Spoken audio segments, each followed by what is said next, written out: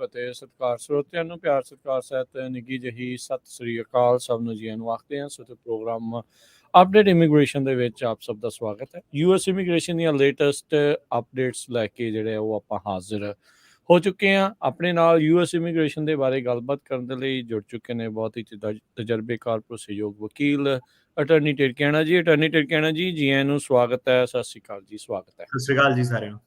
ਤੇ ਪ੍ਰੋਗਰਾਮ ਦੀ ਸ਼ੁਰੂ ਕਰਨ ਤੋਂ ਪਹਿਲਾਂ ਬੀਤੇ ਦਿਨਾਂ 'ਚ ਅਟਰਨੀ ਟਿਰਕੈਣਾ ਹੋਣਾ ਦਾ ਜਨਮ ਦਿਨ ਸੀਗਾ। ਸੋ ਬਹੁਤ ਬਹੁਤ ਮੁਬਾਰਕਾਂ। ਪਰਮਾਤਮਾ ਚੜ੍ਹਦੀ ਕਲਾ 'ਚ ਰੱਖੇ, ਚੰਦਰੀਆਂ ਤੰਦਰੁਸਤੀ ਬਖਸ਼ੇ ਤੇ ਇੱਦਾਂ ਹੀ ਕਮਿਊਨਿਟੀ ਦੀ ਸੇਵਾ ਕਰਦੇ ਰਹੋ। ਇੱਦਾਂ ਹੀ ਜਿਹੜੀ ਆ ਉਹ ਮਦਦ ਕਰਦੇ ਰਹੋ। ਲੋਕਾਂ ਦੀ ਜਿਹੜੀ ਹੈ ਇਸ ਦੇ ਨਾਲ ਬਹੁਤ ਹੈਲਪ ਹੋ ਰਹੀ ਆ। ਸੋ ਥੈਂਕ ਯੂ ਜੀ ਵੈਰੀ ਮਚ ਤੇ ਹੈਪੀ ਬਰਥਡੇ ਜੀ। ਥੈਂਕ ਯੂ ਜੀ। ਜੀ ਤੇ ਆਓ ਗੱਲਬਾਤ ਦਾ ਸਿਲਸਿਲਾ ਵੀ ਸ਼ੁਰੂ ਕਰਦੇ। ਉਸ ਤੋਂ ਪਹਿਲਾਂ ਸਾਡੇ ਅੱਜ ਦੇ ਸਪਾਂਸਰਸ, ਉਹਨਾਂ ਦਾ ਧੰਨਵਾਦ। ਖਾਲਸਾ ਇੰਸ਼ੋਰੈਂਸ ਏਜੰਸੀ, ਜਿਨ੍ਹਾਂ ਦੇ ਕੋਲੋਂ ਤੁਸੀਂ ਹਰ ਇੱਕ ਤਰੀਕੇ ਦੀ ਇੰਸ਼ੋਰੈਂਸ ਕਰਵਾ ਸਕਦੇ ਹੋ ਤੇ ਇੰਸ਼ੋਰੈਂਸ ਬਾਰੇ ਪਤਾ ਕਰਨ ਲਈ ਕਾਲ ਕਰ ਸਕਦੇ ਹੋ 408-272-2500 4082722500। ਟਿਰਕੈਣਾ ਇਮੀਗ੍ਰੇਸ਼ਨ ਲਾ ਫਰਮ, ਇਮੀਗ੍ਰੇਸ਼ਨ ਦਾ ਹੋਵੇ ਕਿਸੇ ਵੀ ਤਰੀਕੇ ਦਾ ਕੰਮ, ਕਾਲ ਅਟਰਨੀ ਜੀ ਟਿਰਕੈਣਾ 4159090503 ਦੇ ਉੱਤੇ। Manjeet Singh Kular, Avtar Singh Manzil Clovis, Satnam Singh, Amarjit Singh Dosanjh Sunny Parewal Yuba City, Lakhbir Singh Samra Texas, Jarnail Singh Johal, Harnek Singh Pawla Renton Washington, Dharam Singh Fowler, Sarabjit Singh Rindan gas and food Elko Nevada, Harjit Singh Lathrop Antelope truck stop Burns Wyoming, Gurmel Singh, Balbir Kaur Basi Elk Grove, Binder Dhaliwal, Major Singh Sidhu, Gurmel Singh Liddar Bakersfield, Dharam Singh, Kuldeep Singh Sangha Bakersfield, Avtar Singh Manzil ਕਲੋਵਿਸ, Paramjit Singh Deol ਫਰੈਜ਼ਨੋ ਤੇ ਜਸਪਾਲ ਸਿੰਘ ਯੂਬਾ ਸਿਟੀ। ਇਹਨਾਂ ਸਾਰਿਆਂ ਦਾ ਧੰਨਵਾਦ। ਜੇਕਰ ਤੁਸੀਂ ਜਾਂ ਕੋਈ ਹੋਰ ਕਾਰੋਬਾਰ ਵੀ ਇਸ ਪ੍ਰੋਗਰਾਮ ਨੂੰ ਸਪਾਂਸਰ ਕਰਨਾ ਚਾਹੁੰਦੇ ਹੋ, ਸੰਪਰਕ ਕਰ ਸਕਦੇ ਹੋ ਨੰਬਰ 408-722-7698 ਦੇ ਉੱਤੇ। ਤੇ ਅਟਰਨੀ ਟਿਰਕੈਣਾ ਜੀ, ਅੱਜ ਆਪਾਂ ਕਿਹੜੇ ਮੁੱਦੇ ਦੇ ਉੱਤੇ ਗੱਲਬਾਤ ਕਰਨੀ ਹੈ ਜੀ? ਅੱਜ ਜੀ ਫੈਮਿਲੀ ਬੇਸ ਇਮੀਗ੍ਰੇਸ਼ਨ ਵਾਲੇ ਕਾਫੀ ਰੌਲਾ ਪਾਉਂਦੇ ਰਹਿੰਦੇ ਕਿ ਉਹਨਾਂ ਦੇ ਬਾਰੇ ਡਿਸਕਸ ਨਹੀਂ ਹੁੰਦਾ। ਅੱਜ ਕਾਫੀ ਵੱਡੀ ਖੁਸ਼ਖਬਰੀ ਹੈ ਉਹਨਾਂ ਦੇ ਲਈ। ਵਾਹ ਜੀ ਵਾਹ। ਤੇ ਸ਼ੁਰੂ ਕਰਨ ਤੋਂ ਪਹਿਲਾਂ ਪਰ ਇਹ ਆ ਜੀ ਕਿ ਇਹ ਇੱਕ ਡਿਸਕਲੇਮਰ ਕਹਿ ਲਓ, ਵਾਰਨਿੰਗ ਕਹਿ ਲਓ, ਇਹ ਦੇਣੀ ਜ਼ਰੂਰੀ ਆ ਕਿ ਭਾਈ ਇਹ ਰੇਡੀਓ ਦੀ ਐਡਵਾਈਸ ਆ। ਇਹਦੇ ਵਿੱਚ ਸਾਰੀ ਇਨਫੋਰਮੇਸ਼ਨ ਜਿਹੜੀ ਆ ਉਹ ਆਪਾਂ ਨਹੀਂ ਦਿੰਦੇ ਆ। ਸੋ ਇਹਦੇ ਬੇਸ ਤੇ ਕਈ ਸਾਡੀ ਨਿਗਾਹ 'ਚ ਕੇਸ ਆਏ ਆ ਕਿ ਮੈਂ ਰੇਡੀਓ ਤੇ ਸੁਣਿਆ ਸੀ, ਫਿਰ ਮੈਂ ਆਪੇ ਪੰਗਾ ਲੈ ਲਿਆ।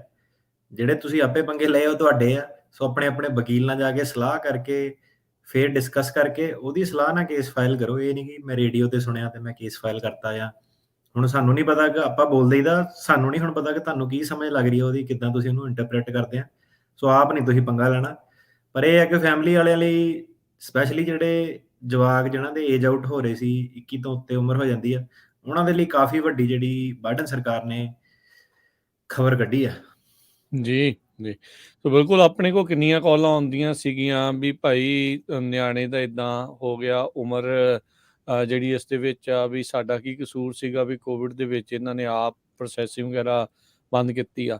ਸੋ ਦੱਸੋ ਜੀ ਫਿਰ ਕੀ ਹੈ ਜੀ? ਕਿੰਨੇ ਪਿਆਰ ਵਾਲੇ ਦਿਨ ਇਹਨਾਂ ਨੇ ਖੁਸ਼ਖਬਰੀ ਕੱਢੀ ਹੈ ਤੇ ਕੀ ਖੁਸ਼ਖਬਰੀ ਕੱਢੀ ਹੈ ਜੀ? ਇਹ ਜੀ ਵੈਲੈਂਟਾਈਨ ਡੇ ਵਾਲੇ ਦਿਨ ਇਹਨਾਂ ਨੇ ਪਾਲਿਸੀ ਅਲਰਟ ਕੱਢਿਆ ਆਪਣਾ, ਤੇ ਜਿਹੜਾ ਇਹਨਾਂ ਦਾ ਪਾਲਿਸੀ ਮੈਨੂਅਲ ਸੀਗਾ ਉਹਨੂੰ ਚੇਂਜ ਕੀਤਾ। ਸੋ ਅੱਜ ਦੇ ਸ਼ੋਅ ਦੇ ਵਿੱਚ ਕਾਫੀ ਡਿਟੇਲ ਦੇ ਵਿੱਚ ਸਮਝਾਵਾਂਗੇ ਕਿ ਏਜ ਆਊਟ ਕੀ ਆ, ਕਿੱਦਾਂ ਕੈਲਕੂਲੇਟ ਹੁੰਦਾ, ਕਦੋਂ ਬੱਚਾ ਏਜ ਆਊਟ ਹੁੰਦਾ, ਕਿਹੜਾ ਟਾਈਮ ਮਾਈਨਸ ਹੁੰਦਾ।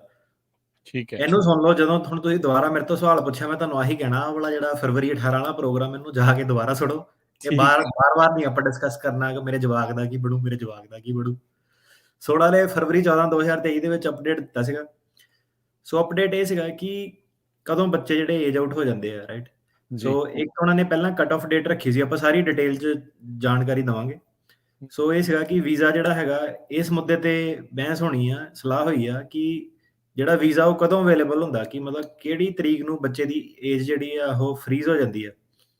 ਸੋ ਆਪਾਂ ਕੋਵਿਡ 'ਚ ਵੀ ਦੇਖਿਆ ਕਾਫੀ ਅਨਸਰਟਨਿਟੀ ਸੀਗੀ, ਵੀਜ਼ਾ ਨੰਬਰ ਇਹਨਾਂ ਨੇ ਐਡ ਨਹੀਂ ਕੀਤੇ। ਸੋ ਇਹ ਕਾਫੀ ਤਕੜਾ ਜਿਹੜਾ ਮੁੱਦਾ ਸੀਗਾ। ਸਰਕਾਰ ਕਹਿੰਦੀ ਸੀਗੀ ਆਹ ਕਰ ਦਾਂਗੇ, ਉਹ ਕਰ ਦਾਂਗੇ, ਕੀਤਾ ਕੁਛ ਨਹੀਂ ਹੁਣ ਤੱਕ। ਤੇ ਹੁਣ ਜਿਹੜਾ 14 ਫਰਵਰੀ ਨੂੰ ਕਾਫੀ ਇਹਨਾਂ ਨੇ ਜਿਹੜਾ ਅਪਡੇਟ ਜਿਹੜਾ ਦਿੱਤਾ, ਤੇ ਇਹ ਲਾਅ ਜਿਹੜਾ ਹੁਣ ਹੈਗਾ ਇਮੀਡੀਏਟਲੀ ਫਰਵਰੀ 14 2023 ਦੇ ਵਿੱਚ ਇਫੈਕਟਿਵ ਆ। ਤੇ ਜ਼ਿਆਦਾਤਰ ਇਹ ਜਿਹੜੇ ਅਮਰੀਕਾ ਦੇ ਵਿੱਚ ਲੋਕ ਰਹਿੰਦੇ ਆ, ਇੰਪਲੋਇਮੈਂਟ ਬੇਸਡ ਤੇ ਫੈਮਿਲੀ ਬੇਸਡ ਵਾਲੇ ਜਿਹੜੇ ਇਮੀਗ੍ਰੈਂਟਸ ਹੈਗੇ, ਉਹਨਾਂ ਦੇ ਜਿਹੜੇ ਡੈਰੀਵੇਟਿਵ ਬੱਚੇ ਆ ਜਿਹੜੇ ਏਜ ਆਊਟ ਹੋ ਜਾਂਦੇ ਸੀ, ਉਹਨੂੰ ਇਹ ਜਿਹੜਾ ਉਹ ਇਫੈਕਟ ਕਰਦਾ। ਠੀਕ ਹੈ। ਸੋ ਬਿਲਕੁਲ ਵੀ ਇਸ ਦੇ ਉੱਤੇ ਜਿਹੜਾ ਇਹ ਹੈਗੀ ਇਹਨਾਂ ਨੇ ਨਵੀਂ ਜਿਹੜੀ ਨਿਊਜ਼ ਜਿਹੜੀ ਉਹ ਦਿੱਤੀ ਆ। ਸੋ CSPA ਹੈ ਕੀ ਆ? ਜੇ ਆਪਾਂ ਇਹਦੇ ਮੁੱਢ ਤੋਂ ਜਿਹੜਾ ਜਾਈਏ, ਕੀ ਇਸ ਨੂੰ ਜਿਹੜਾ ਆਖਿਆ ਜਾਂਦਾ ਕੀ ਆ ਪੂਰੀ, ਜੇ ਇਸ ਨੂੰ ਸਮਝਾਇਆ ਜਾਵੇ CSPA? ਇਹ ਚਾਈਲਡ ਦੀ ਜਿਹੜੀ ਜੀ ਬੱਚੇ ਦੀ ਏਜ ਦੀ ਪ੍ਰੋਟੈਕਸ਼ਨ ਐਕਟ ਇਹਨੂੰ ਤੁਸੀਂ ਕਹਿ ਸਕਦੇ ਆ। ਤੇ ਹੂੰ ਸੀਐਸਪੀ ਜਿਹੜਾ ਸੀਗਾ ਇਹ ਅਗਸਤ 6 2002 ਦੇ ਵਿੱਚ ਲਾਅ ਬਣਿਆ। ਉਹ ਤੋਂ ਪਹਿਲਾਂ ਇਹਨਾਂ ਦਾ ਸਿੱਧਾ ਹੀ ਕਾਨੂੰਨ ਸੀਗਾ ਕਿ ਜਿਹਦਾ 21 ਸਾਲ ਤੋਂ ਉੱਤੇ ਹੋ ਗਿਆ ਉਹਦੀ ਪਟੀਸ਼ਨ ਰੱਦ ਆ, ਉਹ ਨਹੀਂ ਆ ਸਕਦਾ ਅਮਰੀਕਾ ਜਾਂ ਉਹਨੂੰ ਗ੍ਰੀਨ ਕਾਰਡ ਨਹੀਂ ਮਿਲ ਸਕਦਾ। ਤੇ ਜਿਹੜੇ ਲਾਅ ਆ ਤੁਸੀਂ ਦੇਖੋ ਕਿ 2002 ਕੋਈ ਬਾਹਲਾ ਦੂਰ ਨਹੀਂ, ਮਤਲਬ ਰੀਸੈਂਟਲੀ ਇਹ ਬਣਿਆ। ਇਮੀਗ੍ਰੇਸ਼ਨ ਤਾਂ ਦੇਖੋ ਕਦੋਂ ਦੀ ਚੱਲਦੀ ਆਉਂਦੀ ਹੈ। ਸੋ 2002 ਦੇ ਵਿੱਚ ਇਹਨਾਂ ਨੇ ਪਾਸ ਕੀਤਾ। ਕਾਫੀ ਕੈਟਾਗਰੀਜ਼ ਦੇ ਵਿੱਚ ਇਹਨਾਂ ਨੇ ਜਿਹੜਾ ਸੀਐਸਪੀ ਸੀਗਾ, EMPLOYMENT ਦੇ ਵਿੱਚ, ਇਨਵੈਸਟਮੈਂਟ ਦੇ ਵਿੱਚ, ਕਾਫੀ ਕੈਟਾਗਰੀਜ਼ ਦੇ ਵਿੱਚ ਇਹਨਾਂ ਨੇ ਜਿਹੜਾ ਆਪਣਾ ਲਾਅ ਜਿਹੜਾ ਅਪਲਾਈ ਇਹਨੂੰ ਇਹ ਲਾਗੂ ਹੋਇਆ। ਤੇ ਜੀ। ਹਰੇਕ ਜਿਹੜੀ ਕੈਟਾਗਰੀ ਉਹਦਾ ਫਾਰਮੂਲਾ ਕਿ ਏਜ ਕਿੱਦਾਂ ਕੈਲਕੂਲੇਟ ਕਰਨੀ ਉਹ ਡਿਫਰੈਂਟ ਆ। ਹੂੰ ਤੇ ਇਹਨੇ ਜਿਹੜੀ ਸੀਗੀ ਇਹ ਜਿਹੜਾ ਲਾਅ ਸੀਗਾ, ਇਹਨੇ ਜਿਹੜੀ ਆਹੀ ਏਜ ਆਊਟ ਵਾਲੀ ਪ੍ਰੋਬਲਮ ਸੀਗੀ, ਏਜ ਆਊਟ ਹੁਣ ਦੱਸ ਦਈਏ ਜਿਹਨੂੰ ਨਹੀਂ ਸਮਝ, ਉਹ ਇਹ ਹੈ ਕਿ 21 ਸਾਲ ਤੱਕ ਜਿਹੜਾ ਬੱਚਾ ਉਹ ਡੈਰੀਵੇਟਿਵ ਕਾਊਂਟ ਹੋ ਸਕਦਾ ਜਾਂ ਜਦ ਤੱਕ ਵਿਆਹਿਆ ਨਹੀਂ, ਹਨਾ। 21 ਸਾਲ ਤੋਂ ਉੱਪਰ ਜਦੋਂ ਉਮਰ ਹੋ ਜਾਂਦੀ ਆ ਤੇ ਉਹ ਡੈਰੀਵੇਟਿਵ ਨਹੀਂ ਕਾਊਂਟ ਹੁੰਦਾ ਕਈ ਪਟੀਸ਼ਨ ਦੇ ਵਿੱਚ।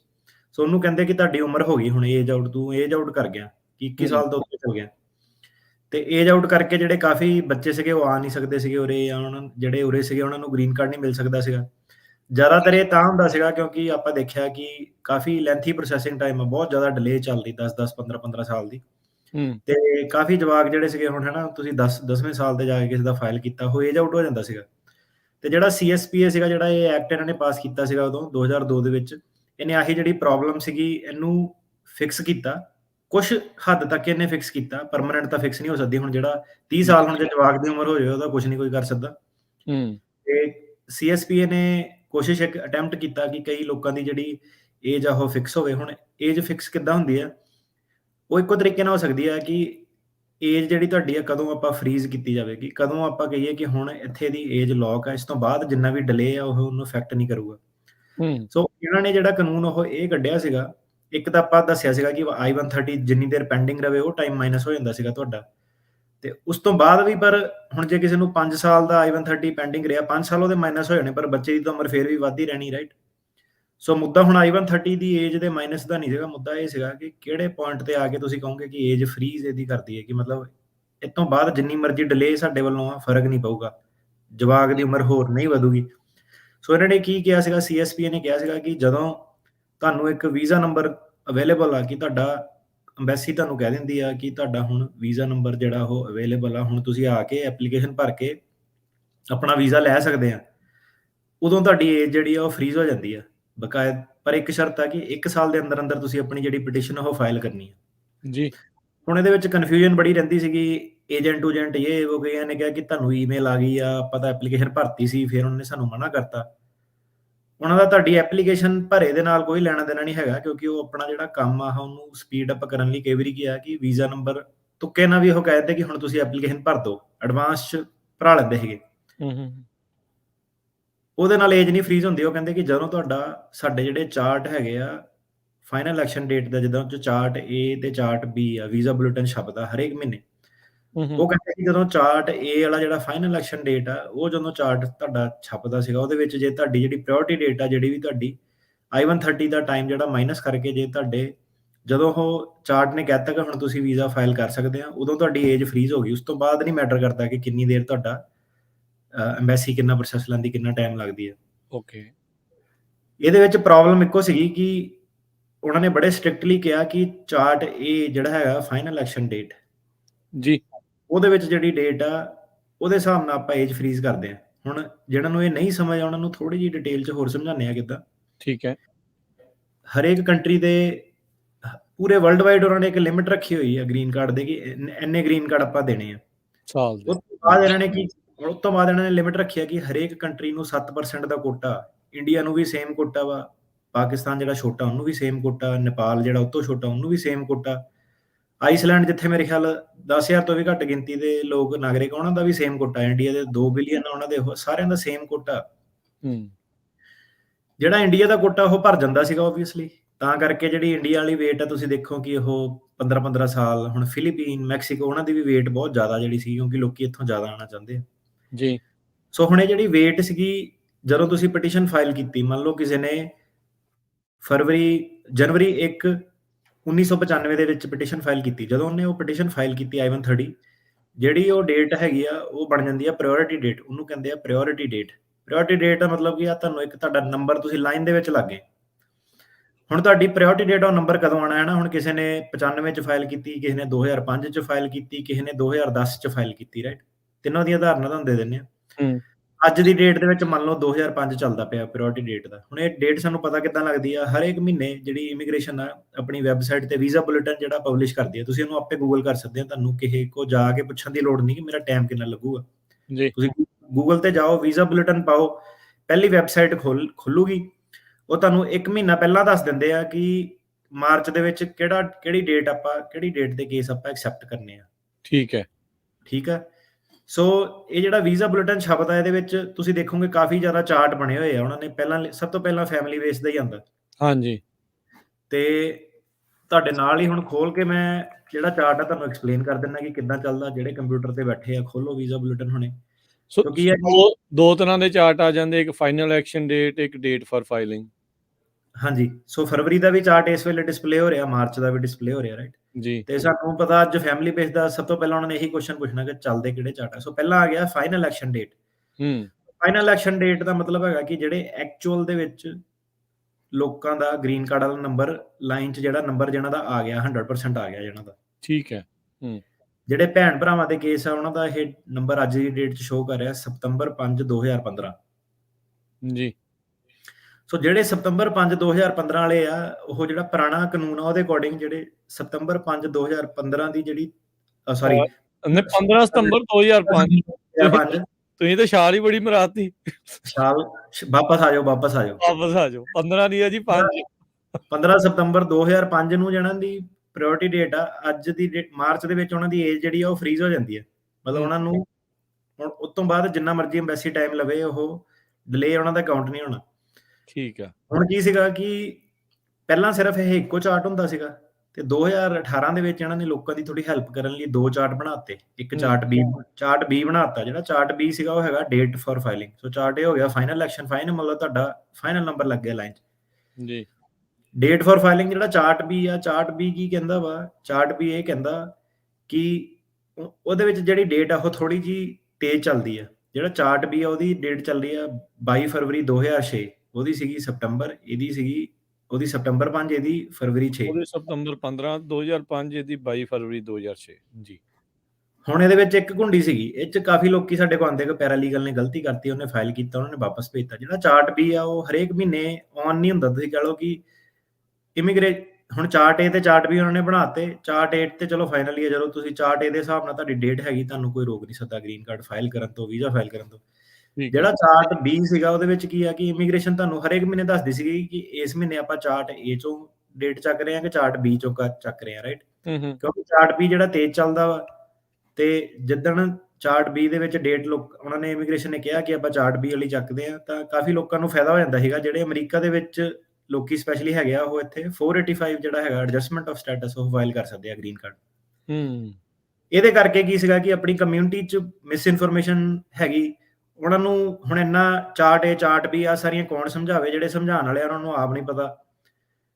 ਉਹਨਾਂ ਨੂੰ ਕੀ ਸੀਗਾ ਕਿ ਸਿੰਪਲੀਫਾਈ ਕਰਕੇ ਦੱਸ ਦਿੰਦੇ ਸੀ ਕਿ ਭਾਈ ਤੁਸੀਂ ਕਿੱਦਾਂ ਮਰਜ਼ੀ ਬਾਰਡਰ ਟੱਪ ਕੇ ਘੁੰਮ ਘਰਾ ਕੇ ਇੱਥੇ ਆ ਜਾਓ, ਜੇ ਇੱਥੇ ਆ ਜਾਵੇ ਤੁਹਾਡੇ ਬੱਚੇ ਬਚ ਜੂਗੇ, ਕਿਉਂਕਿ ਇੱਥੇ ਤੁਸੀਂ ਛੇਤੀ ਫਾਈਲ ਕਰ ਸਕਦੇ ਆ। ਸੋ ਇਦਾਂ ਦਾ ਕੁਝ ਨਹੀਂ ਹੈਗਾ।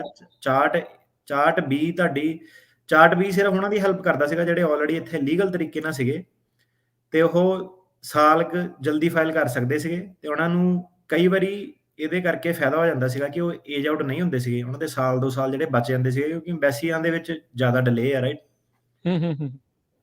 ਸੋ ਜਿਹੜਾ ਬੰਦਾ ਬਾਹਰ ਵੇਟ ਕਰ ਰਿਹਾ, ਇੰਡੀਆ ਦੇ ਵਿੱਚ ਵੇਟ ਕਰਦਾ ਸੀਗਾ, ਉਹਨੂੰ ਚਾਰਟ ਬੀ ਦਾ ਕੋਈ ਫਾਇਦਾ ਨਹੀਂ। ਉਹਨੇ ਚਾਰਟ ਏ ਦੇ ਹਿਸਾਬ ਨਾਲ ਚੱਲਣਾ ਕਿ ਜਦੋਂ ਫਾਈਨਲ ਉਹਦਾ ਨੰਬਰ ਆਇਆ, ਉਹਨੂੰ ਕੋਈ ਇਹ ਸਿਰਫ ਫਾਇਦਾ ਜਿਹੜਾ ਚਾਰਟ ਬੀ ਦਾ ਸੀਗਾ ਉਹਨਾਂ ਨੂੰ ਦਿੱਤਾ ਸੀਗਾ, ਜਿਹੜੇ ਲੋਕੀ ਅਮਰੀਕਾ ਦੇ ਵਿੱਚ ਆਉਂਦੇ ਸੀ, ਅਮਰੀਕਾ ਦੇ ਵਿੱਚ ਬੈਠੇ ਹੋਏ ਆ।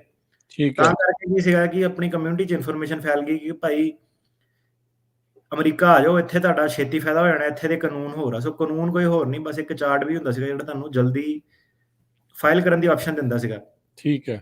ਇਹ ਜਿਹੜੇ ਹੁਣ CSPA ਸੀਗਾ, CSPA ਨੇ ਇੱਕ ਫਾਰਮੂਲਾ ਤੁਹਾਨੂੰ ਦਿੱਤਾ।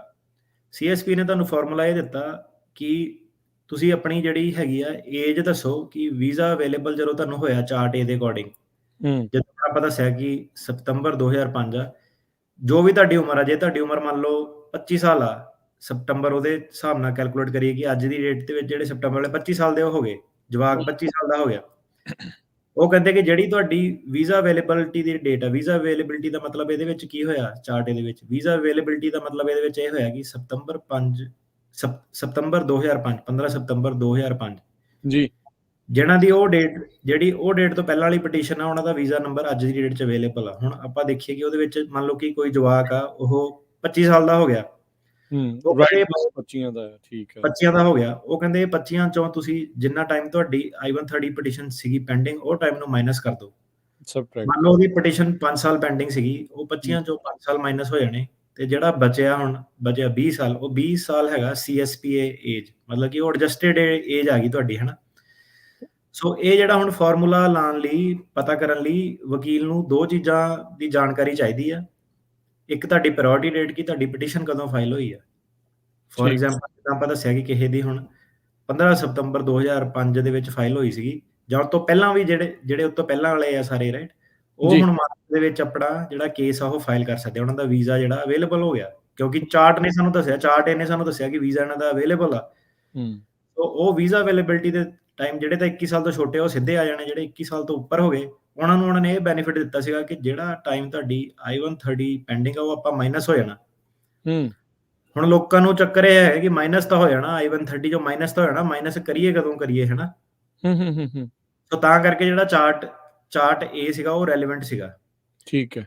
ਇਹ ਸੀਗਾ ਜਿਹੜਾ ਪੁਰਾਣਾ ਕਾਨੂੰਨ, ਤੇ ਇਹਨੇ ਹੁਣ ਜਿਹੜੇ ਸੀਗੇ ਇਹ ਕਾਨੂੰਨ ਦੇ ਵਿੱਚ ਕੀ ਬਦਲ ਹੋਇਆ, ਇਹ ਚਾਰਟ A ਚਾਰਟ B ਜਿਹੜਾ ਆਪਾਂ ਦੱਸਿਆ, ਇਹ ਬੇਸ ਤੁਹਾਨੂੰ ਦੱਸਣਾ ਜ਼ਰੂਰੀ ਸੀਗਾ। ਹੁਣ ਟੈਕਨੀਕਲ ਡਿਸਕਸ਼ਨ ਆ, ਇਹ ਚੋਂ ਇਨਫੋਰਮੇਸ਼ਨ ਲੈ ਲਓ, ਸਾਰਿਆਂ ਨੂੰ ਨਹੀਂ ਵੀ ਸਮਝ ਲੱਗਣੀ, ਮੇਰੀ ਪ੍ਰੋਬਲਮ ਨਹੀਂ ਆ, ਪਰ ਇਹ ਹੈ ਕਿ ਜੇ ਤੁਹਾਨੂੰ ਕੁਝ ਸਮਝ ਲੱਗਦੀ ਹੈ ਚੋਂ, ਇਹ ਹੈ ਕਿ ਤੁਹਾਨੂੰ ਆਪਣੀ ਪ੍ਰਾਇੋਰਟੀ ਡੇਟ ਪਤਾ ਹੋਣੀ ਚਾਹੀਦੀ ਆ, ਤੁਹਾਨੂੰ ਚਾਰਟ ਦੇਖਣੇ ਆਣੇ ਚਾਹੀਦੇ ਆ, I-130 ਕਦੋਂ ਫਾਈਲ ਹੋਇਆ ਉਹ ਪਤਾ ਹੋਣਾ ਚਾਹੀਦਾ, ਤੇ ਅਪਰੂਵ ਕਦੋਂ ਹੋਇਆ ਉਹ ਪਤਾ ਹੋਣਾ ਚਾਹੀਦਾ। ਮਤਲਬ ਕਿ ਤੁਸੀਂ ਵਕੀਲ ਨੂੰ ਆਪਣਾ ਜਿਹੜਾ I-130 ਦਾ ਅਪਰੂਵਲ ਨੋਟਿਸ ਆ, ਜਿਹਦੇ ਉੱਤੇ ਰਿਸੀਟ date, priority date, approval date ਲਿਖੀ ਆ, ਉਸ ਤੋਂ ਬਿਨਾਂ ਤੁਹਾਡਾ ਜਿਹੜਾ ਇਹ ਜਵਾਬ ਨਹੀਂ ਦਿੱਤਾ ਜਾ ਸਕਦਾ।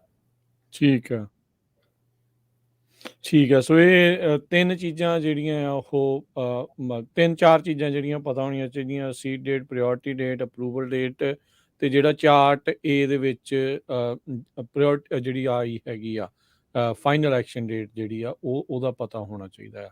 ਸੋ ਫਿਰ ਇਹ ਤਾਂ ਪਹਿਲਾਂ ਜਿੱਦਾਂ ਤੁਸੀਂ ਦੱਸਿਆ ਵੀ ਇਹ ਸੀਗਾ ਵੀ ਇਹਦੇ ਵਿੱਚੋਂ ਸਬਟਰੈਕਟ ਜਿਹੜਾ ਉਹ ਕਰ ਲਿਆ ਜਾਂਦਾ ਸੀਗਾ। ਸੋ ਕਾਫੀ ਤੁਸੀਂ ਇੰਪੋਰਟੈਂਟ ਇਨਫੋਰਮੇਸ਼ਨ ਜਿਹੜੀ ਉਹ ਦਿੱਤੀ ਆ। ਤੇ ਹੁਣ ਚੇਂਜ ਇਹਨਾਂ ਨੇ ਕੀ ਕੀਤਾ ਇਹਦੇ ਵਿੱਚ, ਇਹ ਫਾਰਮੂਲੇ ਦੇ ਵਿੱਚ ਕੁਝ ਚੇਂਜ ਕੀਤਾ ਹੈ ਵੀ ਸਬਟਰੈਕਟ ਕਿੱਦਾਂ ਕਰਨਾ ਹੈ? ਸੋ ਹੁਣ ਆਪਣਾ ਜਿੱਦਾਂ ਤੁਹਾਨੂੰ ਦੱਸਿਆ ਕਿ 2015 ਤੋਂ ਪਹਿਲਾਂ ਤਾਂ ਇੱਕੋ ਚਾਰਟ ਸੀਗਾ, ਕੋਈ ਕਨਫਿਊਜ਼ਨ ਨਹੀਂ ਸੀਗੀ, ਇੱਕੋ ਹੀ ਡੇਟ ਸੀਗੀ, ਸਾਰਿਆਂ ਦੀ ਉਹਦੇ ਕਰੰਟ ਹੁੰਦੀ ਸੀ, ਉਹ ਚੋਂ ਉਹੀ ਡੇਟ ਇੱਕੋ ਚਾਰਟ ਦੇ ਹਿਸਾਬ ਨਾਲ ਚੱਲਦੇ ਸੀਗੇ। 2015 ਤੋਂ ਬਾਅਦ ਇਹਨਾਂ ਨੇ ਦੋ ਚਾਰਟ ਕਰਨੇ ਸ਼ੁਰੂ ਕਰਤੇ। ਉਹ 'ਚ ਕੀ ਹੋਇਆ ਕਿ ਜਿਹੜੇ ਅਮਰੀਕਾ 'ਚ ਸੀਗੇ ਜਵਾਕ, ਉਹ ਪਹਿਲਾਂ ਫਾਈਲ ਕਰ ਦਿੰਦੇ ਸੀਗੇ, ਜਿਹੜੇ ਇੰਡੀਆ ਬੈਠੇ ਆ ਉਹਨਾਂ ਨੂੰ ਵੇਟ ਥੋੜੀ ਜ਼ਿਆਦਾ ਕਰਨੀ ਪੈਂਦੀ ਸੀਗੀ। ਤੇ ਹੁਣ ਜਿਹੜਾ ਇਹਨਾਂ ਨੇ ਚੇਂਜ ਕੀਤਾ, ਹੁਣ ਇੱਕ ਚੀਜ਼ ਇਹਦੇ ਵਿੱਚ ਹੋਰ ਦੱਸ ਦਈਏ, ਜਿਹੜੇ ਇੰਪਲੋਇਮੈਂਟ ਬੇਸਡ ਕੈਂਡੀਡੇਟ ਸੀਗੇ, ਜਿਹੜੇ ਉਰੇ ਅਮਰੀਕਾ ਦੇ ਵਿੱਚ ਇੰਪਲੋਇਮੈਂਟ ਬੇਸ ਵਾਲੇ, ਫੈਮਿਲੀ ਵਾਲੇ, ਇੰਪਲੋਇਮੈਂਟ ਵਾਲੇ, ਉਹਨਾਂ ਨੇ ਜਦੋਂ ਚਾਰਟ B ਦੇ ਅਕੋਰਡਿੰਗ ਆਪਣਾ ਫਾਈਲ ਕਰਤਾ ਇੱਥੇ ਗ੍ਰੀਨ ਕਾਰਡ, ਤੇ ਉਸ ਤੋਂ ਬਾਅਦ ਕੀ ਹੁੰਦਾ ਸੀਗਾ, ਕਿਉਂਕਿ ਉਹ ਚਾਰਟ B ਤੁਹਾਡਾ ਅਸਲੀ ਚਾਰਟ ਨਹੀਂ ਆ, ਕਿਉਂਕਿ ਅਸਲੀ ਚਾਰਟ ਤੁਹਾਡਾ ਚਾਰਟ A ਹੀ ਆ, ਤੇ ਉਹ ਈਵਨ ਗ੍ਰੀਨ ਕਾਰਡ ਫਾਈਲ ਕਰਨ ਤੋਂ ਬਾਅਦ ਤੁਹਾਡੀ ਏਜ ਜਿਹੜੀ ਫਰੀਜ਼ ਨਹੀਂ ਹੁੰਦੀ ਸੀਗੀ। ਹੁਣ ਕਈ ਵਾਰੀ ਇਦਾਂ ਕਿ ਗ੍ਰੀਨ ਕਾਰਡ ਨੂੰ ਤੁਹਾਡੇ ਨੂੰ ਡਿਸਾਈਡ ਕਰਨ ਨੂੰ ਜ਼ਿਆਦਾ ਟਾਈਮ ਲੱਗ ਗਿਆ, ਜਾਂ ਚਾਰਟ A ਨੇ ਟਾਈਮ ਜ਼ਿਆਦਾ ਲਾਤਾ ਤੇ ਕਰੰਟ ਨਹੀਂ ਹੋਇਆ ਤੁਹਾਡੇ, ਤੁਸੀਂ ਏਜ ਆਊਟ ਹੋ ਗਏ। ਸੋ ਮਤਲਬ ਕੀ ਸੀਗਾ ਕਿ ਕਨਫਿਊਜ਼ਨ ਬਹੁਤ ਜ਼ਿਆਦਾ ਸੀਗੀ ਕਿ ਫਾਈਲ ਕਰਨ ਤੋਂ ਬਾਅਦ ਵੀ ਲੋਕਾਂ ਨੂੰ ਕੋਈ ਗਰੰਟੀ ਨਹੀਂ ਸੀਗੀ ਕਿ ਉਹਨਾਂ ਨੂੰ ਗ੍ਰੀਨ ਕਾਰਡ ਮਿਲਣਾ। ਸੇਮ ਥਿੰਗ ਜਿੱਦਾਂ ਐਮਬੈਸੀ 'ਚ ਵੀ ਉਹ ਵੀਜ਼ੇ ਦੇ ਪੇਪਰ ਭਰ ਦਿੰਦੇ ਸੀਗੇ, ਇੰਟਰਵਿਊ ਕਰਨ ਜਾਂਦੇ ਸੀਗੇ, ਕੋਈ ਗਰੰਟੀ ਨਹੀਂ ਸੀਗੀ ਕਿ ਉਹਨਾਂ ਨੂੰ ਐਮਬੈਸੀ ਦੀ ਇੰਟਰਵਿਊ ਦੇ ਦਿਨ ਉਹਨਾਂ ਨੂੰ ਵੀਜ਼ਾ ਮਿਲਣਾ। ਸੋ ਜਿਹੜੀ ਹੁਣ ਇਹ ਪਾਲਿਸੀ ਦੇ ਵਿੱਚ ਚੇਂਜ ਆਇਆ, ਉਹ ਇਹ ਚੇਂਜ ਆਇਆ ਕਿ ਉਹਨਾਂ ਨੇ ਜਿਹੜੀ ਸਭ ਤੋਂ ਇੰਪੋਰਟੈਂਟ ਚੀਜ਼ ਇਹਦੀ ਹੈਗੀ ਕਿ ਜਿਹੜੀ ਵੀਜ਼ਾ ਅਵੇਲੇਬਿਲਿਟੀ ਉਹਨੂੰ ਆਪਾਂ ਕਿੱਦਾਂ ਕੈਲਕੂਲੇਟ ਕਰਨਾ। ਪਹਿਲਾਂ ਚਾਰਟ A ਦੇ ਅਕੋਰਡਿੰਗ ਸੀਗਾ, ਤੇ ਹੁਣ ਇਹਨਾਂ ਨੇ ਇਹ ਕਿਹਾ ਕਿ ਆਪਾਂ ਉਹਨੂੰ ਸਾਰਿਆਂ ਨੂੰ ਹਟਾ ਕੇ ਆਪਾਂ ਸਾਰਿਆਂ ਨੂੰ ਉਹ ਬੈਨੀਫਿਟ ਦੇ ਦਿੰਦੇ ਆ ਜਿਹੜੇ ਅਮਰੀਕਾ ਦੇ ਵਿੱਚ, ਕਿ ਜਿਹੜੀ ਵੀਜ਼ਾ ਅਵੇਲੇਬਿਲਿਟੀ ਉਹ ਚਾਰਟ B ਦੇ ਅਕੋਰਡਿੰਗ ਜਿਹੜੀ ਆ ਉਹ ਕੈਲਕੂਲੇਟ ਕਰਾਂਗੇ ਆਪਾਂ। ਕਿ ਮਤਲਬ ਇੱਕ ਵਾਰੀ ਤੁਸੀਂ 485 ਫਾਈਲ ਕਰਤਾ ਤੇ ਤੁਸੀਂ ਗੁੱਡ ਆ, ਉਸ ਤੋਂ ਬਾਅਦ ਜਿੰਨਾ ਮਰਜ਼ੀ ਟਾਈਮ ਲੱਗੇ, ਭਾਵੇਂ 485 ਨੂੰ 4 ਸਾਲ ਲੱਗ ਜਾਣ, 5 ਸਾਲ ਲੱਗ ਜਾਣ, ਉਸ ਤੋਂ ਬਾਅਦ ਤੁਹਾਡੀ ਏਜ ਜਦੋਂ ਤੁਸੀਂ 485 ਫਾਈਲ ਕਰ ਸਕਦੇ ਆ, ਉਦੋਂ ਤੁਹਾਡੀ ਏਜ ਜਿਹੜੀ ਆ ਉਹ ਫਰੀਜ਼ ਹੋ ਜਾਂਦੀ ਆ। ਠੀਕ ਹੈ। ਸੋ ਉਹਨਾਂ ਲੋਕਾਂ ਲਈ ਹੈ ਜਿਹੜੇ ਰਾਈਟ ਨਾਓ ਅਮਰੀਕਾ ਦੇ ਵਿੱਚ ਆ, ਜਿਹੜੇ ਇੱਥੋਂ ਕਰ ਰਹੇ ਨੇ ਐਡਜਸਟਮੈਂਟ। ਸੋ ਇਹਨਾਂ ਨੇ ਕਲੈਰੀਫਿਕੇਸ਼ਨ ਦਿੱਤੀ ਆ USCIS ਨੇ ਜਿਹੜੇ ਬਾਹਰ ਅੰਬੈਸੀਆਂ ਦੇ ਵਿੱਚ ਉਹ ਡਿਪਾਰਟਮੈਂਟ ਆਫ ਸਟੇਟ ਵਾਲਿਆਂ ਦਾ ਜੇ ਅਪਡੇਟ ਨਹੀਂ ਆਇਆ, ਉਹ ਤੁਹਾਨੂੰ ਆਉਣ ਵਾਲੇ ਪ੍ਰੋਗਰਾਮਾਂ 'ਚ ਦੱਸਾਂਗੇ ਕਿ ਉਹਨਾਂ ਨੇ ਵੀ ਇਹ ਜਿਹੜੀ ਸੇਮ ਲਾਅ ਆਪਣੇ ਤੇ ਅਪਲਾਈ ਕਰਨਾ ਕਿ ਨਹੀਂ ਕਰਨਾ। ਠੀਕ ਹੈ। ਸੋ ਹੁਣ ਇਹਨੂੰ ਸਿੰਪਲ ਸ਼ਬਦਾਂ ਦੇ ਵਿੱਚ, ਹਨਾ, ਜਿਹੜਾ ਕਹਿੰਦਾ ਮੈਨੂੰ ਯਾਰ ਚਾਟ ਚੂਟ ਦੀ ਸਮਝ ਨਹੀਂ ਲੱਗੀ ਕੋਈ ਕੀ ਕਹੀ ਜਾਂਦਾ ਹੈ ਨਾ, ਸਹੀ ਗੱਲ ਆ। ਇਹ ਆ ਕਿ ਮੰਨ ਲਓ ਕਿ ਕਿਸੇ ਦਾ ਜਵਾਕ 20 ਸਾਲ ਤੇ 6 ਮਹੀਨੇ ਦਾ ਸੀਗਾ, ਪੂਰੇ ਠੀਕ ਹੈ। ਨੈਫਿਊ ਲੈ ਲਓ ਕਿਸੇ ਦਾ, ਹਨਾ, ਭੈਣ ਭਰਾ ਵਾਲੀ ਪਟੀਸ਼ਨ ਸੀਗੀ, ਉਹ ਸਾਰੇ ਟੱਬਰ ਨੇ ਗ੍ਰੀਨ ਕਾਰਡ ਫਾਈਲ ਕਰਤਾ, ਜਵਾਕਾਂ ਨੇ ਵੀ ਫਾਈਲ ਕਰਤਾ। ਤੇ ਇੰਪਲੋਇਮੈਂਟ ਬੇਸਡ ਵਾਲੇ ਜਿੱਦਾਂ ਹੁਣ I-140 15 ਸਾਲ ਜਿਹੜੇ ਲੱਗਦੇ ਆ, ਹਨਾ, ਆਪਣੇ ਕਿਉਂਕਿ ਬੈਕਲੌਗ ਬਹੁਤ ਜ਼ਿਆਦਾ, ਸਪੈਸ਼ਲੀ ਉਹਨਾਂ ਦੇ ਕੇਸਾਂ ਦੇ ਵਿੱਚ ਕੀ ਸੀਗਾ, ਇੰਪਲੋਇਮੈਂਟ ਬੇਸ ਵਾਲੇ ਕੇਸਾਂ ਦੇ ਵਿੱਚ ਉਹ ਕਹਿੰਦੇ ਕਿ ਤੁਸੀਂ ਜਿਹੜਾ 485 ਫਾਈਲ ਕੀਤਾ, ਉਹ ਤੁਹਾਡੀ ਏਜ ਨੂੰ ਫਰੀਜ਼ ਨਹੀਂ ਕਰਦਾ। ਉੱਥੇ ਫਰੀਜ਼ ਜਿਹੜਾ ਹੈਗਾ ਉਹ ਚਾਰਟ ਏ ਦੇ ਅਕੋਰਡਿੰਗ ਹੀ ਹੋਣੀ ਹੈ। ਠੀਕ ਹੈ। ਆਪਾਂ ਸਿਰਫ ਤੁਹਾਨੂੰ ਅਰਲੀ ਫਾਈਲ ਕਰਨ ਦੀ ਆਪਸ਼ਨ ਦਿੱਤੀ ਆ ਕਿ ਤੁਸੀਂ ਛੇਤੀ ਫਾਈਲ ਕਰ ਸਕਦੇ ਆ, ਕਿ ਤੁਹਾਨੂੰ ਵਰਕ ਪਰਮਿਟ, ਟਰੈਵਲ ਡਾਕੂਮੈਂਟ, ਇਹ ਸਾਰਾ ਕੁਝ ਮਿਲ ਜਾਵੇ। ਪਰ ਇਹਦਾ ਮਤਲਬ ਇਹ ਨਹੀਂ ਹੈ ਕਿ ਤੁਹਾਡੀ ਜਿਹੜੀ ਏਜ ਆ ਉਹ ਫਰੀਜ਼ ਹੋ ਗਈ। ਸੋ ਇਹਦੇ ਵਿੱਚ ਕੀ ਸੀਗਾ ਕਿ ਹੁਣ ਜਿੱਦਾਂ ਇੰਜੀਨੀਅਰ ਵਗੈਰਾ ਉਹਨਾਂ ਦੇ ਜਵਾਕ ਸੀ, ਉਹਨਾਂ ਦੇ ਪਟੀਸ਼ਨ ਨੂੰ ਟਾਈਮ ਲੱਗ ਜਾਂਦਾ ਸੀਗਾ, ਕਈ ਵਾਰੀ ਡੇਟਸ ਉਹਨਾਂ ਦੀਆਂ ਪਿੱਛੇ ਵੀ ਚੱਲ ਜਾਂਦੀਆਂ, ਰੈਟਰੋਗ੍ਰੈਸ ਕਰ ਜਾਂਦੀਆਂ। ਤੇ ਉਹਨਾਂ ਦੇ ਜਵਾਕ ਹੁਣ ਕੀ ਹੈ ਕਿ ਜਦੋਂ 19-20 ਸਾਲ ਦਾ ਜਵਾਕ ਸੀਗਾ, ਉਹਨੂੰ ਖਤਰਾ ਜਿਹਾ ਪੈ ਰਹਿਣਾ ਕਿ ਯਾਰ ਹੁਣ ਪਤਾ ਨਹੀਂ ਇਹਨੇ ਕਦੋਂ ਡਿਸਾਈਡ ਕਰਨੀ ਕੀ ਕਰਨਾ, ਇਹ ਤਾਂ ਮੇਰੀ ਫਰੀਜ਼ ਹੋਈ ਨਹੀਂ, ਮੈਂ ਏਜ ਆਊਟ ਹੋ ਜਾਣਾ। ਸੋ ਇਹ ਲਾਅ ਕੀ ਕਹਿੰਦਾ ਕਿ ਇੱਕ ਵਾਰੀ ਤੁਸੀਂ ਫਾਈਲ ਕਰਤਾ, ਤੁਹਾਡੀ ਜਿਹੜੀ ਏਜ ਆ ਉਹ ਫਰੀਜ਼ ਹੋ ਗਈ, ਉਸ ਤੋਂ ਬਾਅਦ ਮੈਟਰ ਨਹੀਂ ਕਰਦਾ ਕਿ ਕਿੰਨੀ ਦੇਰ ਆ। ਸੋ ਇਹਨਾਂ ਨੂੰ ਥੋੜੀ ਹੋਰ ਕਹਿ ਲਓ ਸਰਟਨਟੀ ਮਿਲ ਗਈ ਹੈ। ਜਦੋਂ ਇਹਨਾਂ ਨੇ 485 ਜਿਹੜਾ ਫਾਈਲ ਕੀਤਾ, ਤੇ ਨਾਲ ਹੀ ਉਸ ਤੋਂ ਬਾਅਦ ਨਹੀਂ ਮੈਟਰ ਕਰਦਾ ਕਿ ਇਹਨਾਂ ਦੀ ਉਮਰ ਕਿੰਨੀ ਆ, ਇਮੀਗ੍ਰੇਸ਼ਨ ਕਿੰਨਾ ਟਾਈਮ ਲੈਂਦੀ ਆ, ਵੀਜ਼ਾ ਬੁਲੇਟਿਨ ਅੱਗੇ ਪਿੱਛੇ ਜਾਂਦਾ ਨਹੀਂ ਜਾਂਦਾ। ਠੀਕ ਹੈ। ਸੋ ਜਦੋਂ ਉਹਨਾਂ ਨੇ ਹੁਣ ਜਿਹੜੇ ਇੱਥੇ ਆ, ਖਾਸ ਕਰਕੇ ਜਦੋਂ ਉਹਨਾਂ ਨੇ ਫਾਈਲ ਕਰਤਾ, ਮਤਲਬ ਉਹ ਵਾਲੀ ਡੇਟ ਦੇ ਉੱਤੇ ਜਿਹੜਾ ਉਹ ਫਰੀਜ਼ ਇਹਨਾਂ ਨੇ ਜਿਹੜਾ ਉਹ ਰੱਖ ਲਿਆ ਹੈਗਾ। ਜੀ ਬਿਲਕੁਲ।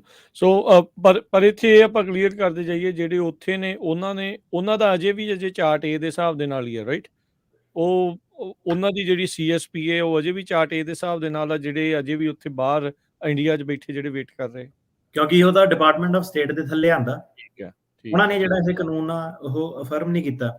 ਹੁਣ ਇੱਕ ਗੱਲ ਆ, ਇਹ ਹੁਣ ਇੰਨੀ ਡਿਟੇਲ ਦੇ ਵਿੱਚ ਦੱਸਣ ਦਾ ਕੀ ਮਤਲਬ ਆ, ਰਾਈਟ? ਹੁਣ ਇਹਦਾ ਏਦਾਂ ਕਿ ਕਈ ਲੋਕੀ ਸਿੰਪਲ ਜੀ ਖਬਰ ਸੁਣਨਾ ਚਾਹੁੰਦੇ ਆ ਕਿ ਲੈ ਬਈ ਚੇਂਜ ਕਰਤਾ, ਹੁਣ ਬੱਚਿਆਂ ਨੇ ਏਜ ਆਊਟ ਨਹੀਂ ਹੋਣਾ, ਹਨਾ। ਤੇ ਟਿਕਟੌਕ ਵਗੈਰਾ ਵੀਡੀਓ ਬਣਦੀਆਂ, ਉੱਥੇ ਵੀ ਲੈਂਥ ਛੋਟੀ ਆ, ਲੋਕੀ ਸਮਝਾਉਣਾ ਨਹੀਂ ਚਾਹੁੰਦੇ, ਇੰਨਾ ਸਮਝਣ ਵਾਲੇ ਸਮਝਣਾ ਨਹੀਂ ਚਾਹੁੰਦੇ। ਸੋ ਭਾਈ ਏਦਾਂ ਦਾ ਕੋਈ ਲਾਅ ਨਹੀਂ ਆਇਆ ਕਿ ਜਵਾਕ ਹੁਣ ਸਾਰਿਆਂ ਨੂੰ ਫਾਇਦਾ ਹੋ ਜਾਣਾ। ਇਮੀਗ੍ਰੇਸ਼ਨ ਨੇ ਖੁਦ ਕਿਹਾ ਹੈਗਾ ਕਿ ਇਹ ਸਾਰਿਆਂ ਨੂੰ ਨਹੀਂ ਬਚਾ ਸਕਦਾ ਹੈਗਾ, ਸਾਰਿਆਂ ਨੂੰ ਇਹ ਬਚਾ ਨਹੀਂ ਸਕਦਾ, ਇਹ ਸਿਰਫ ਕਈ ਜਣਿਆਂ ਨੂੰ ਬਚਾ ਸਕਦਾ। ਇਸ ਵੇਲੇ ਜਿਹੜੇ ਜਣਿਆਂ ਨੂੰ ਉਹ ਬਚਾ ਸਕਦਾ, ਉਹ ਉਹਨਾਂ ਨੂੰ ਬਚਾ ਸਕਦਾ ਜਿਹੜੇ ਇੱਥੇ ਅਮਰੀਕਾ ਦੇ ਵਿੱਚ ਮੌਜੂਦ ਆ, ਜਿਹੜੇ ਜਵਾਕ, ਹਨਾ। ਜਿਹੜਾ ਡਿਪਾਰਟਮੈਂਟ ਆਫ ਸਟੇਟ ਵਾਲਾ ਵਾ, ਉਹਨਾਂ ਦਾ ਜਿਹੜਾ ਅਜੇ ਅਪਡੇਟ ਆ ਉਹ ਅਜੇ ਆਣਾ ਵਾ, ਅਜੇ ਆਇਆ ਨਹੀਂ, ਉਹਨਾਂ ਨੇ ਕਨਫਰਮ ਨਹੀਂ ਕੀਤਾ, ਉਹਨੂੰ ਟਾਈਮ ਲੱਗਣਾ।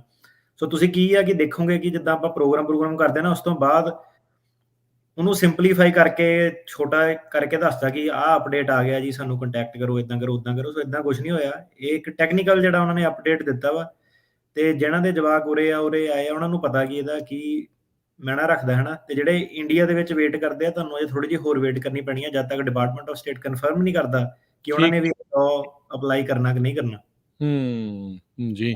ਸੋ ਹੁਣ ਇੱਥੇ ਇਹ ਵੀ ਫਿਰ ਸਵਾਲ ਨਾਲ ਹੀ ਉੱਠਣਾ, ਭਾਈ ਉਹਨਾਂ ਨਿਆਣਿਆਂ ਦਾ ਕੀ ਹੋਊਗਾ ਜਿਨ੍ਹਾਂ ਦੇ ਕੇਸ ਇਸ CSPA ਦੀ ਜਿਹੜੀ CSPA ਦੀ ਪੁਰਾਣੀ ਪਾਲਿਸੀ ਦੇ ਕਰਕੇ ਡਿਨਾਈ ਹੋ ਗਏ, ਉਹਨਾਂ ਦੇ ਲਈ ਵੀ ਇਹ ਚੇਂਜ ਪਿਛਲੀ ਸਾਲ ਤੋਂ ਜਿਹੜਾ ਇਹ ਕਰ ਰਹੇ ਹੈਗੇ ਆ? ਜਿੱਦਾਂ ਖਾਸ ਕਰਕੇ ਆਪਾਂ ਕੋਵਿਡ ਦੇ ਵਿੱਚ ਦੇਖਿਆ, ਉਦੋਂ ਬਹੁਤ ਲੋਕਾਂ ਨੂੰ ਇਹਦੇ ਨਾਲ ਏਜ ਆਊਟ ਜਿਹੜੇ ਉਹ ਜ਼ਿਆਦਾ ਹੋਏ। ਸੋ ਉਹਨਾਂ ਦੇ ਕੇਸਾਂ ਦੇ ਉੱਤੇ ਕੀ ਫਰਕ ਪਊਗਾ? ਜਿਹਨਾਂ ਦੇ ਕੇਸ ਉਰੇ ਡਿਨਾਈ ਹੋ ਗਏ ਅਮਰੀਕਾ ਦੇ ਵਿੱਚ ਸੀਗੇ ਜਿਹੜੇ ਜਵਾਕ, ਉਹ ਸਾਡੇ ਦਫ਼ਤਰ ਨੂੰ ਕੰਟੈਕਟ ਕਰ ਸਕਦੇ ਆ ਆਪਣੇ I-130 ਦੇ ਅਪਰੂਵਲ ਨੋਟਿਸ ਦੇ ਨਾਲ। ਉਸ ਤੋਂ ਬਿਨਾਂ ਆਪਾਂ ਇਹ ਕੈਲਕੂਲੇਸ਼ਨ ਨਹੀਂ ਕਰ ਸਕਦੇ। ਤੁਹਾਨੂੰ ਪੂਰਾ ਪਤਾ ਹੋਣਾ ਚਾਹੀਦਾ ਕਿ ਮੈਂ ਕਿਹੜੇ ਸਾਲ ਫਾਈਲ ਕੀਤਾ ਸੀਗਾ, ਕਦੋਂ ਮੇਰਾ ਅਪਰੂਵ ਹੋਇਆ, ਤੇ 485 ਕਦੋਂ ਫਾਈਲ ਕੀਤਾ, ਕਦੋਂ ਡਿਨਾਈ ਹੋਇਆ। ਸੋ ਇਮੀਗ੍ਰੇਸ਼ਨ ਨੇ ਇੱਕ ਹਿੰਟ ਦਿੱਤਾ ਉਹਨਾਂ ਨੇ ਇਹ ਕਿਹਾ ਕਿ ਹੁਣ ਇਹ ਕਾਨੂੰਨ ਆ, ਇਹ ਤਾਂ 14 ਫਰਵਰੀ ਨੂੰ ਐਪਲੀਕੇਬਲ ਹੋਇਆ, ਪਰ ਉਹਨਾਂ ਨੇ ਇਹ ਕਿਹਾ ਕਿ ਜੇ ਤੁਹਾਡਾ ਕੇਸ ਆਪਾਂ ਡਿਨਾਈ ਕੀਤਾ, ਤੁਸੀਂ ਸਾਡੇ ਨਾਲ ਮੋਸ਼ਨ ਟੂ ਰੀਓਪਨ ਜਿਹੜੀ ਉਹ ਟਰਾਈ ਕਰ ਸਕਦੇ ਆ। ਹੁਣ ਮੋਸ਼ਨ ਟੂ ਰੀਓਪਨ ਕੀ ਹੈ ਕਿ 30 ਦਿਨਾਂ ਦੇ ਵਿੱਚ ਫਾਈਲ ਹੋਣੀ ਸੀ। ਮੰਨ ਲਓ ਹੁਣ ਕਿਸੇ ਦਾ ਇਹਨਾਂ ਨੇ ਪਿਛਲੇ ਸਾਲ ਕੇਸ ਡਿਨਾਈ ਕਰਤਾ ਕਿ ਤੂੰ ਦਾ ਏਜ ਆਊਟ ਹੋ ਗਿਆ, ਪਰ ਮੰਨ ਲਓ ਕਿ ਉਦੋਂ ਜੇ ਆਪਾਂ ਆਹ ਕੈਲਕੂਲੇਸ਼ਨ ਕਰੀਏ, ਉਹ ਵਾਲੇ ਮਹੀਨੇ ਦੇ ਵੀਜ਼ਾ ਬੁਲੇਟਿਨ ਦੇ ਨਾਲ ਆਪਾਂ ਦੇਖੀਏ ਕਿ ਜੇ ਉਹ ਜਵਾਕ ਬਚਦਾ ਸੀਗਾ ਉਦੋਂ, ਤੇ ਆਪਾਂ ਮੋਸ਼ਨ ਟੂ ਰੀਓਪਨ ਕਰ ਸਕਦੇ ਆ। ਸੋ ਇਹ ਇਮੀਗ੍ਰੇਸ਼ਨ ਨੇ ਆਪਣੇ ਅਪਡੇਟ 'ਚ ਲਿਖਿਆ, ਤੇ ਪਰ ਮੋਸ਼ਨ ਟੂ ਰੀਓਪਨ ਇਹ 30 ਦਿਨਾਂ ਦੇ ਅੰਦਰ ਫਾਈਲ ਹੁੰਦੀ ਆ, ਪਰ ਉਹਨੂੰ ਤਾਂ ਮੰਨ ਲਓ ਸਾਲ ਹੋ ਗਿਆ। ਸੋ ਇਮੀਗ੍ਰੇਸ਼ਨ ਕਹਿੰਦੀ ਹੈ ਕਿ ਤੁਹਾਨੂੰ ਇਹ ਵੀ ਆਰਗਿਊ ਨਾਲ ਕਰਨਾ ਪੈਣਾ ਕਿ ਤੁਹਾਨੂੰ ਪਤਾ ਨਹੀਂ ਸੀਗਾ ਜਾਂ ਨੌਲੇਜ ਨਹੀਂ ਸੀਗੀ ਤੇ ਤੁਸੀਂ ਇਹ ਸ਼ੋਅ ਕਰੋ ਕਿ ਤੁਹਾਨੂੰ ਬੜੀ ਹਾਰਡਸ਼ਿਪ ਹੋਣੀਆਂ ਆ, ਤੁਸੀਂ ਕਿਉਂ ਨਹੀਂ 30 ਦਿਨਾਂ ਦੇ ਵਿੱਚ ਫਾਈਲ ਕਰ ਪਾਏ। ਸੋ ਇੱਕ ਉਹਨਾਂ ਨੇ ਰਾਹ ਹਿੰਟ ਦੇ ਦਿੱਤਾ, ਉਹਨਾਂ ਨੇ ਇੱਕ ਰਾਹ ਖੁੱਲਾ ਛੱਡਤਾ ਕਿ ਜਿਨ੍ਹਾਂ ਦੇ ਕੇਸ ਡਿਨਾਈ ਹੋਏ ਆ, ਉਹ ਮੋਸ਼ਨ ਟੂ ਰੀਓਪਨ ਫਾਈਲ ਕਰਕੇ ਜੇ ਉਹਨਾਂ ਕੋਲ ਆਹ ਟੈਕਨੀਕਲ ਗਰਾਊਂਡ ਹੈਗੀਆਂ, ਜੇ ਉਹ ਸਾਰੇ ਚਾਰਟ ਚੂਟ ਐਕਸਪਲੇਨ ਕਰ ਸਕਦੇ ਆ, ਇਸ ਤੋਂ ਬਾਅਦ ਉਹ ਬਚਦੇ ਆ, ਤਾਂ ਆਪਣਾ ਕੇਸ ਉਹ ਜਿਹੜਾ ਹੈਗਾ ਰੀਓਪਨ ਕਰਾ ਸਕਦੇ ਆ। ਜੀ, ਜੀ ਬਿਲਕੁਲ। ਸੋ ਬਿਲਕੁਲ ਜੀ, ਕੰਟੈਕਟ ਤੁਸੀਂ ਕਰ ਸਕਦੇ ਆ ਅਟਾਰਨੀ ਟਿਰਕੇਣਾ ਹੁਣਾਂ ਦੇ ਆਫਿਸ ਦੇ ਵਿੱਚ 4159090503 415-909-0503 ਦੇ ਉੱਤੇ ਇਹਨਾਂ ਦੇ ਆਫਿਸ ਦੇ ਨਾਲ ਕੰਟੈਕਟ ਕਰ ਲਿਓ। ਤੇ ਜਿਹੜਾ CSPA ਦੀ ਜਿਹੜੀ ਨਵੀਂ ਅਪਡੇਟ ਜਿਹੜੀ ਉਹ ਆਈ ਆ, ਉਸ ਦੇ ਮੁਤਾਬਕ ਤੁਸੀਂ ਦੇਖ ਲਿਓ ਵੀ ਇਹ ਮੋਸ਼ਨ ਟੂ ਰੀਓਪਨ ਤੁਹਾਡੇ ਬੱਚਿਆਂ ਦੇ ਲਈ ਫਿਰ ਉਸ ਹਿਸਾਬ ਦੇ ਨਾਲ ਬਣ ਸਕਦਾ ਹੈ ਜਾਂ ਨਹੀਂ। ਪਰ ਇੱਕ ਚੀਜ਼ ਜਿਹੜੀ ਉਹ ਸਭ ਤੋਂ ਅਹਿਮ ਉਹਦੇ ਵਿੱਚ I-130 ਦਾ ਅਪਰੂਵਲ ਨੋਟਿਸ ਤੁਹਾਡੇ ਕੋਲ ਹੋਣਾ ਬਹੁਤ ਜ਼ਰੂਰੀ ਆ। ਉਹਦੇ ਵਿੱਚ ਜਿਹੜੀਆਂ 3 ਡੇਟਸ ਹੁੰਦੀਆਂ ਆ, ਰਿਸਿਪਟ, ਪ੍ਰਾਇਓਰਟੀ ਤੇ ਅਪਰੂਵਲ ਡੇਟ, ਇਹ ਤਿੰਨੇ ਪਤਾ ਹੋਣ ਤੋਂ ਬਾਅਦ ਦੇ ਵਿੱਚ ਹੀ ਇਹ ਤੁਹਾਨੂੰ ਦੱਸ ਸਕਦੇ ਆ ਵੀ ਇਹਦੇ ਅੰਡਰ ਤੁਸੀਂ ਆਉਂਗੇ ਜਾਂ ਨਹੀਂ, ਇਹਦਾ ਫਾਇਦਾ ਮਿਲ ਸਕੂਗਾ ਜਾਂ ਨਹੀਂ। ਪਰ ਕਾਫੀ ਜਿਹੜੇ ਲੋਕਾਂ ਦੇ ਲਈ ਇਹ ਇੱਕ ਗੁੱਡ ਨਿਊਜ਼ ਦੇ ਤੌਰ ਦੇ ਉੱਤੇ ਜਿਹੜਾ ਉਹ ਹੋ ਸਕਦਾ ਹੈ ਵੀ ਭਾਈ ਤੁਸੀਂ ਦੇਖੋ ਜਿਹੜੇ ਬੱਚਿਆਂ ਦੇ ਲਈ। ਤੇ ਡੈਫੀਨੇਟਲੀ ਜਿੱਦਾਂ ਤੁਸੀਂ ਕਿਹਾ ਵੀ ਜਿਹੜੇ H1 ਵਾਲਿਆਂ ਦੇ ਨਿਆਣੇ ਫਿਰ ਉਮਰ ਉਹਨਾਂ ਦੀ ਲੰਘ ਜਾਂਦੀ, ਉਹਨਾਂ ਲਈ ਤਾਂ ਸਭ ਤੋਂ ਇੱਕ ਗੁੱਡ ਥਿੰਗ ਜਿਹੜੀ ਉਹ ਹੋਊਗੀ ਵੀ 15 ਸਾਲ ਹੁਣ ਵੇਟ ਕਰੀ ਜਾਣਗੇ। ਤੇ ਪਰ ਇਹ ਆ ਵੀ ਜਦੋਂ ਫਾਈਲ ਕੀਤਾ ਸੀ ਫਿਰ ਉਹ 15 ਸਾਲ ਨਿਆਣੇ ਦੇ ਜਿਹੜੇ ਕਿਤੇ ਨਾ ਕਿਤੇ ਉਹ ਫਿਰ ਬਚ ਜਾਂਦੇ ਆ ਵੀ ਭਾਈ ਇੰਨਾ ਇੰਤਜ਼ਾਰ, ਇੰਨੀ ਉਮਰ ਫਿਰ ਏਜ ਆਊਟ ਜਿਹੜੇ ਉਹ ਨਹੀਂ ਹੋਣਗੇ। ਸੋ ਜੇ ਸਮਰੀ ਕਰਨੀ ਹੋਵੇ ਅਟਾਰਨੀ ਟਿਰਕੇਣਾ ਜੀ ਤੁਸੀਂ ਇਹ ਅੱਜ ਦੇ ਜਿਹੜੇ CSPA ਦੇ ਰੂਲ ਨੂੰ ਲੈ ਕੇ। ਸਮਰੀ ਤੁਸੀਂ ਬਹੁਤ ਵਧੀਆ ਦਿੱਤੀ ਹੈ। ਬਸ ਇਹਦੇ ਵਿੱਚ ਇੱਕੋ ਹੀ ਐਡੀਸ਼ਨ ਹੈ ਕਿ ਇਹ ਜਿਹੜੇ ਹੁਣ ਇੰਡੀਆ ਦੇ ਵਿੱਚ ਡਿਨਾਈ ਹੋਏ ਆ, ਉਹ ਕਈ ਵਾਰੀ ਕੀ ਹੈ ਕਿ ਲੋਕਾਂ ਨੂੰ ਉਮੀਦ ਜਾਗ ਜਾਂਦੀ ਹੈ ਨਾ, ਉਹ ਕਹਿੰਦੇ ਚੱਲ ਯਾਰ ਸਾਡਾ ਵੀ ਕੁਝ ਹੋ ਜਾਣਾ। ਸੋ ਉਹ ਲੋਕੀ ਆਪਣੇ ਪੈਸੇ ਨਾ ਖਰਾਬ ਕਰਨ ਕਿਤੇ ਵੀ, ਉਹਨਾਂ ਲਈ ਕੋਈ ਚੇਂਜ ਨਹੀਂ ਹੋਈ ਇਸ ਵੇਲੇ। ਉਹ ਜਿਹੜੇ ਏਜ ਆਊਟ ਸੀਗੇ, ਏਜ ਆਊਟ ਹੋ ਗਏ ਆ। ਉਹ ਜਦੋਂ ਲਾਅ ਪਾਸ ਹੋਊਗਾ, ਆਪਾਂ ਰੇਡੀਓ ਤੇ ਅਨਾਉਂਸ ਕਰਾਂਗੇ, ਜਦੋਂ ਡਿਪਾਰਟਮੈਂਟ ਆਫ ਸਟੇਟ ਪਾਸ ਕਰੂਗਾ, ਉਦੋਂ ਤੁਹਾਡੇ ਕੋਲ ਵੀ ਹੋ ਸਕਦਾ ਆਪਸ਼ਨ ਆ ਸਕਦੀ ਹੈ ਮੋਸ਼ਨ ਟੂ ਰੀਓਪਨ ਦੀ। ਅੱਜ ਦੀ ਡੇਟ ਦੇ ਵਿੱਚ ਆਪਣੇ ਪੈਸੇ ਨਾ ਸੁੱਟਿਓ ਕਿਤੇ ਵੀ, ਕੋਈ ਇਦਾਂ ਦਾ ਵੱਡੀ ਚੇਂਜ ਨਹੀਂ ਆਈ, ਸਨਸਨੀ ਬਹੁਤ ਛੇਤੀ ਫੈਲ ਜਾਂਦੀ ਹੈ। ਤੇ ਦੂਜੀ ਚੀਜ਼ ਸੀਗੀ ਇਹ ਕਿ ਜਿਹੜਾ ਇਹਦੇ ਨਾਲ ਹੀ ਹੁਣ ਚਾਰਟ B ਇਹ ਇਹਨਾਂ ਨੇ ਕੀਤਾ। ਤੇ ਪਿਛਲੀ ਵਾਰੀ ਆਪਾਂ ਦੱਸਿਆ ਸੀਗਾ ਕਿ ਜਿਹੜੇ ਅਸਾਈਲਮ ਵਾਲੇ ਆ, ਉਹ ਹੁਣ ਕੇਸ ਪਾਸ ਹੋਏ ਤੋਂ ਬਾਅਦ I-94 ਲੈ ਕੇ ਉਹਨਾਂ ਨੂੰ ਸਾਲ ਵੇਟ ਕਰਨ ਦੀ ਲੋੜ ਨਹੀਂ ਹੈਗੀ, ਉਹ ਆਪਣਾ ਜਿਹੜਾ ਕੇਸ ਆ ਉਹ ਫਾਈਲ ਕਰ ਸਕਦੇ ਆ। 485 ਨਾਲ ਦੇ ਨਾਲ ਹੀ। ਹਾਂਜੀ, ਤੇ ਉਹ ਮੈਂ ਕਈ ਦੇਖ ਰਿਹਾ ਅਜੇ ਵੀ ਕਮੈਂਟ ਸੈਕਸ਼ਨ ਦੇ ਵਿੱਚ ਉਹੀ ਸੀਗਾ ਕਿ ਮੇਰਾ ਕੇਸ ਪਾਸ ਹੋ ਗਿਆ, ਗ੍ਰੀਨ ਕਾਰਡ ਕਦੋਂ ਫਾਈਲ ਕਰਨਾ। ਤੇ ਵਕੀਲ ਵੀ ਬੜੇ ਬਣੇ ਹੋਏ ਲੋਕੀ, ਆਪ ਹੀ ਕੋਈ ਦੱਸ ਰਿਹਾ ਹੈ ਕਿ 1 ਸਾਲ ਬਾਅਦ ਕਰਨਾ, 1 ਸਾਲ ਬਾਅਦ ਨਹੀਂ, ਹੁਣ ਤੁਸੀਂ ਰਾਈਟ ਅਵੇ ਕਰ ਸਕਦੇ ਆ। ਜੀ, ਜੀ ਬਿਲਕੁਲ। ਸੋ ਮੇਕ ਸ਼ੋਰ ਕਰ ਲਿਓ ਜੀ ਇਹ ਸਾਰੀਆਂ ਚੀਜ਼ਾਂ।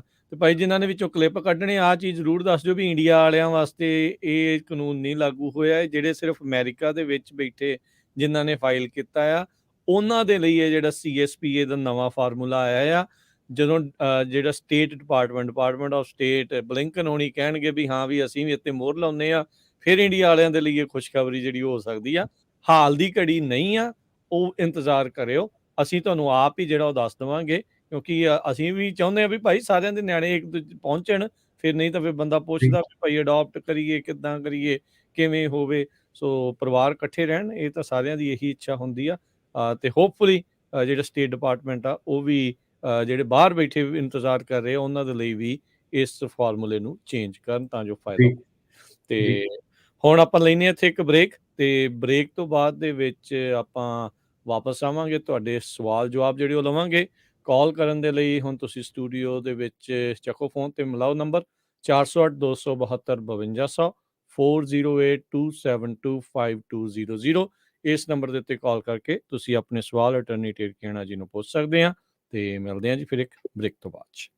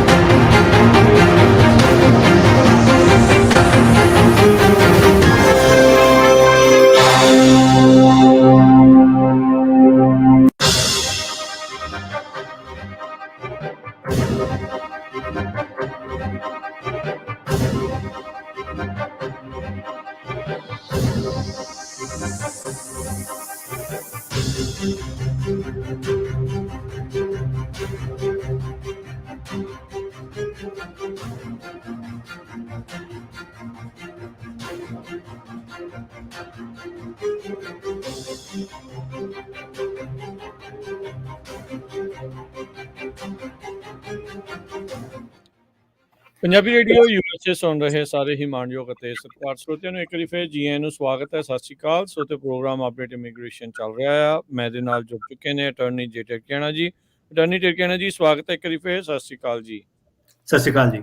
ਜੀ ਤੇ ਸਰੋਤੇ, ਹੁਣ ਆਪਾਂ ਤੁਹਾਡੀਆਂ ਕਾਲਸ ਲਵਾਂਗੇ। ਕਾਲ ਕਰਨ ਦੇ ਲਈ ਨੰਬਰ ਹੈ 408-272 52-402-72-5200 ਦੇ ਉੱਤੇ। ਤੇ ਆਓ ਵਾਰੀ ਸਿਰ ਆਪਣੇ ਜਿਹੜੇ ਸਰੋਤਿਆਂ ਦੇ ਸਵਾਲ ਜਿਹੜੇ ਉਹ ਲੈਂਦੇ ਆ। ਸਵਾਲ ਇੱਕ ਹੀ ਕਰਿਓ ਜੀ, ਤੇ ਜਲਦੀ ਪੁੱਛਿਓ ਤਾਂ ਜੋ ਆਪਾਂ ਵੱਧ ਤੋਂ ਵੱਧ ਕਾਲਸ ਜਿਹੜੀਆਂ ਆ ਇਸ ਪ੍ਰੋਗਰਾਮ ਦੇ ਵਿੱਚ ਲੈ ਸਕੀਏ।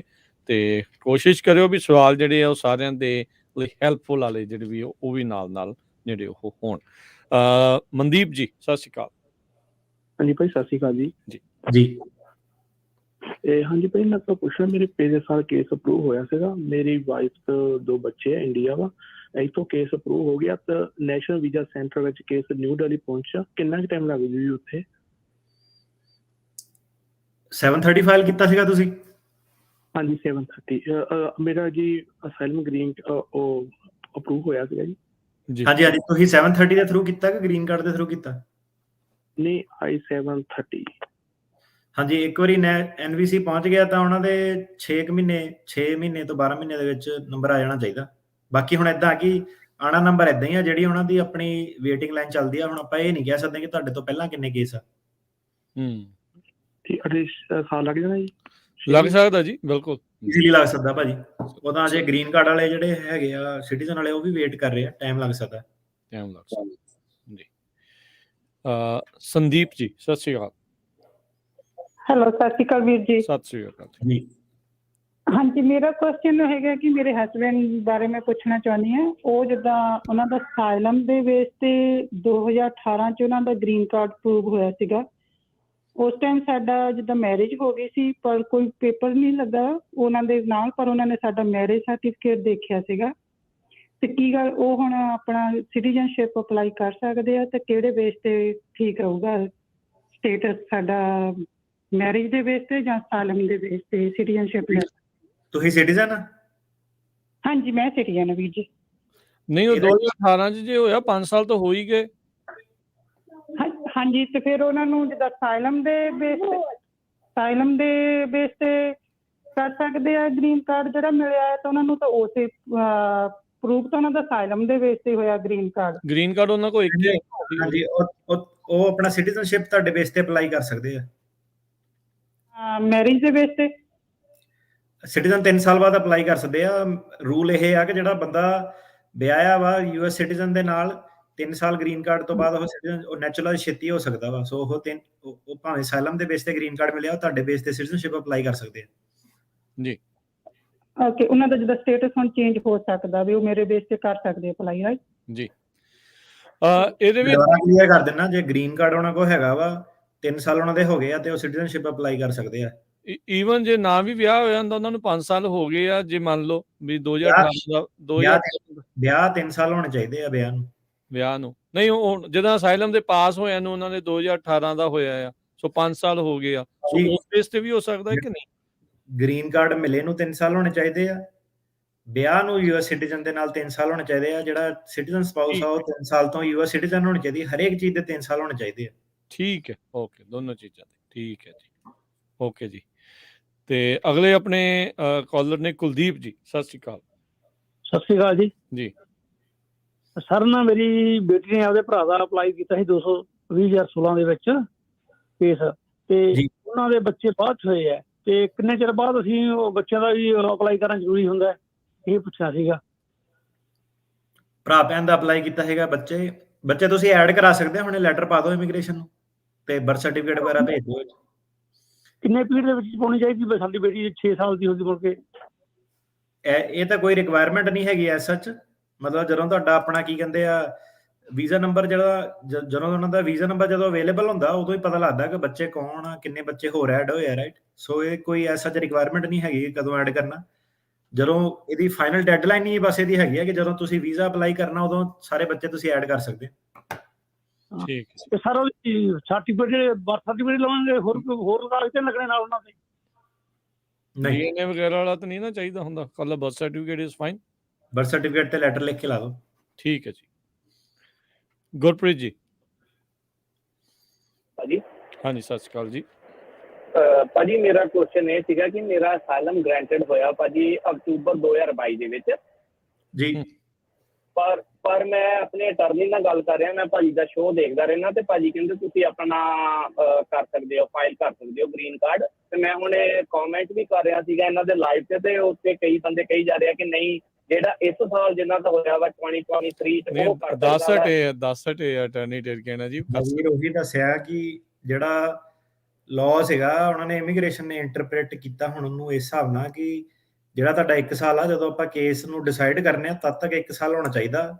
ਸੋ ਕਿਉਂਕਿ ਜਿਹੜਾ ਕੇਸ ਆ ਉਹਨੂੰ ਉਹ 1 ਸਾਲ ਤੋਂ ਜ਼ਿਆਦਾ ਲੈ ਰਿਹਾ ਫਾਈਲ ਕਰਨ ਦੇ, ਜੇ ਤੁਸੀਂ ਹੁਣ ਫਾਈਲ ਕਰਦੇ ਆ ਤੇ ਉਹ ਇਮੀਗ੍ਰੇਸ਼ਨ ਕਹਿੰਦੀ ਆ ਕਿ ਉਹਨੂੰ ਆਪਾਂ ਅਪਰੂਵ ਕਰ ਦੇਵਾਂਗੇ। ਹੁਣ ਇਹਨੂੰ ਆ ਕੇ ਟਰੰਪ ਹੁਣੀ ਚੇਂਜ ਕਰਦੇ ਆ, ਕੁਝ ਕਰਦੇ ਆ, ਉਹਦਾ ਆਪਾਂ ਕੁਝ ਕਹਿ ਨਹੀਂ ਸਕਦੇ। ਪਰ ਇਹ ਜਿਹੜਾ ਅਪਡੇਟ ਆ ਇਹ uscis.gov ਦੀ ਵੈਬਸਾਈਟ ਤੇ ਆ। ਹੁਣ ਬਾਕੀ ਵਕੀਲ ਕੀ ਕਹਿੰਦੇ ਆ ਕੀ ਨਹੀਂ ਕਹਿੰਦੇ ਆ ਉਹ ਮੇਰੀ ਹੈਡਿਕ ਨਹੀਂ, ਤੁਸੀਂ ਕਿਹਨੂੰ ਮੰਨਣਾ ਕਿਹਨੂੰ ਨਹੀਂ ਮੰਨਣਾ ਉਹ ਤੁਹਾਡੀ ਚੋਇਸ ਆ। ਇੱਕ ਪਾਸੇ ਵਕੀਲ ਕਹਿ ਰਿਹਾ ਤੇ ਇੱਕ ਪਾਸੇ ਇੱਕ ਆਮ ਬੰਦਾ ਕਮੈਂਟ ਕਰ ਰਿਹਾ, ਤੇ ਹੁਣ ਇਹ ਤੁਹਾਡੀ ਸਮਝਦਾਰੀ ਵੀ ਤੁਸੀਂ ਕਿਹਦੀ ਮੰਨਣੀ ਆ। ਉਹਦੇ ਤੋਂ ਅੱਗੇ ਮੈਂ ਹੋਰ ਵੱਧ ਨਹੀਂ ਕੁਝ ਕਹਿਣਾ। ਜਸ਼ਕਰਨ ਜੀ। ਸਤਿ ਸ਼੍ਰੀ ਅਕਾਲ ਭਾਜੀ। ਸਤਿ ਸ਼੍ਰੀ ਅਕਾਲ ਜੀ। ਜੀ ਭਾਜੀ ਮੈਂ ਨਾ ਸਟੂਡੈਂਟ ਵੀਜ਼ੇ ਤੇ ਅਮਰੀਕਾ ਆਇਆ ਸੀਗਾ, ਮੇਰਾ 2022 ਨਵੰਬਰ ਚ ਵੀਜ਼ਾ ਐਕਸਪਾਇਰ ਹੋ ਗਿਆ ਸੀਗਾ ਤੇ ਮੈਂ ਦਸੰਬਰ 2022 ਚ ਵਿਆਹ ਕਰਾ ਲਿਆ ਸੀ ਯੂਐਸ ਸਿਟੀਜ਼ਨ ਨਾਲ। ਤੇ ਮੈਂ ਅਪਲਾਈ ਕੀਤਾ ਫੈਬ ਚ ਪਟੀਸ਼ਨ ਜੀ, ਉਹਦਾ ਮੈਨੂੰ ਰਿਸੀਵ ਨੋਟਿਸ ਆ ਗਿਆ, ਬਟ ਮੈਂ ਆਊਟ ਆਫ ਸਟੇਟਸ ਹੋ ਗਿਆ ਸੀਗਾ, ਮੈਂ ਕਾਲਜ ਜਾਣਾ ਬੰਦ ਕਰਤਾ ਸੀ। ਪਰ ਮੇਰੇ ਕੋਲ I-20 ਹਜੇ ਵੀ ਵੈਲਿਡ ਹੈਗੀ ਆ, ਤੇ ਮੈਨੂੰ ਵੇਵਰ ਲਾਉਣਾ ਚਾਹੀਦਾ ਕਿ ਤੇ ਜੇ ਲਾਉਣਾ ਚਾਹੀਦਾ ਕਿਹੜਾ ਲਾਉਣਾ ਚਾਹੀਦਾ ਭਾਜੀ? ਕੋਈ ਵੇਵਰ ਨਹੀਂ ਭਾਜੀ, ਜਿਹੜਾ ਬੰਦਾ ਲੀਗਲ ਆਇਆ ਡਿਪੋਰਟੇਸ਼ਨ ਚ ਨਹੀਂ ਪਿਆ, ਭਾਵੇਂ ਆਊਟ ਆਫ ਸਟੇਟਸ ਹੋ ਗਿਆ, ਉਹਨੇ ਯੂਐਸ ਸਿਟੀਜ਼ਨ ਨਾਲ ਵਿਆਹ ਕਰਾ ਕੇ ਉਹ ਸਾਰਾ ਆਪਣਾ ਜਿਹੜਾ ਪੱਕਾ ਹੋ ਸਕਦਾ, ਕੋਈ ਵੇਵਰ ਵੂਵਰ ਦੀ ਲੋੜ ਨਹੀਂ। ਠੀਕ ਹੈ ਭਾਜੀ। ਭਾਈ ਕਿੰਨਾ ਕੁ ਟਾਈਮ ਲੱਗਦਾ ਹੈਗਾ ਬਈ, ਜਿਵੇਂ ਹੁਣ ਡੇਢ 2 ਸਾਲ ਆ ਪ੍ਰੋਸੈਸਿੰਗ ਟਾਈਮ। ਤੁਸੀਂ ਆਪਣੀ ਵੈਬਸਾਈਟ ਤੇ ਚੈੱਕ ਕਰੋ uscis.gov ਤੇ ਕਿਹੜੇ ਸੈਂਟਰ ਪੈਂਡਿੰਗ ਆ, ਉੱਥੇ ਤੁਹਾਨੂੰ ਪਤਾ ਲੱਗ ਜਾਣਾ ਕਿੰਨਾ ਟਾਈਮ ਲੱਗਦਾ। ਬਿਲਕੁਲ। ਤੇ ਸਟੂਡੀਓ 'ਚ ਕਾਲ ਕਰਨ ਦੇ ਲਈ ਨੰਬਰ ਆ 408 272 5200। ਜਦੋਂ ਲਾਈਨਾਂ ਸਾਰੀਆਂ ਬਿਜ਼ੀ ਹੁੰਦੀਆਂ ਆ ਫਿਰ ਕਾਲ ਜਿਹੜੀ ਉਹ ਤੁਹਾਡੀ ਮਿਲਣੀ ਨਹੀਂ ਆ, ਤੁਹਾਨੂੰ ਬਿਜ਼ੀ ਟੋਨ ਆਉਣੀ ਆ। ਕਾਲ ਕਰਦੇ ਰਹੋਗੇ, ਫਿਰ ਕਿਤੇ ਜਦੋਂ ਕੋਈ ਛੱਡਦਾ ਆ ਜਾਂ ਜਦੋਂ ਕਾਲ ਕਿਸੇ ਦੀ ਖਤਮ ਹੋ ਜਾਂਦੀ ਹੈ, ਗੱਲ ਹੋ ਜਾਂਦੀ, ਉਸ ਤੋਂ ਬਾਅਦ ਜਦੋਂ ਬਿਜ਼ੀ ਖਾਲੀ ਹੁੰਦੀ ਹੈ ਤੇ ਉਦੋਂ ਲਾਈਨ ਮਿਲਦੀ ਆ। 408 272 5200। ਬੇ ਏਰੀਆ ਦੇ ਵਿੱਚ ਤੁਸੀਂ ਸੁਣ ਰਹੇ ਆ 1170 AM ਦੇ ਉੱਤੇ। ਤੇ ਤੁਹਾਨੂੰ ਜਲਦੀ ਇੱਕ ਹੋਰ good news Punjabi radio USA ਦੇ ਦੁਆਰਾ ਸੈਂਟਰਲ ਵੈਲੀ ਵਾਲਿਆਂ ਦੇ ਲਈ ਇੱਕ ਵਿਸ਼ੇਸ਼ ਉਹ ਲੈ ਕੇ ਆਵਾਂਗੇ, ਤੇ ਤੁਸੀਂ ਜੁੜੇ ਰਹੋ ਪੰਜਾਬੀ ਰੇਡੀਓ USA ਨਾਲ। ਅਗਲੇ ਕਾਲਰ ਜਸਵਿੰਦਰ ਜੀ। ਹਾਂਜੀ, ਸਤਿ ਸ਼੍ਰੀ ਅਕਾਲ ਭਾਜੀ। ਸਤਿ ਸ਼੍ਰੀ ਅਕਾਲ। ਹੈਲੋ। ਹਾਂਜੀ, ਸਤਿ ਸ਼੍ਰੀ ਅਕਾਲ ਜੀ, ਪੁੱਛੋ ਜੀ ਸਵਾਲ। ਹਾਂਜੀ ਭਾਜੀ, ਮੇਰੇ ਨਾ ਮਦਰ ਹੈਗੇ ਇੱਥੇ, ਉਹ ਟੂਰਿਸਟ ਵੀਜ਼ਾ ਤੇ ਇੱਥੇ ਆਏ ਸੀ, ਮੈਂ ਸਿਟੀਜ਼ਨ ਹੈਗਾ ਇੱਥੇ, ਤੇ ਮੈਂ ਉਹਨਾਂ ਦਾ ਮਤਲਬ 90 ਡੇਜ਼ ਵੀ ਹੋ ਗਏ ਚੇਂਜ ਆਫ ਸਟੇਟਸ ਵਾਸਤੇ ਅਪਲਾਈ ਕਰਨਾ ਚਾਹੁੰਦਾ, ਤੇ ਉਹਦੇ ਵਾਸਤੇ ਮੈਨੂੰ ਫਾਰਮ 130, 485 ਐਂਡ 693 ਜਿਹੜਾ ਹੈਗਾ ਉਹਦੇ ਵਿੱਚ ਮੈਨੂੰ ਕੁਝ ਹੈਲਪ ਮਿਲੇਗੀ ਕਿ ਮਤਲਬ ਉਹਨੂੰ ਫਿਲ ਕਰਨ ਵਾਸਤੇ ਡਾਕਟਰ ਦੇ ਨਾਲ ਅਪਾਇੰਟਮੈਂਟ ਮੈਨੂੰ ਸੈੱਟ ਕਰਨੀ ਪੈਗੀ ਜਾਂ ਕੁਝ ਮਤਲਬ ਆਨਲਾਈਨ ਮੇਰੇ ਕੋਲ ਕੁਝ ਸਟੇਟਸ ਹੈਗਾ ਤਾਂ ਕੁਝ? ਤੁਸੀਂ ਭਾਜੀ I-130, 485, 765, I-131, I-864 ਤੁਸੀਂ ਫਾਰਮ ਬਹੁਤ ਜ਼ਿਆਦਾ ਮਿਸ ਕਰ ਗਏ। ਉਹ ਪਹਿਲਾਂ ਤਾਂ ਫਾਰਮ ਸਾਰੇ ਜਿਹੜੇ ਭਰੋ, ਜਿਹੜਾ ਡਾਕਟਰ ਆ ਨਾ, ਜਿਹੜੇ ਡਾਕਟਰ ਨਾਲ ਤੁਸੀਂ ਕਰਦੇ ਆ, ਉਹ ਡਾਕਟਰ ਨੇ ਤੁਹਾਨੂੰ ਆਪ ਹੀ ਫਾਰਮ ਦੇਣੇ ਆ। ਡਾਕਟਰ ਨੇ ਜਿਹੜਾ ਤੁਹਾਡਾ ਕੰਪਲੀਟ ਕਰਕੇ ਨਾ ਸਾਈਨ ਕਰ ਦੇਣਾ, ਤੇ ਉਹਦੇ ਵਿੱਚ ਇੱਕ ਅੱਧਾ ਪੇਜ ਤੁਸੀਂ ਭਰਨਾ ਹੁੰਦਾ, ਬਾਕੀ ਡਾਕਟਰ ਦੇ ਭਰਨ ਵਾਲੇ ਆ। ਸੋ ਤੁਸੀਂ ਡਾਕਟਰ ਨਾਲ ਕੋਆਰਡੀਨੇਟ ਕਰੋ, ਉਹਨਾਂ ਦਾ ਰੋਜ਼ਾਨਾ ਹੀ ਰੂਟੀਨ ਹੀ ਕੰਮ ਆ। ਸੋ ਉਹਨਾਂ ਨੇ ਤੁਹਾਡਾ ਕਰਕੇ ਆਪੇ ਸੀਲ ਐਨਵੈਲਪ ਤੁਹਾਨੂੰ ਦੇ ਦੇਣਾ, ਉਹ ਤੁਸੀਂ ਨਾਲ ਸਬਮਿਟ ਕਰਾਉਣਾ।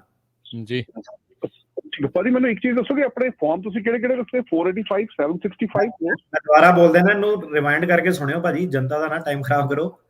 I-130, 485, 765, 131, 864।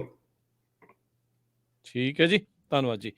ਆਪਣੇ ਅਗਲੇ ਕਾਲਰ ਜਤਿੰਦਰ ਜੀ, ਸਤਿ ਸ਼੍ਰੀ ਅਕਾਲ। ਹਾਂਜੀ ਜਤਿੰਦਰ ਜੀ।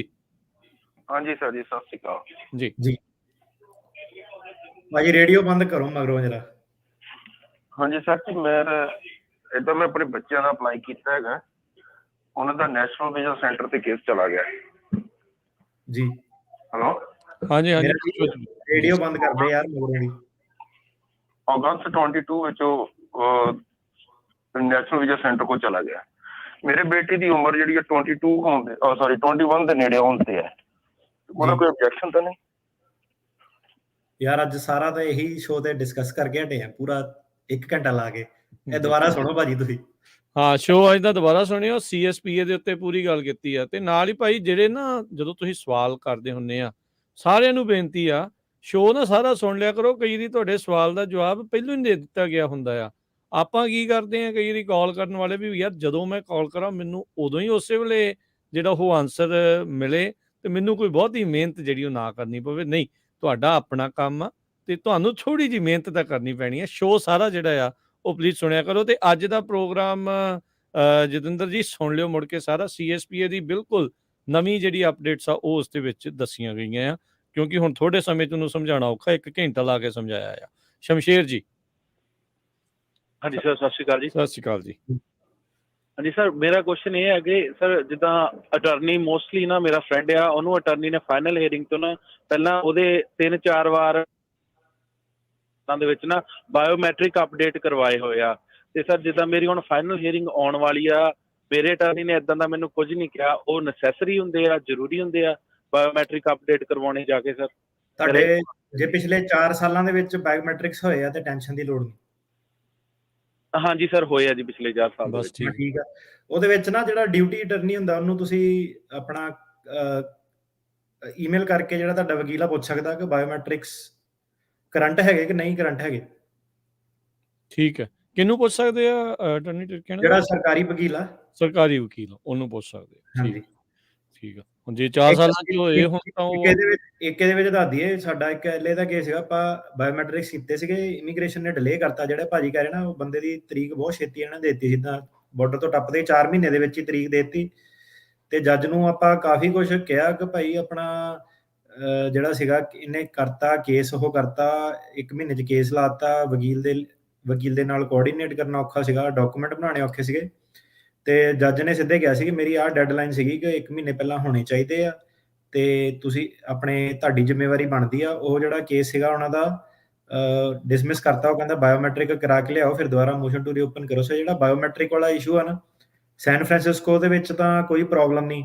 ਇਹ ਸੈਂਟਾ ਐਨਾ ਦਾ ਕੋਰਟ ਸੀਗਾ ਤੇ ਆਪਣਾ ਜੱਜ ਨੇ ਸਰਕਾਰੀ ਵਕੀਲ ਨੂੰ ਪੁੱਛਿਆ ਵੀ ਕਿ ਤੂੰ ਕਰ ਲਾ ਨਾ। ਹੁਣ ਸੈਨ ਫਰਾਂਸਿਸਕੋ 'ਚ ਕਈ ਵਾਰੀ ਉਹ ਕੇਸ ਵੀ ਕਰ ਦਿੰਦੇ। ਸਾਡੇ ਕੇ ਇਦਾਂ ਦੇ ਕੇਸ ਆ ਕਿ ਉਹ ਕਹਿੰਦੇ ਚਲ ਬਾਇਓਮੈਟ੍ਰਿਕਸ ਆਪਾਂ ਬਾਅਦ 'ਚ ਦੇਖ ਲਾਂਗੇ, ਅਪਰੂਵਲ ਨਹੀਂ ਦੇਣਾ, ਬਾਕੀ ਕੇਸ ਸੁਣ ਲੈਂਦੇ ਆ।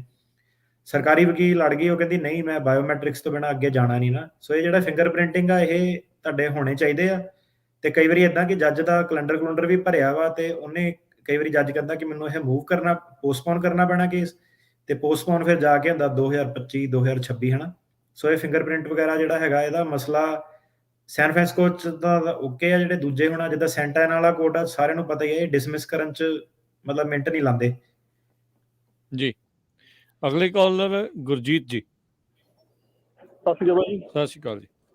ਹਾਂਜੀ ਭਾਜੀ, ਮੇਰਾ ਕੁਐਸਚਨ ਹੈ, ਮੈਂ 2011 ਚ ਆਇਆ ਸੀਗਾ ਤੇ ਮੇਰਾ ਸੈਲਮ ਆਫਿਸ ਕੇਸ ਸੀ। ਦੈਨ 29 ਚ ਉਹ ਕੋਰਟ ਚ ਟ੍ਰਾਂਸਫਰ ਹੋ ਗਿਆ। ਉਸ ਤੋਂ ਬਾਅਦ ਤਰੀਕਾਂ ਅੱਗੇ ਦੇ ਅੱਗੇ ਟ੍ਰਾਂਸਫਰ ਹੋ ਰਹੀਆਂ।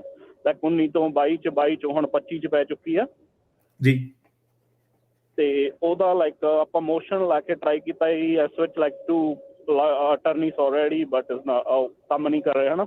ਉਹਨਾਂ ਨੇ ਹੁਣ ਜੱਜ ਨੇ ਡਿਕਲਾਈਨ ਕਰਤਾ ਮੋਸ਼ਨ ਵੀ ਉਹਦਾ ਆਪਾਂ ਨੂੰ ਕੁਝ ਕਰ ਸਕਦੇ ਆਪਾਂ। ਭਾਜੀ ਇਹ ਨਾ ਸਾਡੇ ਕੋਲ ਵੀ ਕਾਫੀ ਕਾਲ ਲੋਕੀ ਕੰਸਲਟੇਸ਼ਨ ਸੈੱਟ ਕਰਦੇ ਆ ਕਾਫੀ, ਜਿੱਦਾਂ ਸੇਮ ਦੱਸ ਰਿਹਾ ਨਾ ਮੇਰਾ ਪੋਸਟਪੋਨ ਹੋ ਗਿਆ, ਤੁਸੀਂ ਕਰ ਦਿਓ, ਮੇਰਾ ਅਟਰਨੀ ਵਧੀਆ ਨਹੀਂ ਕਰ ਰਿਹਾ। ਸੋ ਇਹਦੇ ਵਿੱਚ ਇਦਾਂ ਕਿ ਅਟਰਨੀ ਦੇ ਹੱਥ ਕੁਛ ਨਹੀਂ ਹੈਗਾ, ਇਹ ਤੁਹਾਡੇ ਅਟਰਨੀ ਦੀ ਗਲਤੀ ਨਹੀਂ ਹੈਗੀ। ਇਹ ਜਿਹੜਾ ਪੋਸਟਪੋਨ ਹੋਣਾ ਨਾ, ਤੁਸੀਂ ਭਾਵੇਂ ਸਾਡੇ ਕੋਲ ਵੀ ਲੈ ਕੇ ਆਓ, ਜਿੱਥੇ ਜੱਜ ਨੇ ਪੋਸਟਪੋਨ ਕਰਨਾ ਉਹਨੇ ਕਰਨਾ ਹੀ ਕਰਨਾ ਵਾ। ਉਹਨੇ ਕਿਹੜਾ ਸਾਡੇ ਕੋਲ ਪੁੱਛ ਕੇ ਕਰਨਾ ਕਿ ਆਹ ਵਾਲਾ ਅਟਰਨੀ ਮੈਨੂੰ ਜ਼ਿਆਦਾ ਪਸੰਦ ਆ, ਇਹਦੀ ਮੈਂ ਤਰੀਕ ਪਾ ਦੇਣਾ। ਸੋ ਇਹ ਪ੍ਰੋਬਲਮ ਜਿਹੜੀ ਹੈਗੀ ਆ ਨੇਸ਼ਨ ਵਾਈਡ ਆ, ਇਹਦੇ ਵਿੱਚ ਤੁਹਾਡੇ ਵਕੀਲ ਦੀ ਕੋਈ ਗਲਤੀ ਨਹੀਂ।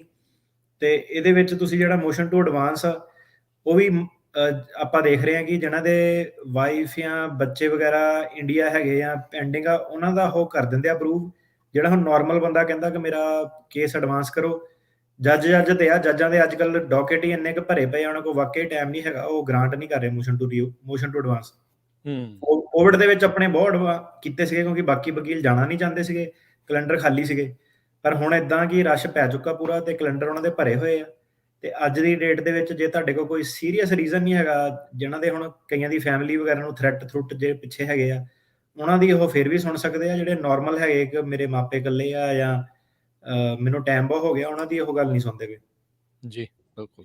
ਕਾਲ ਕਰਨ ਦੇ ਲਈ ਸਰੋਤਿਓ ਨੰਬਰ ਹੈ 408 272 5200। ਟਰਾਈ ਕਰੀ ਚੱਲਿਓ। ਜੇ ਨੰਬਰ ਤੁਹਾਡਾ ਨਹੀਂ ਮਿਲਦਾ ਬਾਰ-ਬਾਰ ਟਰਾਈ ਕਰਿਓ। ਜਿੱਦਾਂ ਹੀ ਲਾਈਨ ਇੱਥੇ ਖਾਲੀ ਹੁੰਦੀ ਹੈ ਫਿਰ ਉਸ ਤੋਂ ਬਾਅਦ ਨੰਬਰ ਲੱਗ ਸਕਦਾ ਹੈ। ਜਗਮੀਤ ਜੀ ਸਤਿ ਸ਼੍ਰੀ ਅਕਾਲ। ਸਤਿ ਸ਼੍ਰੀ ਅਕਾਲ ਜੀ। ਮੈਂ ਸਿਟੀਜ਼ਨ ਹਾਂ ਤੇ ਮੈਂ ਆਪਣੇ ਪੇਰੈਂਟਸ ਦਾ ਪਾਣਾ 130। ਦੋ ਪਾਰਟ ਕੁਐਸਚਨ ਹੈ ਮੇਰਾ। ਨੰਬਰ 1 ਹੈ ਕਿ ਜੀ ਮੇਰੇ ਪਾਸਪੋਰਟ ਤੇ ਮੇਰੇ ਫਾਦਰ ਦਾ ਨਾਮ EET ਲਿਖਿਆ ਹੈ ਤੇ ਮੇਰੇ ਫਾਦਰ ਦੇ ਪਾਸਪੋਰਟ ਤੇ ਉਹਨਾਂ ਦਾ IT ਲਿਖਿਆ ਹੈ ਜੀ। So what should I do about ਦਿਸ?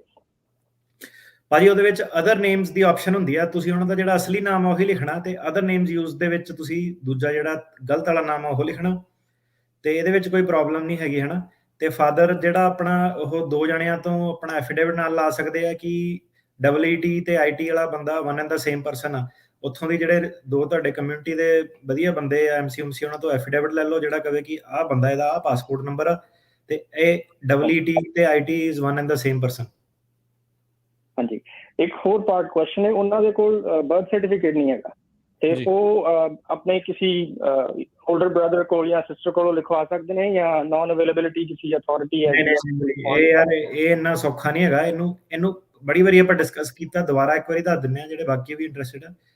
ਇਹਦੇ ਕਰਕੇ ਨਾ ਲੋਕਾਂ ਦੇ ਕੇਸ ਜਿਹੜੇ ਆ ਡਿਨਾਈ ਹੋਏ ਆ ਤੇ ਇਮੀਗ੍ਰੇਸ਼ਨ ਨੇ ਆਪਣੀ ਜਿਹੜੀ ਰੈਗੂਲੇਸ਼ਨ ਲਿਖੀ ਹੋਈ ਆ, ਉਹਨਾਂ ਦੀ ਰੈਗੂਲੇਸ਼ਨ ਕੀ ਕਹਿੰਦੀ ਆ ਕਿ ਤੁਸੀਂ ਕੋਈ ਵੀ ਨਵਾਂ ਸਰਟੀਫਿਕੇਟ ਨਹੀਂ ਲੈਣਾ। ਆਪਾਂ ਉਹੀ ਸਰਟੀਫਿਕੇਟ ਕਾਊਂਟ ਕਰਦੇ ਆ ਜਿਹੜਾ ਐਕਚੁਅਲ ਬਰਥ ਦੇ ਟਾਈਮ ਤੇ ਤੁਹਾਨੂੰ ਇਸ਼ੂ ਹੋਇਆ। ਜਿਹੜੇ ਵੀ ਪੋਸਟ ਡੇਟਡ ਆ ਉਹਨੂੰ ਆਪਾਂ ਬਰਥ ਸਰਟੀਫਿਕੇਟ ਨਹੀਂ ਮੰਨਦੇ। ਅੱਜ ਦੀ ਡੇਟ 'ਚ ਉਹਨਾਂ ਦੀ ਇਹ ਪੋਜੀਸ਼ਨ ਆ। ਸੋ ਉਹ ਕਹਿੰਦੇ ਆ ਕਿ ਤੁਸੀਂ ਜਿਹੜੇ ਜਨਮ ਮਰਨ ਵਾਲਾ ਵਿਭਾਗ ਆ ਉਹਨਾਂ ਤੋਂ ਇੱਕ ਲੈਟਰ ਲੈਣੀ ਆ ਨੌਨ ਅਵੇਲੇਬਿਲਿਟੀ ਦੀ ਕਿ ਆਹ ਬੰਦੇ ਦਾ EET ਵਾਲਾ IT ਵਾਲਾ ਦੋਨਾਂ ਦਾ, ਇਹਦੀ ਆਪਾਂ ਸਰਚ ਕਰਕੇ ਦੇਖੀ ਆਪਾਂ ਇਹਦਾ ਸਾਨੂੰ ਕੋਈ ਰੈਕਡ ਨਹੀਂ ਮਿਲਿਆ, ਨਾਟ ਫਾਊਂਡ। ਇਹ ਡਾਕੂਮੈਂਟ ਜ਼ਰੂਰੀ ਹੈ, ਇਹ ਤੋਂ ਬਿਨਾਂ ਗੱਲ ਨਹੀਂ ਬਣਨੀ। ਇੱਕ ਡਾਕੂਮੈਂਟ ਤੁਹਾਨੂੰ ਇਹ ਚਾਹੀਦਾ, ਇਹਦੇ ਨਾਲ ਤੁਹਾਨੂੰ ਜਿਹੜਾ ਦੂਜੇ ਸੈੱਟ ਡਾਕੂਮੈਂਟ ਚਾਹੀਦੇ ਆ ਉਹ ਜਿਹੜਾ ਇਹ ਬਾਈ ਗੱਲ ਕਰ ਰਿਹਾ ਕਿ ਐਫੀਡੇਵਿਟ ਲੈਣੇ 2 ਜਣਿਆਂ ਦੇ ਐਫੀਡੇਵਿਟ ਜਿਹਨੂੰ ਨੌਲੇਜ ਹੈ ਬਰਥ ਦੀ। ਤੀਜੇ ਸੈੱਟ ਆਫ ਡਾਕੂਮੈਂਟ ਚਾਹੀਦੇ ਜਿਹੜੇ ਤੁਹਾਡੇ ਆਧਾਰ ਕਾਰਡ, ਪੈਨ ਕਾਰਡ, ਆਈਡੀਆਂ। ਸੋ ਇਹ 3 ਡਾਕੂਮੈਂਟ ਚਾਹੀਦੇ ਆ। ਬਿਨਾਂ ਨੌਨ ਅਵੇਲੇਬਿਲਿਟੀ ਤੋਂ ਤੁਸੀਂ ਅੱਗੇ ਨਹੀਂ ਜਾ ਸਕਦੇ। ਤੇ ਜਿਹੜੇ ਉਹ ਵਾਲੇ ਕੇਸ ਆ ਜਿਹੜੇ ਦੁਬਾਰਾ ਨਵਾਂ ਸਰਟੀਫਿਕੇਟ ਬਣਾ ਲੈਂਦੇ ਆ ਜਾਂ ਪੋਸਟ ਡੇਟਡ ਬਣਾ ਲੈਂਦੇ ਆ, ਉਹ ਸਾਰੇ ਕੇਸ ਆ ਰਿਜੈਕਟ ਹੋ ਰਹੇ ਅੱਜ ਦੀ ਡੇਟ ਦੇ ਵਿੱਚ ਜੀ। ਸੋ ਇਹ ਹੈਗਾ ਰੈਗੂਲੇਸ਼ਨ ਦੇ ਅਕੋਰਡਿੰਗ ਕਿ ਰੈਗੂਲੇਸ਼ਨ ਕਹਿੰਦੀ ਹੈ ਕਿ ਇਦਾਂ ਤੁਸੀਂ ਜਾ ਸਕਦੇ ਆ।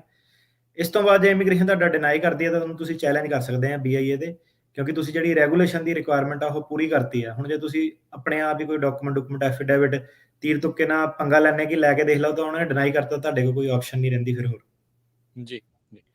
ਅਗਲੇ ਕਾਲਰ ਸਤੀਸ਼ ਕੁਮਾਰ।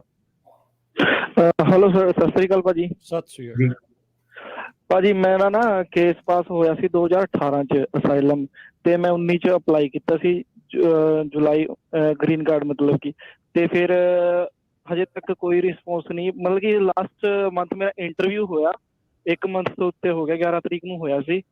ਤੇ ਕਿੰਨਾ ਕੁ ਟਾਈਮ ਲੱਗਦਾ ਆਫਟਰ ਇੰਟਰਵਿਊ?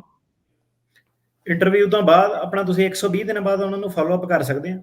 ਉਹਨਾਂ ਨੇ ਮਤਲਬ 3-4 ਮਹੀਨੇ ਲੈ ਸਕਦੇ ਆਰਾਮ ਨਾਲ।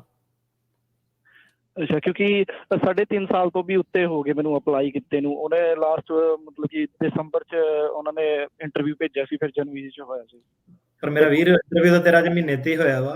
ਉਹ ਕਿਹੜਾ ਫਾਈਲ ਤੇ ਬੈਠੇ ਆ, ਇੰਟਰਵਿਊ ਦੇ ਤਾਂ ਦਿੱਤਾ। ਹੁਣ ਮੈਂ ਕਿਹਾ ਮਹੀਨਾ ਕੁ ਹੋਇਆ, ਉਹਨੂੰ ਥੋੜਾ ਜਿਹਾ ਹੋਰ ਟਾਈਮ ਦਿਓ, ਤੁਹਾਡਾ ਆ ਜਾਣਾ। ਜੇ ਉਹਨਾਂ ਨੂੰ ਕੋਈ ਇਹ ਜਿਹੜਾ ਇਦਾਂ ਹੀ ਹੁੰਦਾ ਹੈ ਵੀ ਫਿਰ ਇਹ 10 ਸਾਲ ਵਾਲਾ ਗ੍ਰੀਨ ਕਾਰਡ ਹੁੰਦਾ ਕੀ ਪਹਿਲਾਂ ਕੰਡੀਸ਼ਨਲ ਆਉਣਾ ਸੀਗਾ ਤੇ ਉਹ ਹੁਣ ਆਇਆ ਨਹੀਂ ਤੇ ਹੁਣ ਸਿੱਧਾ ਹੀ ਜਿਹੜਾ ਪਰਮਨੈਂਟ? ਨਹੀਂ, ਜਿਹੜਾ ਅਸਾਈਲਮ ਵਾਲਾ ਹੁੰਦਾ ਉਹਨੂੰ 10 ਸਾਲ ਹੀ। ਜਿਹੜਾ ਕੰਡੀਸ਼ਨਲ ਗ੍ਰੀਨ ਕਾਰਡ ਹੁੰਦਾ ਉਹ ਹੈਗਾ ਜਿਹੜਾ EB-5 ਵਾਲੇ ਤੇ ਫੈਮਿਲੀ ਮੈਰਿਜ ਵਾਲੇ ਜਿਹੜੇ ਹੈਗੇ ਉਹਨਾਂ ਨੂੰ ਕੰਡੀਸ਼ਨਲ ਹੁੰਦਾ ਵਾ, ਕਿਉਂਕਿ ਉਹਨਾਂ ਨੇ ਦੇਖਣਾ ਕਿ ਇਹ 10 ਨੌਕਰੀਆਂ ਕ੍ਰੀਏਟ ਕਰੂਗਾ ਜਾਂ ਇਹਨਾਂ ਦਾ ਵਿਆਹ ਸਟੇਬਲ ਆ। ਜਿਹੜੇ ਬਾਕੀ ਗ੍ਰੀਨ ਕਾਰਡ ਸਾਰੇ ਉਹ ਪੱਕੇ ਹੁੰਦੇ ਆ, ਭੈਣ ਭਰਾ ਵਾਲੇ, ਮਾਪੇ ਵਾਲੇ। ਠੀਕ ਹੈ ਅਸਾਈਲਮ ਵਾਲੇ ਜੀ। ਮਨਪ੍ਰੀਤ। ਸਤਿ ਸ਼੍ਰੀ ਅਕਾਲ ਭਾਜੀ। ਸਤਿ ਸ਼੍ਰੀ ਅਕਾਲ ਭਾਜੀ। 2 ਸਾਲ ਹੋ ਚੱਲੇ ਮੈਨੂੰ ਗ੍ਰੀਨ ਕਾਰਡ ਅਪਲਾਈ ਕੀਤੇ ਨੂੰ ਤੇ ਕੋਈ ਅਪਡੇਟ ਨਹੀਂ ਹੈ। ਤੇ ਇੱਕ ਤਾਂ ਜਦੋਂ ਰਿਸੀਵਿੰਗ ਲੈਟਰ ਤੋਂ ਬਾਅਦ ਮੈਨੂੰ ਕੋਲ ਲੈਟਰ ਆਇਆ ਸੀਗਾ, ਡੇਟ ਆਫ ਬਰਥ ਮੇਰੀ ਗਲਤ ਸੀਗੀ, ਉਹ ਮੈਂਸ਼ਨ ਕਰਾਤੀ ਸੀਗੀ, ਮੈਂ ਵਕੀਲ ਤੋਂ ਸਹੀ ਕਰਵਾਤੀ ਸੀਗੀ ਹਨਾ ਜੀ। ਉਹ 8 ਮਹੀਨੇ ਹੋ ਚੱਲੇ, ਉਸ ਤੋਂ ਬਾਅਦ ਕੋਈ ਅਪਡੇਟ ਨਹੀਂ ਹੈ। ਤੁਹਾਡੇ ਤੋਂ ਮੋਹਰੇ ਪੁੱਛ ਕੇ ਗਿਆ, 3.5 ਸਾਲ ਬਾਅਦ ਆਈ ਹੈ ਇੰਟਰਵਿਊ ਉਹਦੀ। ਅਸਾਈਲਮ ਵਾਲਾ ਗ੍ਰੀਨ ਕਾਰਡ? ਹਾਂਜੀ ਹਾਂਜੀ ਅਸੈਲਮ ਦਾ ਜੀ। ਅਸਾਲਮ ਵਾਲੇ ਨੂੰ ਭਾਜੀ 3.5 4 ਸਾਲ ਦੀ ਵੇਟਿੰਗ ਆ ਉਹਦੀ ਇਸ ਵੇਲੇ। ਜੀ ਸੋ ਇੰਤਜ਼ਾਰ ਕਰੋ ਜੀ, ਕੋਈ ਨਹੀਂ, ਸਬਰ ਦਾ ਫਲ ਮਿੱਠਾ। ਸੁਨੀਲ ਕੁਮਾਰ। ਸਤਿ ਸ਼੍ਰੀ ਅਕਾਲ ਭਾਜੀ। ਸਤਿ ਸ੍ਰੀ ਅਕਾਲ ਭਾਜੀ ਮੇਰੀ ਅਪਾਇੰਟਮੈਂਟ ਸੀ ਵੈਨਸਡੇ ਨੂੰ ਆਪਣਾ, ਤੇ ਮੈਨੂੰ ਕੋਲ ਆਈ ਸੀ, ਕਹਿੰਦੇ ਮੈਂ ਕੀਤੀ ਸੀ ਬਲਕਿ 10 ਵਜੇ ਮਾਰਨਿੰਗ ਵਿੱਚ, ਤੇ ਕਹਿੰਦੇ ਸ਼ਾਮ ਨੂੰ ਕਰਾਂਗੇ, ਬਟ ਭਾਜੀ ਕੋਈ ਅਪਾਇੰਟਮੈਂਟ ਨਹੀਂ ਹੋਈ, ਕੋਈ ਕਾਲ ਨਹੀਂ ਆਈ। ਮੈਨੂੰ ਭਾਜੀ ਇੱਕ ਵਾਰੀ ਆਪਣਾ ਨੰਬਰ ਦੱਸ ਦਿਓ, ਮੈਂ ਉਹਨਾਂ ਨੂੰ ਦੁਬਾਰਾ ਕਹਿ ਕੇ ਕਰ ਦਿੰਦਾ। ਕੀ ਫੋਨ ਨੰਬਰ ਆ ਤੁਹਾਡਾ? 310 ਜੀ 733 6898। ਕੀ ਨਾਮ ਹੈ ਤੁਹਾਡਾ? ਸੁਨੀਲ ਕੁਮਾਰ। ਠੀਕ ਹੈ ਭਾਜੀ। ਤੇ ਭਾਜੀ ਆਪਣਾ ਜੱਜ ਚੇਂਜ ਹੋਇਆ, ਮਿਸ਼ੇਲ ਸਲੈਟਨ ਆਇਆ, ਕਿਵੇਂ ਦਾ ਜੱਜ ਆ? ਇਹ ਤਾਂ ਭਾਜੀ ਮੈਨੂੰ ਵੀ ਦੇਖ ਕੇ ਦੱਸਣਾ ਪੈਣਾ ਇੰਟਰਨੈਟ ਤੋਂ, ਇਦਾਂ ਨਹੀਂ ਮੈਨੂੰ ਪਤਾ ਰੇਟਿੰਗਾਂ ਕੀ ਹੈਗੀਆਂ। ਨਵੇਂ ਜੱਜ ਦੀ ਰੇਟਿੰਗ ਵੈਸੇ ਵੀ ਅਵੇਲੇਬਲ ਨਹੀਂ ਹੈਗੀ। ਨਵੇਂ ਜੱਜ ਦੀ ਮੈਂ ਕਿਹਾ ਕੋਈ ਕੇਸ ਆਇਆ, ਕਿਉਂਕਿ ਕੇਸ ਤੁਹਾਨੂੰ ਦੇਣਾ, ਮੈਂ ਇਸੇ ਕਰਕੇ ਅਪਾਇੰਟਮੈਂਟ ਕੀਤੀ ਸੀ ਤੁਹਾਡੇ ਨਾਲ। ਜੀ ਕੋਈ ਨਹੀਂ ਭਾਜੀ, ਤੁਹਾਨੂੰ ਮੈਂ 31073366898 ਇਹ ਤੇ ਮੈਂ ਤੁਹਾਨੂੰ ਮੰਡੇ ਨੂੰ ਕਾਲ ਕਰੂੰਗਾ ਜੀ। ਠੀਕ ਹੈ ਜੀ, ਥੈਂਕ ਯੂ ਜੀ। ਸੋਮਨਾਥ ਜੀ ਸਤਿ ਸ਼੍ਰੀ ਅਕਾਲ। ਸਤਿ ਸ਼੍ਰੀ ਅਕਾਲ ਜੀ। ਜੀ ਭਾਜੀ ਮੇਰਾ ਬੇਟੇ ਨੇ ਨਾ 2012 ਦੇ ਵਿੱਚ ਬਲੱਡ ਡੋਨੇਸ਼ਨ ਦਾ ਕੀਤਾ ਸੀਗਾ ਬੱਚਿਆਂ ਦਾ, ਤੇ ਮੈਂ ਉਦੋਂ ਗ੍ਰੀਨ ਕਾਰਡ ਸੀਗਾ, ਤੇ ਹੁਣ ਮੈਂ ਸਿਟੀਜ਼ਨ ਬਣ ਗਿਆ, ਤੇ ਅਜੇ ਤੱਕ ਉਹਦਾ ਕੋਈ ਅਪਰੂਵਲ ਲੈਟਰ ਨਹੀਂ ਆਇਆ ਹੈਗਾ। ਮੈਂ ਹੁਣ ਸਿਟੀਜ਼ਨ ਬਣਿਆ ਹੈਗਾ ਪਿਛਲੇ ਸਾਲ ਸਤੰਬਰ 'ਚ। ਕੀ ਇਹਦੇ ਨਾਲ ਮੈਨੂੰ ਫਰਕ ਪੈ ਸਕਦਾ? ਕੋਈ ਮੇਰਾ ਦੋਤਰਾ ਜਿਹੜਾ ਉਹ 16 ਸਾਲ ਦਾ ਹੋ ਗਿਆ, ਤੇ ਤਾਂ ਪਤਾ ਨਹੀਂ ਹੁਣ ਕਿੰਨਾ ਟਾਈਮ ਲੱਗਦਾ। ਹਾਂਜੀ ਉਹਨੂੰ ਤੁਸੀਂ ਪੈਂਡਿੰਗ ਹੀ ਰਹਿਣ ਦਿਓ। ਉਹ ਤੁਸੀਂ ਕੇਸ ਉਹਨੂੰ ਫੋਲੋ ਕਰਨ ਦੀ ਲੋੜ ਨਹੀਂ 130, ਕਿਉਂਕਿ ਤੁਸੀਂ ਕਿਹੜੇ ਸਾਲ ਫਾਈਲ ਕੀਤਾ ਸੀਗਾ? 2012 ਚ ਕੀਤਾ, ਮੇਰੇ ਬੇਟੇ ਨੇ ਕੀਤਾ ਜੀ। ਬੇਟੇ ਨੇ ਕਿਹਦਾ ਫਾਈਲ ਕੀਤਾ ਸੀ? ਆਪਣੇ ਭਰਾ ਦਾ? ਭੈਣਾਂ ਦਾ। ਹਾਂਜੀ ਇਹ ਜਿੱਦਾਂ ਅੱਜ ਦੇ ਪ੍ਰੋਗਰਾਮ 'ਚ ਦੱਸ ਕੇ ਹਟਿਆ ਕਿ ਜਿੰਨੀ ਦੇਰ ਪੈਂਡਿੰਗ ਆ ਤੁਹਾਡਾ ਕੇਸ, ਉਹਨਾਂ ਤੁਹਾਨੂੰ ਟਾਈਮ ਦਾ ਫਾਇਦਾ ਮਿਲ ਜਾਣਾ। ਸੋ ਇਹਨੂੰ ਤੁਸੀਂ ਰਹਿਣ ਦਿਓ ਫਾਈਲ। ਜਿਹੜਾ ਤੁਸੀਂ ਸਿਟੀਜ਼ਨ ਬਣੇ ਆ ਉਹਦਾ ਤੁਹਾਡੇ ਬੇਟੇ ਦੇ ਕੇਸ ਨਾਲ ਕੋਈ ਲੈਣਾ ਦੇਣਾ ਨਹੀਂ ਹੈਗਾ। ਤੁਸੀਂ ਐਜ਼ ਅ ਸਿਟੀਜ਼ਨ ਆਪਣੇ ਬੱਚਿਆਂ ਦਾ ਅਲੱਗ ਇੱਕ ਪਟੀਸ਼ਨ ਫਾਈਲ ਕਰ ਸਕਦੇ ਹੋ। ਉਹਦੇ 2009 ਚੱਲਦੀ ਆ ਨੰਬਰਿੰਗ। ਸੋ ਫਾਈਲ ਕਰਨ 'ਚ ਕੋਈ ਤੁਹਾਡਾ ਨੁਕਸਾਨ ਨਹੀਂ ਹੈਗਾ ਜੀ। ਭਰਾ ਨੇ ਭਰਾ ਦੇ ਲਈ ਕੀਤਾ, ਭੈਣਾਂ ਦੇ ਲਈ ਕੀਤਾ, ਤੇ ਤੁਸੀਂ ਐਜ਼ ਏ ਪਿਓ ਆਪਣੇ ਜਿਹੜੇ ਨਿਆਣਿਆਂ ਦੇ ਲਈ ਵੀ ਕਰ ਸਕਦੇ ਆ, ਪਰ ਦੋਨੋਂ ਵੱਖੋ ਵੱਖਰੇ ਪੈਰਲਲ ਹੀ ਚੱਲਣਗੇ। ਗੁਰਿੰਦਰ ਜੀ ਸਤਿ ਸ੍ਰੀ ਅਕਾਲ। ਸਤਿ ਸ਼੍ਰੀ ਅਕਾਲ ਜੀ। ਸਰ ਮੇਰਾ ਕੁਐਸਚਨ ਸੀ, ਮੈਂ 2011 ਦੇ ਵਿੱਚ ਆਇਆ ਸੀ ਤੇ ਸੈਲਮ ਲਾਈ ਸੀ, ਤੇ 2019 ਦੇ ਵਿੱਚ ਮੈਂ ਸਿਟੀਜ਼ਨ ਨਾਲ ਮੈਰਿਜ ਕੀਤੀ ਸੀ, ਤੇ ਮੇਰੀ 1 ਫਰਵਰੀ ਦੀ ਕੋਰਟ ਹੈਰਿੰਗ ਸੀ ਮਾਸਟਰ, ਪਰ 30 ਤਰੀਕ ਨੂੰ ਉਹਨਾਂ ਨੇ ਮੈਨੂੰ ਡਿਸਮਿਸ ਦਾ ਲੈਟਰ ਭੇਜਤਾ ਜੀ। ਇਹ ਕਿਹੜਾ ਸੈਂਟਾਨਾ ਦਾ ਕੋਡ ਸੀਗਾ? ਸੈਂਟਾਨਾ ਕੋਡ ਸੀਗਾ ਇਹ ਵਰਜੀਨੀਆ ਦੇ ਵਿੱਚ। ਤੇ ਤੁਸੀਂ ਆਏ ਕਿੱਦਾਂ ਸੀਗੇ? 2 ਨੰਬਰ 'ਚ ਆਏ ਸੀਗੇ ਕਿ ਵੀਜ਼ੇ ਤੇ ਆਏ ਆ? ਬਾਰਡਰ ਕ੍ਰਾਸ ਕਰਕੇ ਭਾਜੀ। ਤੁਸੀਂ ਇੱਕ ਤਾਂ ਅਸਾਈਲਮ ਆਫਿਸ ਦੇ ਵਿੱਚ ਕੇਸ ਲਾ ਸਕਦੇ ਆ ਆਪਣਾ ਇਸ ਵੇਲੇ, ਤੇ ਦੂਜਾ ਇਹ ਹੈ ਕਿ ਵਿਆਹ ਵਾਲੇ ਬੇਸ ਤੇ I-130 ਕਰਾ ਕੇ, ਵੇਵਰ ਕਰਾ ਕੇ, ਬਾਹਰੋਂ ਜਾ ਕੇ ਵੀਜ਼ਾ ਸਟੈਂਪ ਲਾ ਕੇ ਆ ਸਕਦੇ ਆਪਣੀ, ਹਨਾ ਜੀ। ਇੰਟਰਵਿਊ ਹੋ ਚੁੱਕੀ ਹੈ 2021 ਦੇ ਵਿੱਚ I-30 ਦੀ, ਤੇ ਉਹਨਾਂ ਨੇ ਕਿਹਾ ਸਾਰਾ ਕੁਝ ਹੋਦਾ ਹੀ, ਤੇ ਅਪਰੂਵਲ ਦਾ ਨੋਟਿਸ ਬਾਏ ਮੇਲ ਆਊਗਾ, ਪਰ ਬਾਅਦ ਚ ਕੋਈ ਨੋਟਿਸ ਨਹੀਂ ਆਇਆ ਜੀ ਇਹਨਾਂ ਦਾ। ਜਿਹੜਾ ਆਪਣਾ 130 ਤੁਹਾਡਾ ਪੈਂਡਿੰਗ ਹੈ ਨਾ, ਉਹਨੂੰ ਆਪਣਾ ਐਮਬੈਸੀ ਨੋਟੀਫਿਕੇਸ਼ਨ ਦੇ ਵਿੱਚ ਕਨਵਰਟ ਕਰਾਓ ਆਪਣੇ ਵਕੀਲ ਨੂੰ ਕਹਿ ਕੇ, ਤਾਂ ਕਿ ਤੁਸੀਂ ਵੇਵਰ ਫਾਈਲ ਕਰ ਸਕੋ। ਨਹੀਂ ਤਾਂ ਫਿਰ ਤੁਹਾਡਾ ਸਾਲ ਇੱਕ ਹੋਰ ਲੱਗਣਾ ਉਸ ਤੋਂ ਬਾਅਦ ਉਹਨੂੰ ਐਮਬੈਸੀ 'ਚ ਕਰਨ ਲਈ। ਜੇ ਅਜੇ ਨਹੀਂ ਅਪਰੂਵ ਹੋਇਆ, ਨੋਟਿਸ ਨਹੀਂ ਆਇਆ, ਇਮੀਗ੍ਰੇਸ਼ਨ ਨੂੰ ਦੁਬਾਰਾ ਕੰਟੈਕਟ ਕਰੋ ਤੇ ਮੇਕ ਸ਼ੋਰ ਕਰੋ ਕਿ ਤੁਸੀਂ ਉਹਨਾਂ ਨੂੰ ਜਿਹੜੀ ਮੁੰਬਈ ਐਮਬੈਸੀ ਆ ਉਧਰ ਨੂੰ ਘਲਾਓ ਉਹਨਾਂ ਨੂੰ। ਜੀ। ਅਗਲੇ ਕਾਲਰ ਇੱਕ ਭਾਜੀ ਰਿਕੁਐਸਟ ਆ ਸਾਰਿਆਂ ਨੂੰ, ਸੁਣਨ ਵਾਲਿਆਂ ਨੂੰ ਸੇਮ ਉਹੀ, ਕਿ ਕਮੈਂਟਾਂ ਦੇ ਵਿੱਚ ਵਧੀਆ ਕਮੈਂਟ ਦਿੰਦੇ ਆ। ਸ਼ੁਕਰੀਆ ਤੁਹਾਡਾ ਯਾਰ। ਜੇ ਤੁਹਾਨੂੰ ਪਸੰਦ ਆ ਤੇ ਗੂਗਲ ਰਿਵਿਊ ਤੇ ਜਾ ਕੇ ਗੂਗਲ ਕਰਕੇ ਨਾਮ ਸਾਡਾ, ਉੱਥੇ ਪਲੀਜ਼ ਸਾਨੂੰ ਰੇਟਿੰਗ ਦਿਓ, ਤੇ ਸਾਨੂੰ ਉਹਦੇ ਨਾਲ ਫਾਇਦਾ ਹੁੰਦਾ ਵਾ। ਸਿੱਧੀ ਜੀ ਗੱਲ ਹੈ ਜੀ। Thank you. ਗੁਰਪ੍ਰੀਤ ਜੀ ਸਤਿ ਸ਼੍ਰੀ ਅਕਾਲ ਭਾਜੀ। ਸਤਿ ਸ਼੍ਰੀ ਅਕਾਲ ਜੀ। ਹਾਂਜੀ ਭਾਜੀ, ਵਰਕ ਪਰਮਿਟ ਆਏ ਨੂੰ 1 ਮਹੀਨਾ ਹੋ ਗਿਆ ਜੀ, ਸੋਸ਼ਲ ਨਹੀਂ ਆਈ ਭਾਜੀ। ਸੋਸ਼ਲ ਦਾ ਜੇ ਨਹੀਂ ਆਇਆ ਭਾਜੀ, ਤੁਸੀਂ ਨਾ ਵਰਕ ਪਰਮਿਟ ਲੈ ਕੇ ਆਪਣਾ ਸੋਸ਼ਲ ਸਿਕਿਉਰਿਟੀ ਦੇ ਦਫ਼ਤਰ ਚਲ ਜਾਓ। ਉਹ ਤੁਹਾਨੂੰ ਦੱਸ ਦੋਗੇ ਕਿ ਉਹਨਾਂ ਨੇ ਇਸ਼ੂ ਕਰਤੀ ਆ ਕਿ ਨਹੀਂ ਕੀਤੀ ਆ। ਕਈ ਵਾਰੀ ਨਾ ਇਮੀਗ੍ਰੇਸ਼ਨ ਕੋ ਕੋਆਰਡੀਨੇਟ ਨਹੀਂ ਕਰ ਹੁੰਦਾ, ਤੇ ਤੁਹਾਨੂੰ ਸੋਸ਼ਲ ਸਿਕਿਉਰਿਟੀ ਆਫਿਸ ਜਾਣਾ ਪੈਂਦਾ। ਤੇ ਕੀ ਉੱਥੇ ਫਿਰ ਕੋਆਰਡੀਨੇਟ ਕਰਾ ਦਿੰਦੇ ਆ ਕਿ ਬਸ ਉਦਾਂ ਹੀ? ਹਾਂਜੀ, ਉੱਥੇ ਐਪਲੀਕੇਸ਼ਨ ਭਰ ਦਿੰਦੇ ਆ। ਜੇ ਤਾਂ ਉਹਨਾਂ ਨੇ ਆਲਰੇਡੀ ਇਸ਼ੂ ਕਰਤੀ ਆ ਤਾਂ ਦੱਸ ਦੋਗੇ ਕਿ ਆਪਾਂ ਭੇਜਤੀ ਆ, ਨਹੀਂ ਤਾਂ ਤੁਸੀਂ ਜਾ ਕੇ ਆਪਣੀ ਐਪਲੀਕੇਸ਼ਨ ਭਰ ਕੇ ਵਰਕ ਪਰਮਿਟ ਦੇ ਬੇਸ ਤੇ ਸੋਸ਼ਲ ਸਿਕਿਉਰਿਟੀ ਅਪਲਾਈ ਕਰ ਸਕਦੇ ਹੋ ਦੁਬਾਰਾ ਉੱਤੇ। ਠੀਕ ਹੈ ਜੀ। 3 ਹਫ਼ਤੇ ਲੱਗਦੇ ਆ ਜਾਂਦੀ ਹੈ। ਠੀਕ ਹੈ ਜੀ। ਜਸਵਿੰਦਰ ਜੀ ਹਾਂਜੀ ਸਤਿ ਸ਼੍ਰੀ ਅਕਾਲ ਜੀ। ਸਤਿ ਸ਼੍ਰੀ ਅਕਾਲ। ਮੇਰਾ ਕੁਐਸਚਨ ਸੀਗਾ ਜੀ, ਮੇਰੇ ਡੈਡੀ ਹੋਣਾ ਵੱਲੋਂ ਜਿੱਦਾਂ ਮੇਰੀ ਸਿਸਟਰ 21 ਤੇ 올ਡਰ ਦੇ ਲਾਇਆ, ਉਹ ਮੇਰੇ ਡੈਡੀ ਹੋਣਾ ਕੋਲ ਗ੍ਰੀਨ ਕਾਰਡ ਹੋਲਡਰ ਹੈ ਤੇ ਉਹਨਾਂ ਦੀ 5 ਸਾਲ ਹੋ ਗਏ, ਉਹਨਾਂ ਦੀ ਡੇਟ ਕੀ ਚੱਲ ਰਹੀ ਹੈ? ਇਹ ਤਾਂ ਮੇਰਾ ਵੀਰ ਵੀਜ਼ਾ ਬੁਲੇਟਿਨ ਤੇ ਤੁਹਾਨੂੰ ਚੈੱਕ ਕਰਨੀ ਪੈਣੀ ਆ। ਤੁਹਾਨੂੰ ਮੈਂ ਦੱਸ ਦਿੰਦਾ ਅੱਗੇ ਜਿਹੜੀ 21 F2B ਕੈਟਾਗਰੀ ਹੈ ਇਹ, ਤੇ F2B ਕੈਟਾਗਰੀ ਦੇ ਜਿਹੜੇ ਹੁਣ ਇਸ ਵੇਲੇ ਡੇਟ ਚੱਲਦੀ ਆ ਜੀ 22 ਸਤੰਬਰ 15। ਸਤੰਬਰ 15 ਚੱਲਦੀ ਹੈ ਜੀ। ਜੇ ਉਹ ਤੋਂ ਪਹਿਲਾਂ ਕੀਤਾ ਸੀ ਫਿਰ ਇਨਕੁਆਇਰੀ ਪਾ ਲਿਓ, ਜੇ ਉਸ ਤੋਂ ਬਾਅਦ ਸੀਗਾ ਤਾਂ ਫਿਰ ਵੇਟ ਕਰ ਲਿਓ ਜੀ। 3-4 ਸਾਲ ਹੋਰ ਲੱਗਣੇ ਜੀ। ਇੰਦਰਪਾਲ ਜੀ। ਹਾਂਜੀ ਭਾਈ, ਸਤਿ ਸ਼੍ਰੀ ਅਕਾਲ। ਸਤਿ ਸ਼੍ਰੀ ਅਕਾਲ ਜੀ। ਹਾਂਜੀ ਭਾਜੀ, ਤੁਹਾਡਾ ਪ੍ਰੋਗਰਾਮ ਬਹੁਤ ਵਧੀਆ ਜੀ। ਪਹਿਲੀ ਗੱਲ ਤੇ ਮੈਨੂੰ ਬਹੁਤ ਚੰਗਾ ਲੱਗਦਾ, ਤੁਸੀਂ ਵਧੀਆ ਲੋਕਾਂ ਨੂੰ ਫ੍ਰੀ ਕਮੈਂਟ ਦੇ ਰਹੇ ਜੇ। ਤੇ ਤੁਸੀਂ ਆ ਜਿਹੜਾ USA ਐਮਬੈਸੀ ਆ ਆਪਣੇ ਪਾਸਪੋਰਟ ਵਾਲੀ, ਇਹ $2 ਚਾਰਜ ਕਰਦੇ ਪਰ ਮਿੰਟ ਦੇ ਗੱਲਬਾਤ ਕਰਦੇ, ਤੇ ਤੁਸੀਂ ਲੋਕਾਂ ਕੋਲ ਪੈਸੇ ਚਾਰਜ ਕਰਿਆ ਕਰੋ, ਲੋਕਾਂ ਨੂੰ ਫ੍ਰੀ ਐਡਵਾਈਸ ਦਿੰਦੇ। ਤੁਹਾਡੇ ਕੋਲ ਪਤਾ ਨਹੀਂ ਦਫ਼ਤਰ ਚ ਆਉਂਦੇ ਕਿ ਨਹੀਂ ਆਉਂਦੇ। ਕੋਈ ਨਹੀਂ ਭਾਜੀ, ਸਾਡੇ ਕੋਲ ਬਥੇਰੇ ਕੇਸ ਆ, ਲੋਕੀ ਕਾਫੀ ਪਿਆਰ ਦਿੰਦੇ ਆ। ਤੇ ਇਹਦੇ ਵਿੱਚ ਹੁਣ ਏਦਾਂ ਕਿ ਤਿੰਨੋਂ ਧਿਰਾਂ, ਰੇਡੀਓ, ਵਕੀਲ, ਆਡੀਅנס, ਜਿਹਨਾਂ ਦਾ ਕੇਸ ਆ, ਨਹੀਂ ਕੇਸ ਆ, ਸਾਰਿਆਂ ਨੂੰ ਫਾਇਦਾ, ਸਾਰਿਆਂ ਦੀ ਐਂਟਰਟੇਨਮੈਂਟ। ਸੋ ਧੰਨਵਾਦ ਤੁਹਾਡਾ ਭਾਜੀ। Thank you. ਕੋਈ ਗੱਲ ਨਹੀਂ ਜੀ, ਉਹ ਸੰਤੁਸ਼ਟ ਨੇ ਜਿੰਨੇ ਕੁ ਹੈਗੇ ਉਸ ਦੇ ਨਾਲ। ਹਾਂਜੀ ਜੀ, ਥੈਂਕ ਯੂ। ਸਾਡੇ ਕੋਲ ਜ਼ਿਆਦਾਤਰ ਲੋਕਾਂ ਨੂੰ ਇਹ ਨਹੀਂ ਲਾਮਾ ਹੈਗਾ ਕਿ ਇਹ ਕੰਮ ਨਹੀਂ ਵਧੀਆ ਕਰਦੇ, ਲੋਕਾਂ ਨੂੰ ਇਹ ਲਾਮਾ ਕਿ ਯਾਰ ਇਹ ਮੇਰਾ ਫੋਨ ਨਹੀਂ ਚੱਕਦੇ, ਮੈਂ ਕੇਸ ਲਵਾੜਾ ਵਾ। ਕਈ ਏਦਾਂ ਕਿ 4 ਦਿਨ ਪਹਿਲਾਂ ਵਕੀਲ ਆ ਜਾਂਦਾ ਕਿ 4 ਦਿਨ ਬਾਅਦ ਭਾਜੀ ਮੇਰੀ ਹੇਅਰਿੰਗ ਆ, ਮੇਰਾ ਵਕੀਲ ਫੋਨ ਨਹੀਂ ਚੱਕਦਾ। ਮੈਂ ਕਿਹਾ ਯਾਰ ਹੁਣ ਮੈਂ ਚੌਥੇ ਦਿਨ 4 ਦਿਨਾਂ 'ਚ ਹੁਣ ਮੈਂ ਕੀ ਕਰ ਲੈਣਾ, ਹੁਣ ਤੂੰ ਉੱਧਰ ਹੀ ਜਾ, ਹੁਣ ਅਪੀਲ ਦੇ ਕੋਲ ਹੀ ਆਈ ਸਾਡੇ ਕੋਲ।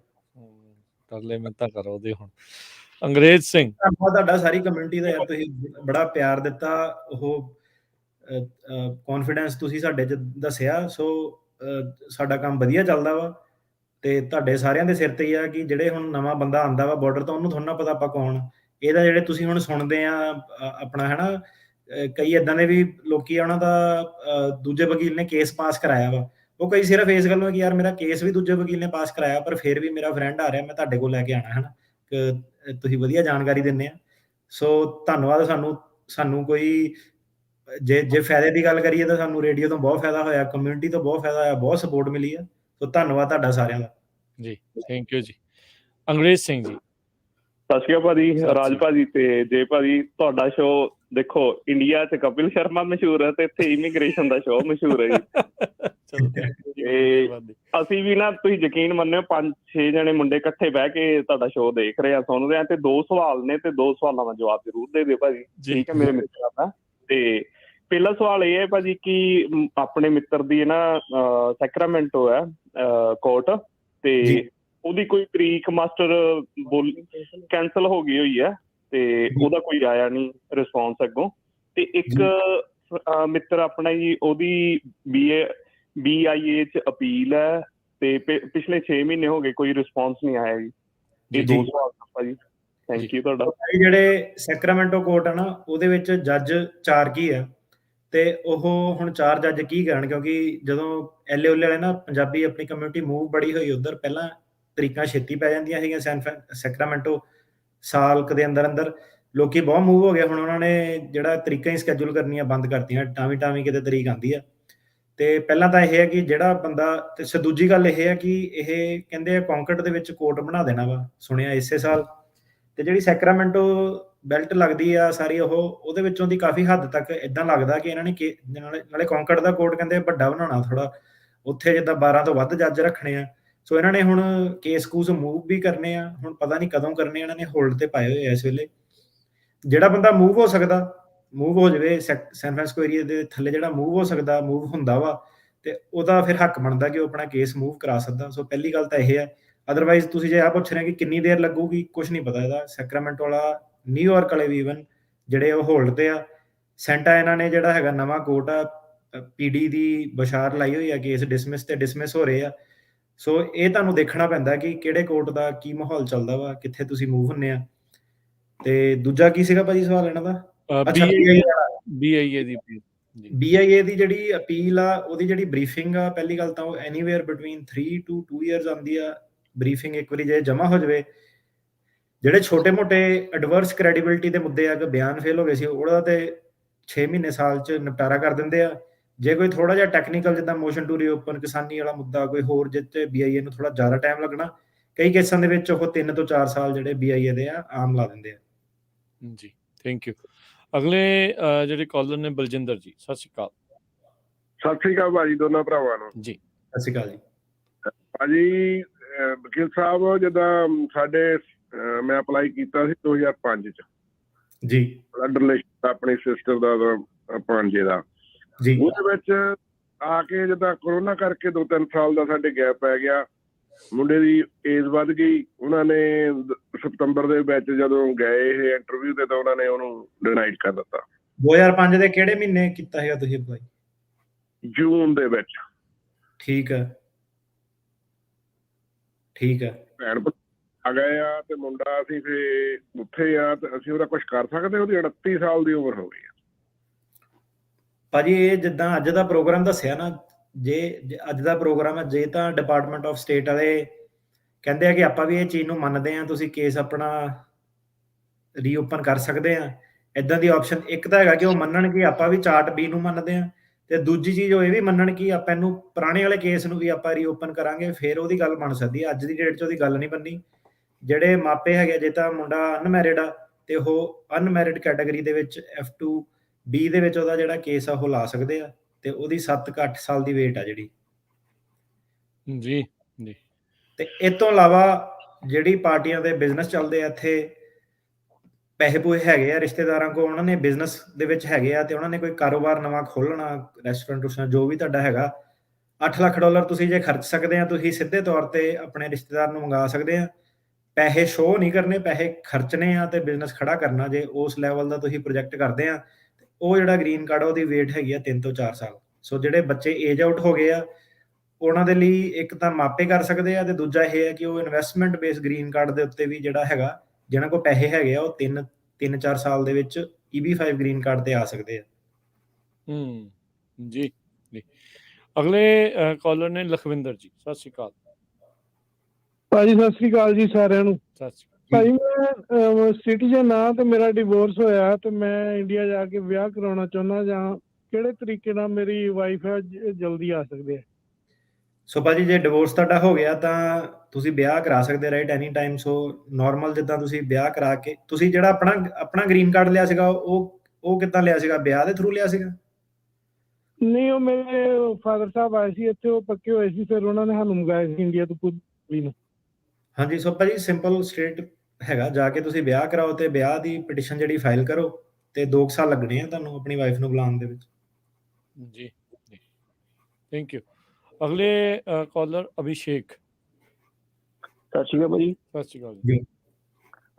ਭਾਜੀ ਮੈਂ ਪੁੱਛਣਾ ਸੀਗਾ, ਜਿੱਦਾਂ ਮੈਂ ਮਾਰਚ ਵਿੱਚ ਆਇਆ ਸੀਗਾ ਕਲੈਕਸ਼ੋ ਕੈਂਪ ਤੇ, ਮੇਰੇ ਬਿਆਨ ਵਗੈਰਾ ਕੁਝ ਨਹੀਂ ਹੋਏ ਹੈਗੇ, ਤੇ ਮੈਨੂੰ ਜੱਜ ਨੇ ਬੌਂਡ ਦੇ ਕੇ ਛੱਡਤਾ ਸੀ ਭਾਜੀ। ਤੇ ਮੈਂ ਕੇਸ ਆਪਣਾ ਨਿਊਯਾਰਕ ਲਾਇਆ ਭਾਜੀ, ਤੇ ਮੇਰੀ ਨਾ ਕਿੱਦਾਂ ਕੋਈ ਕ੍ਰੈਡੀਬਲ ਇੰਟਰਵਿਊ ਆਊਗੀ ਇੱਥੇ ਦੁਬਾਰਾ? ਤੁਸੀਂ ਇਮੀਗ੍ਰੇਸ਼ਨ ਕੋਰਟ 'ਚ ਆਣਾ ਇਸ ਵੇਲੇ? ਹਾਂਜੀ ਭਾਜੀ, ਫੈਡਰਲ ਪਲਾਜ਼ਾ ਕੇਸ ਲੱਗਾ ਹੋਇਆ ਮੇਰਾ ਜੀ। ਹਾਂਜੀ ਭਾਜੀ, ਬਿਲਕੁਲ ਆਊਗੀ, ਏਦਾਂ ਸਾਨੂੰ ਨਾ ਤੁਹਾਨੂੰ ਛੱਡ ਦੇਣਾ। ਠੀਕ ਹੈ ਭਾਈ। ਤੇ ਮੇਰੀ ਕੋਈ ਦਿਮਾਗ ਤੇ ਹੀਅਰਿੰਗ ਵਗੈਰਾ ਆਈ ਨਹੀਂ ਭਾਜੀ, ਮਤਲਬ ਕਿ ਇਸ ਮਹੀਨੇ ਦੇ ਐਂਡ ਤੱਕ ਮੇਰੀ 180 ਦਿਨ ਵੀ ਪੂਰੇ ਹੋ ਜਾਣੇ ਭਾਈ। ਤੁਸੀਂ ਸਾਲਮ ਐਪਲੀਕੇਸ਼ਨ ਫਾਈਲ ਕਰਤੀ ਹੈ ਨਾ? ਹਾਂਜੀ ਭਾਜੀ ਕਰ ਦਿੱਤੀ ਹੋਈ ਮੈਂ। ਠੀਕ ਹੈ ਭਾਜੀ, ਫਿਰ ਵਰਕ ਪਰਮਿਟ ਕਰੋ ਆਪਣਾ ਫਾਈਲ ਤੇ ਆਪਣਾ ਇੰਜੋਏ ਕਰੋ।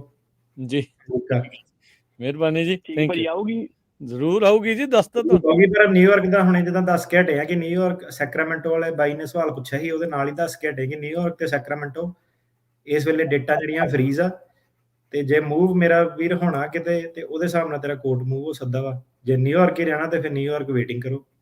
ਜੀ ਜੀ। ਅਗਲੇ ਕਾਲਰ ਹਰਮਨਦੀਪ ਸਿੰਘ, ਸਤਿ ਸ਼੍ਰੀ ਅਕਾਲ। ਸਤਿ ਸ਼੍ਰੀ ਅਕਾਲ ਦੋਵੇਂ ਵੱਡੇ ਵੀਰਾਂ ਨੂੰ ਜੀ।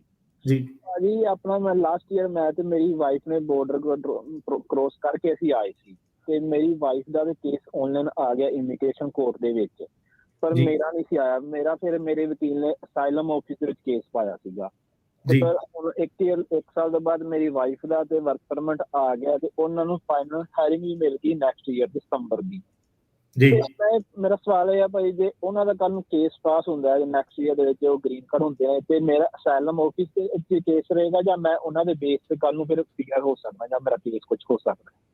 ਤੁਹਾਡਾ ਮੇਰਾ ਵੀ ਨਾਲ ਨਹੀਂ ਉਹਦੇ ਅਸਾਈਲਮ ਗ੍ਰਾਂਟ ਹੋਣਾ। ਤੁਹਾਡੀ ਘਰ ਵਾਲੀ ਨੂੰ ਜਿੱਦਾਂ ਬਾਕੀ ਲੋਕੀ ਕਰਦੇ ਆ 730 ਜਿਹੜਾ ਪ੍ਰੋਸੈਸ ਹੈ ਨਾ ਡੈਰੀਵੇਟਿਵ ਰਿਫਿਊਜੀ, ਤੁਹਾਨੂੰ ਨਵੀਂ ਐਪਲੀਕੇਸ਼ਨ ਫਾਈਲ ਕਰਨੀ ਹੈ, ਪਰ ਤੁਹਾਡੀ ਵਾਈਫ ਦੇ ਕੇਸ ਪਾਸ ਹੋਏ ਤਾਂ ਤੁਹਾਨੂੰ ਡਾਇਰੈਕਟ ਬੈਨੀਫਿਟ ਹੋ ਜਾਣਾ। ਅੱਛਾ, ਇਹ ਮੈਨੂੰ ਇਸ ਚੀਜ਼ ਦਾ ਬੈਨੀਫਿਟ ਹੋ ਸਕਦਾ ਜੇ ਮੇਰੀ ਵਾਈਫ ਦਾ ਕੇਸ ਕੱਲ ਨੂੰ ਪਾਸ ਹੁੰਦਾ ਜੀ? ਹਾਂਜੀ, ਤਾਂ ਸੇਮ ਤਰੀਕੇ ਨਾਲ ਜੇ ਤੁਹਾਡਾ ਕੇਸ ਪਾਸ ਹੁੰਦਾ ਤੇ ਵਾਈਫ ਨੂੰ ਵੀ ਬੈਨੀਫਿਟ ਹੋ ਸਕਦਾ ਜੀ। ਥੈਂਕ ਯੂ ਜੀ, ਬਸ ਧੰਨਵਾਦ ਭਾਜੀ, ਧੰਨਵਾਦ ਜੀ, ਸ਼ੁਕਰੀਆ। ਕਈਆਂ ਦਾ ਇਦਾਂ ਕਿ ਇਹ ਮਾੜੀ ਗੱਲ ਨਹੀਂ ਹੈਗੀ, ਕਈ ਵਾਰੀ ਜਿੱਦਾਂ ਅਲੱਗ ਹੋ ਗਏ ਨਾ ਤੇ ਇਦਾਂ ਕਿ 2 ਚਾਂਸ ਬਣ ਗਏ ਤੁਹਾਡੇ, ਹਨਾ, ਤੇ ਵਾਈਫ ਦਾ ਜੇ ਪਾਸ ਹੁੰਦਾ ਤਾਂ ਠੀਕ ਆ, ਤੁਹਾਡਾ ਵੀ ਬਣ ਗਿਆ। ਹੁਣ ਜੇ ਵਾਈਫ ਦਾ ਫੇਲ ਹੁੰਦਾ ਵਾ ਕੇਸ, ਹਨਾ, ਤਾਂ ਫਿਰ ਇਦਾਂ ਕਿ ਇੱਕ ਤੁਹਾਡੀ ਵੀ ਉਮੀਦ ਆ ਕਿ ਤੁਸੀਂ ਜੇ ਕਿਸੇ ਮੌਕੇ ਤੇ ਤੁਹਾਡਾ ਪਾਸ ਹੋ ਜਾਂਦਾ ਤਾਂ ਤੁਸੀਂ ਵਾਈਫ ਦਾ ਜਿਹੜਾ ਉਹਨੂੰ ਪੱਕੇ ਕਰਾ ਸਕਦੇ ਆ ਆਪਣੇ ਬੇਸ ਤੇ। ਜੀ, ਠੀਕ ਹੈ ਜੀ। ਰਿੰਕੂ ਜੀ, ਸਤਿ ਸ੍ਰੀ ਅਕਾਲ। ਸਤਿ ਸ਼੍ਰੀ ਅਕਾਲ ਭਾਜੀ। ਭਾਜੀ ਮੇਰਾ ਅਪਰੂਵ ਹੋਇਆ ਜੀ ਪੋਲੀਟੀਕਲ ਦਾ ਕੇਸ ਦਸੰਬਰ 22 ਵਿੱਚ ਜੀ, ਤੇ ਪਰ ਨਾ ਪਹਿਲਾਂ ਬੱਚਿਆਂ ਦੀ ਮਾਤਾ ਨਾਲ ਤਲਾਕ ਹੋ ਗਿਆ ਤੇ ਉਹ ਕਰਕੇ ਬੱਚਿਆਂ ਦਾ ਕੇਸ ਅੱਡ ਹੋ ਗਿਆ ਜੀ। ਤੇ ਹੁਣ ਮੈਂ 730 ਲਾਏ ਆ ਭਾਜੀ, ਤੇ ਉਹ 23 ਮਹੀਨੇ ਦੀ ਵੇਟਿੰਗ ਚੱਲਦੀ ਹੈ, ਤੇ ਮੈਂ ਐਕਸਪੈਡਾਈਟ ਦੀ ਵੀ ਕੋਸ਼ਿਸ਼ ਕੀਤੀ ਤੇ ਉਹ ਜਵਾਬ ਦੇ ਦਿੰਦੇ ਵੀ ਨਹੀਂ ਕਰ ਸਕਦੇ ਐਕਸਪੈਡਾਈਟ। ਭਾਜੀ ਉਹ ਰਿਟ ਆਫ ਮੈਂਡੇਮਸ ਕੋਈ ਕਹਿੰਦੇ ਉਹਦਾ ਫਾਇਦਾ ਹੋਏਗਾ ਕਿ ਨਹੀਂ? ਹੈਲੋ ਭਾਜੀ ਪੰਗਾ ਲੈ ਕੇ ਦੇਖ ਲਓ, ਪਰ ਇਦਾਂ ਵਾ ਕਿ ਜਿਹੜੇ ਅਸਾਈਲਮ ਵਾਲੇ ਕੇਸ ਹੈਗੇ ਨਾ, ਸਰਕਾਰ ਨੇ ਰਿਟ ਆਫ ਪਹਿਲੀ ਗੱਲ ਤਾਂ ਇਦਾਂ ਕਿ ਸਰਕਾਰ ਦੇ ਕੋਲ ਸਿੱਧੇ ਹੱਕ ਹੈਗਾ ਕਿ ਬਈ ਸਾਡਾ ਪ੍ਰੋਸੈਸਿੰਗ ਟਾਈਮ ਇੰਨਾ ਵਾ, ਇਹ ਕੋਈ ਇਕੱਲਾ ਨਹੀਂ, ਸਾਰਿਆਂ ਦਾ ਹੀ ਸਾਡਾ ਇੰਨਾ ਟਾਈਮ ਲੱਗ ਰਿਹਾ, ਸਾਡੀ ਕੋਈ ਪ੍ਰੋਸੀਜਰ ਦੀ ਵਾਇਓਲੇਸ਼ਨ ਨਹੀਂ ਹੈਗੀ। ਹੁਣ ਰਿਟ ਆਫ ਮੈਂਡੇਮਸ ਕੀ ਹੈਗਾ ਕਿ ਵਕੀਲਾਂ ਨੇ ਆਪਣਾ ਇੱਕ ਕੰਮ ਚਲਾਇਆ ਕਿ ਚੱਲ ਬਾਂਹ ਮਰੋੜ ਕੇ ਦੇਖਦੇ ਆ ਸਰਕਾਰ ਦੀ, ਕਿਉਂਕਿ ਸਰਕਾਰ ਕੋਲ ਟਾਈਮ ਨਹੀਂ ਹੈਗਾ, ਸਰਕਾਰ ਨੇ ਕੰਪਰੋਮਾਈਜ਼ ਕਰ ਲੈਣਾ ਆ ਕੇ ਤੇ ਉਹਨੇ ਕਹਿਣਾ ਚੱਲ ਆ ਕੇਸ ਨੂੰ ਛੇਤੀ ਕਰ ਦਿਓ। ਏਦਾਂ ਜਿੱਥੇ ਸਰਕਾਰ ਨੇ ਫਿਰ ਨਹੀਂ ਕੰਪਰੋਮਾਈਜ਼ ਕੀਤਾ, ਰਾਈਟ, ਤੇ ਉਹਦੇ ਵਿੱਚ ਕਿੱਦਾਂ ਕਿ ਕੋਈ ਕਮੀ ਪੇਸ਼ੀ ਕੋਈ ਨਿਕਲੇ ਆਈ 485 ਐਪਲੀਕੇਸ਼ਨ ਚ ਅਸਾਈਲਮ ਨਾਲ ਕਨਫਲਿਕਟ ਕਰਦੀ ਸੀ, ਉਹਨਾਂ ਨੂੰ ਲੱਗਿਆ ਕਿ ਭਾਈ ਇਹਦਾ ਅਸਾਈਲਮ ਦਾ ਕੇਸ ਜੈਨੂਇਨ ਨਹੀਂ ਹੈਗਾ ਜਾਂ ਹੈਗਾ ਨਹੀਂ ਹੈਗਾ। ਸੋ ਮਰੋੜਨੀ ਸਰਕਾਰ ਦੀ ਬਾਂਹ ਮਰੋੜ ਦੋ। ਮੇਰੀ ਸਲਾਹ ਹੈਗੀ ਕਿ ਵੇਟ ਕਰ ਲਓ, ਕੋਈ ਐਡੀ ਕਾਹਲੀ ਕਰਨ ਦੀ ਲੋੜ ਨਹੀਂ ਕਿ ਰਿਟ ਆਫ ਮੈਂਡੇਮਸ ਤੁਸੀਂ ਫਾਈਲ ਕਰੋ ਸਰਕਾਰ ਨਾਲ। ਉਦਾਂ ਤੁਸੀਂ ਇਹ ਪੁੱਛਣਾ ਕਿ ਰਿਟ ਆਫ ਮੈਂਡੇਮਸ ਕੰਮ ਕਰਦੀ ਆ? ਹਾਂਜੀ ਕਰ ਸਕਦੀ ਆ, ਸਿਰਫ ਇਸ ਕਰਕੇ ਕਿ ਸਰਕਾਰ ਕਾਰਨ ਇਹ ਸੀਗਾ ਭਾਜੀ, ਬੱਚੇ ਹੈਗੇ ਕਾਲਜ ਵਿੱਚ, ਸਾਨੂੰ ਹੁਣ ਫਾਸਾ ਵਗੈਰਾ ਨਹੀਂ ਮਿਲਦਾ ਗਾ। ਰੌਲਾ ਇਹ ਹੈ ਵੀ ਅੱਗੇ ਵੱਡੀਆਂ ਪੜ੍ਹਾਈਆਂ ਕਰਕੇ ਉਸ ਹਿਸਾਬ ਦੇ ਪੈਸੇ ਫਿਰ ਨਾ ਉਸ ਚੱਕਰ 'ਚ ਮੈਂ ਸੋਚ ਰਿਹਾ ਬੇਟੀ ਮੇਰੀ ਮੈਡੀਕਲ ਕਾਲਜ ਵਿੱਚ ਜਿਹੜੀ ਮੈਂ ਤੁਹਾਨੂੰ ਇਨਫੋਰਮੇਸ਼ਨ ਦਿੱਤੀ ਆ ਉਹਨੂੰ ਤੁਸੀਂ ਮੱਦੇਨਜ਼ਰ ਰੱਖ ਕੇ ਕਰਨਾ ਵਾ। ਹੋ ਸਕਦਾ ਕਿ ਸਰਕਾਰ ਕਵੇ ਸਾਡੇ ਕੋਲ ਟਾਈਮ ਨਹੀਂ, ਇਹਦਾ ਰਫਾ ਦਫਾ ਕਰੋ, ਅਪਰੂਵ ਕਰੋ। ਹੋ ਸਕਦਾ ਕਿ ਜਿਹੜਾ ਵਕੀਲ ਟੱਕਰ ਗਿਆ ਤਾਂ ਉਹਨੇ ਕਹਿਣਾ ਇਹਨੂੰ ਇਹਦੀ ਪੂਰੀ ਸ਼ਨਾਖਤ ਕਰੋ। ਜੀ ਜੀ ਜੀ। ਅਗਲੇ ਕਾਲਰ ਨੇ ਹਰਨੇਕ ਸਿੰਘ ਜੀ, ਸਤਿ ਸ਼੍ਰੀ ਅਕਾਲ। ਹਾਂਜੀ ਹਰਨੇਕ ਸਿੰਘ। ਹਾਂਜੀ ਸਤਿ ਸ਼੍ਰੀ ਅਕਾਲ ਜੀ। ਸਤਿ ਸ਼੍ਰੀ ਅਕਾਲ ਭਾਈ, ਸਤਿ ਸ਼੍ਰੀ ਅਕਾਲ। मेरा सवाल है, छोटा सवाल है। मेरा लड़का ऑस्ट्रेलिया सिटीजन है, मैं इतने सिटीजन है, मेरा बच्चा किस तरह आ सकता है इतने आके काम कर सकता कि नहीं कर सकता?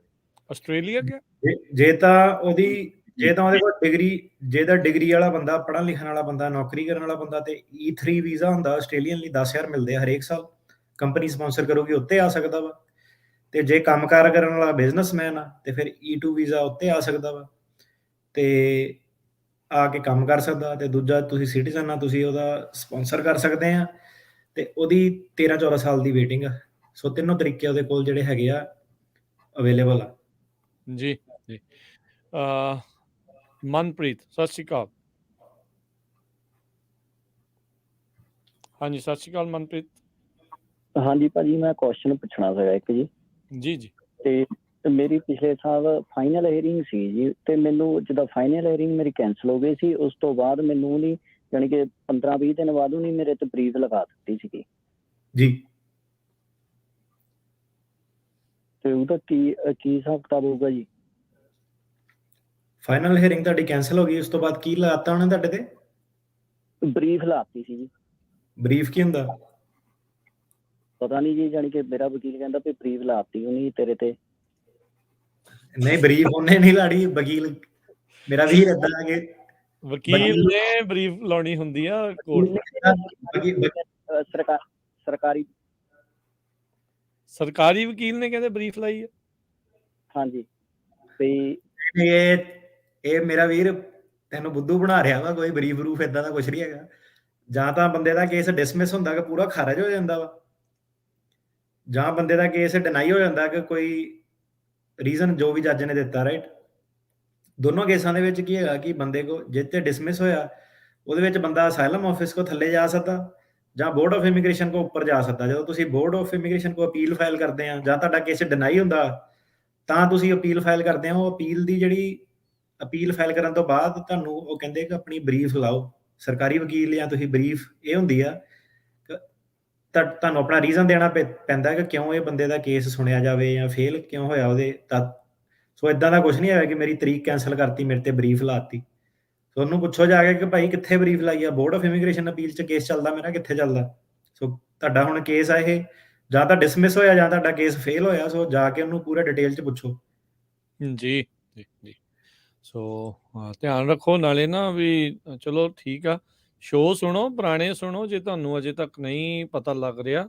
ਜੇ ਹੁਣੇ ਸੁਣਨੇ ਸ਼ੁਰੂ ਕੀਤੇ ਤੇ ਪੁਰਾਣੇ ਸਾਰੇ ਇਮੀਗ੍ਰੇਸ਼ਨ ਵਾਲੇ ਅਟਰਨੀ ਟੇਰਕੀਆਂ ਵਾਲੇ ਸ਼ੋਅ ਸੁਣੋ, ਤੁਹਾਨੂੰ ਪਤਾ ਲੱਗ ਜੂਗਾ। ਐਟਲੀਸਟ ਤੁਸੀਂ ਆਪਣੇ ਵਕੀਲ ਨੂੰ ਪੁੱਛਣਾ ਵਗੈਰਾ ਕੀ ਆ, ਆਪਣੀ ਇਮੀਗ੍ਰੇਸ਼ਨ ਦੀ ਨੌਲੇਜ ਦਾ ਵਿੱਚ ਵੀ ਥੋੜਾ ਜ਼ਰੂਰ ਵਾਧਾ ਕਰੋ।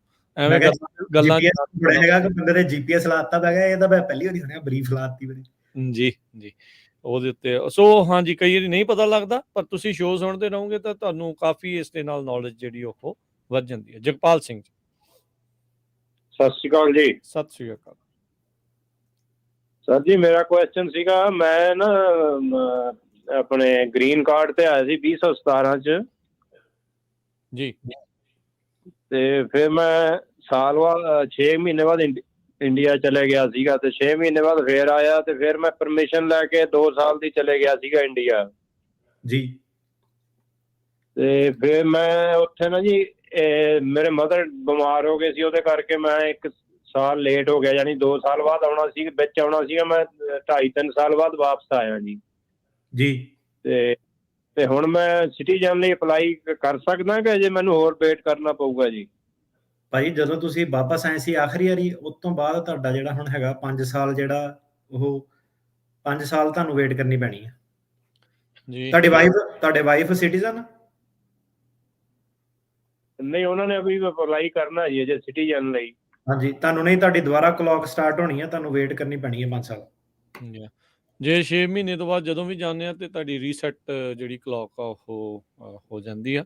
ਸੋ ਉਹ ਚੀਜ਼ ਦਾ ਧਿਆਨ ਰੱਖਿਆ ਕਰੋ। ਬੰਦਾ ਜੇ ਤੁਹਾਨੂੰ ਨਹੀਂ ਇੱਛਾ ਵੀ ਸਿਟੀਜ਼ਨ ਬਣਨ ਦੀ ਵੀ ਆਉਂਦੇ ਜਾਂਦੇ ਰਹਿਣ ਦਾ ਤੁਹਾਡਾ ਜ਼ਿਆਦਾ ਆ, ਫਿਰ ਉਹ ਠੀਕ ਆ, ਉਹ ਰੱਖੋ। ਜੇ ਤੁਹਾਨੂੰ ਹਾਂ ਵੀ ਸਿਟੀਜ਼ਨ ਬਣਨਾ ਆ, ਜਿਹੜਾ ਕਿ ਚਾਹੀਦਾ ਆ ਵੀ ਤੁਸੀਂ ਜੇ ਬਹੁਤਾ ਸਮਾਂ ਇੱਥੇ ਸਪੈਂਡ ਕਰਨਾ ਆ, ਤੇ ਫਿਰ ਇੱਕ ਵਾਰੀ ਔਖੇ ਸੌਖੇ ਹੋ ਕੇ 6 ਮਹੀਨੇ ਤੋਂ ਵੱਧ ਨਾ ਵਕਤ ਲਾਇਆ ਕਰੋ। ਤਾਂ ਪਹਿਲਾਂ ਜਿਹੜਾ ਆ ਇਹ ਤਾਂ ਮੈਂ ਕਹਿੰਦਾ ਵਧੀਆ ਕਿਸਮਤ ਆ ਬਾਈ ਦੀ ਕਿ 3.5 ਸਾਲ। ਕਈ ਵਾਰੀ 에ਅਰਲਾਈਨ ਵਾਲੇ ਪੰਗਾ ਪਾ ਦਿੰਦੇ ਆ, ਕਈ ਵਾਰੀ ਬਾਰਡਰ ਵਾਲੇ ਨਹੀਂ ਆਣ ਦਿੰਦੇ ਕਿ ਗ੍ਰੀਨ ਕਾਰਡ ਕੈਂਸਲ ਹੋ ਗਿਆ। ਤੇ ਚਲੋ ਹੁਣ ਆ ਗਏ ਆ ਇੱਕ ਵਾਰੀ, ਵਧੀਆ ਖੁਸ਼ਕਿਸਮਤ ਆ ਤੁਸੀਂ। ਤੇ ਆਪਣਾ ਹੁਣ ਜਿਹੜਾ ਹੈਗਾ ਹੋਰ ਕੋਈ ਟ੍ਰਿਪ ਜਿਹੜਾ 6 ਮਹੀਨੇ ਤੋਂ ਵੱਧ ਨਾ ਲਾਇਓ। ਜੀ ਜੀ ਜੀ। ਅਗਲੇ ਕਾਲਰ ਹੈ ਜਸਵਿੰਦਰ। ਸਤਿ ਸ਼੍ਰੀ ਅਕਾਲ ਜੀ। ਹਾਂਜੀ, ਸਤਿ ਸ਼੍ਰੀ ਅਕਾਲ ਜੀ। ਜੀ ਮੇਰੇ ਜੀ ਸਿਸਟਰ ਜਿੱਦਾਂ ਓਵਰ 21 ਅਨਮੈਰਿਡ ਬੇਸ ਤੇ I-130 ਪਟੀਸ਼ਨ ਕੀਤੀ ਹੋਈ ਹੈ, ਉਹਦੇ ਵਿੱਚ ਆਪਾਂ ਕੋਈ ਜਿੱਦਾਂ ਉਹ ਇਕੱਲੇ ਹੀ ਇੰਡੀਆ ਹੈਗੇ ਆ, ਜਿੱਦਾਂ ਰਿਕੁਐਸਟ ਕਰ ਸਕਦੇ ਹੋ, ਪ੍ਰੋਸੈਸਿੰਗ ਤੇਜ਼ ਕਰ ਸਕਦੇ? NVC ਦੇ ਵਿੱਚ ਹੈਗਾ ਕੇਸ? ਨਹੀਂ ਆਪਣਾ ਫਾਈਲ ਕਿਹੜੇ ਸਾਲ ਕੀਤਾ ਹੈਗਾ ਤੁਸੀਂ?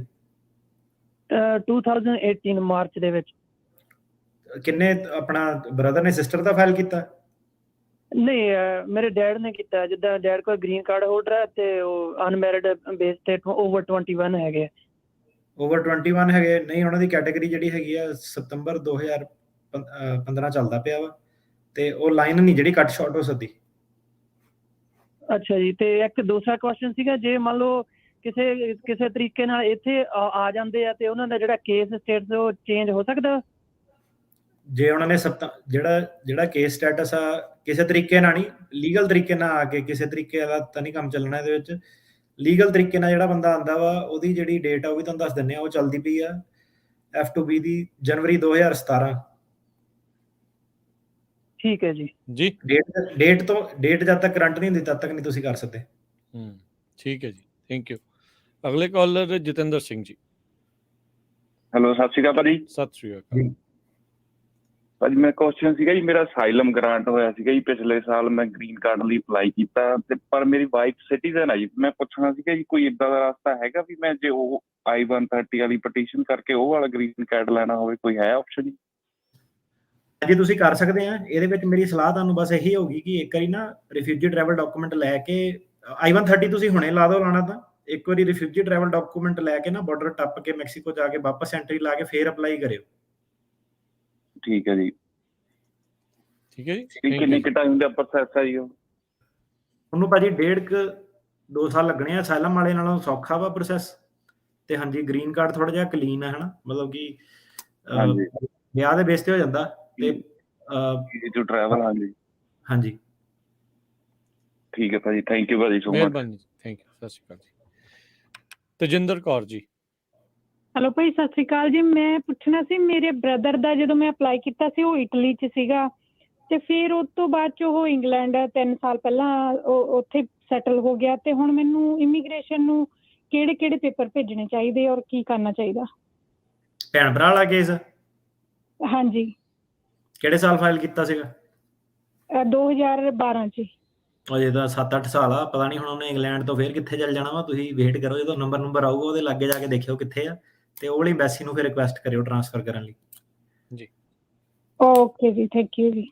ਓਕੇ ਜੀ। ਸੁਰਿੰਦਰ ਕੌਰ ਜੀ, ਸਤਿ ਸ਼੍ਰੀ ਅਕਾਲ।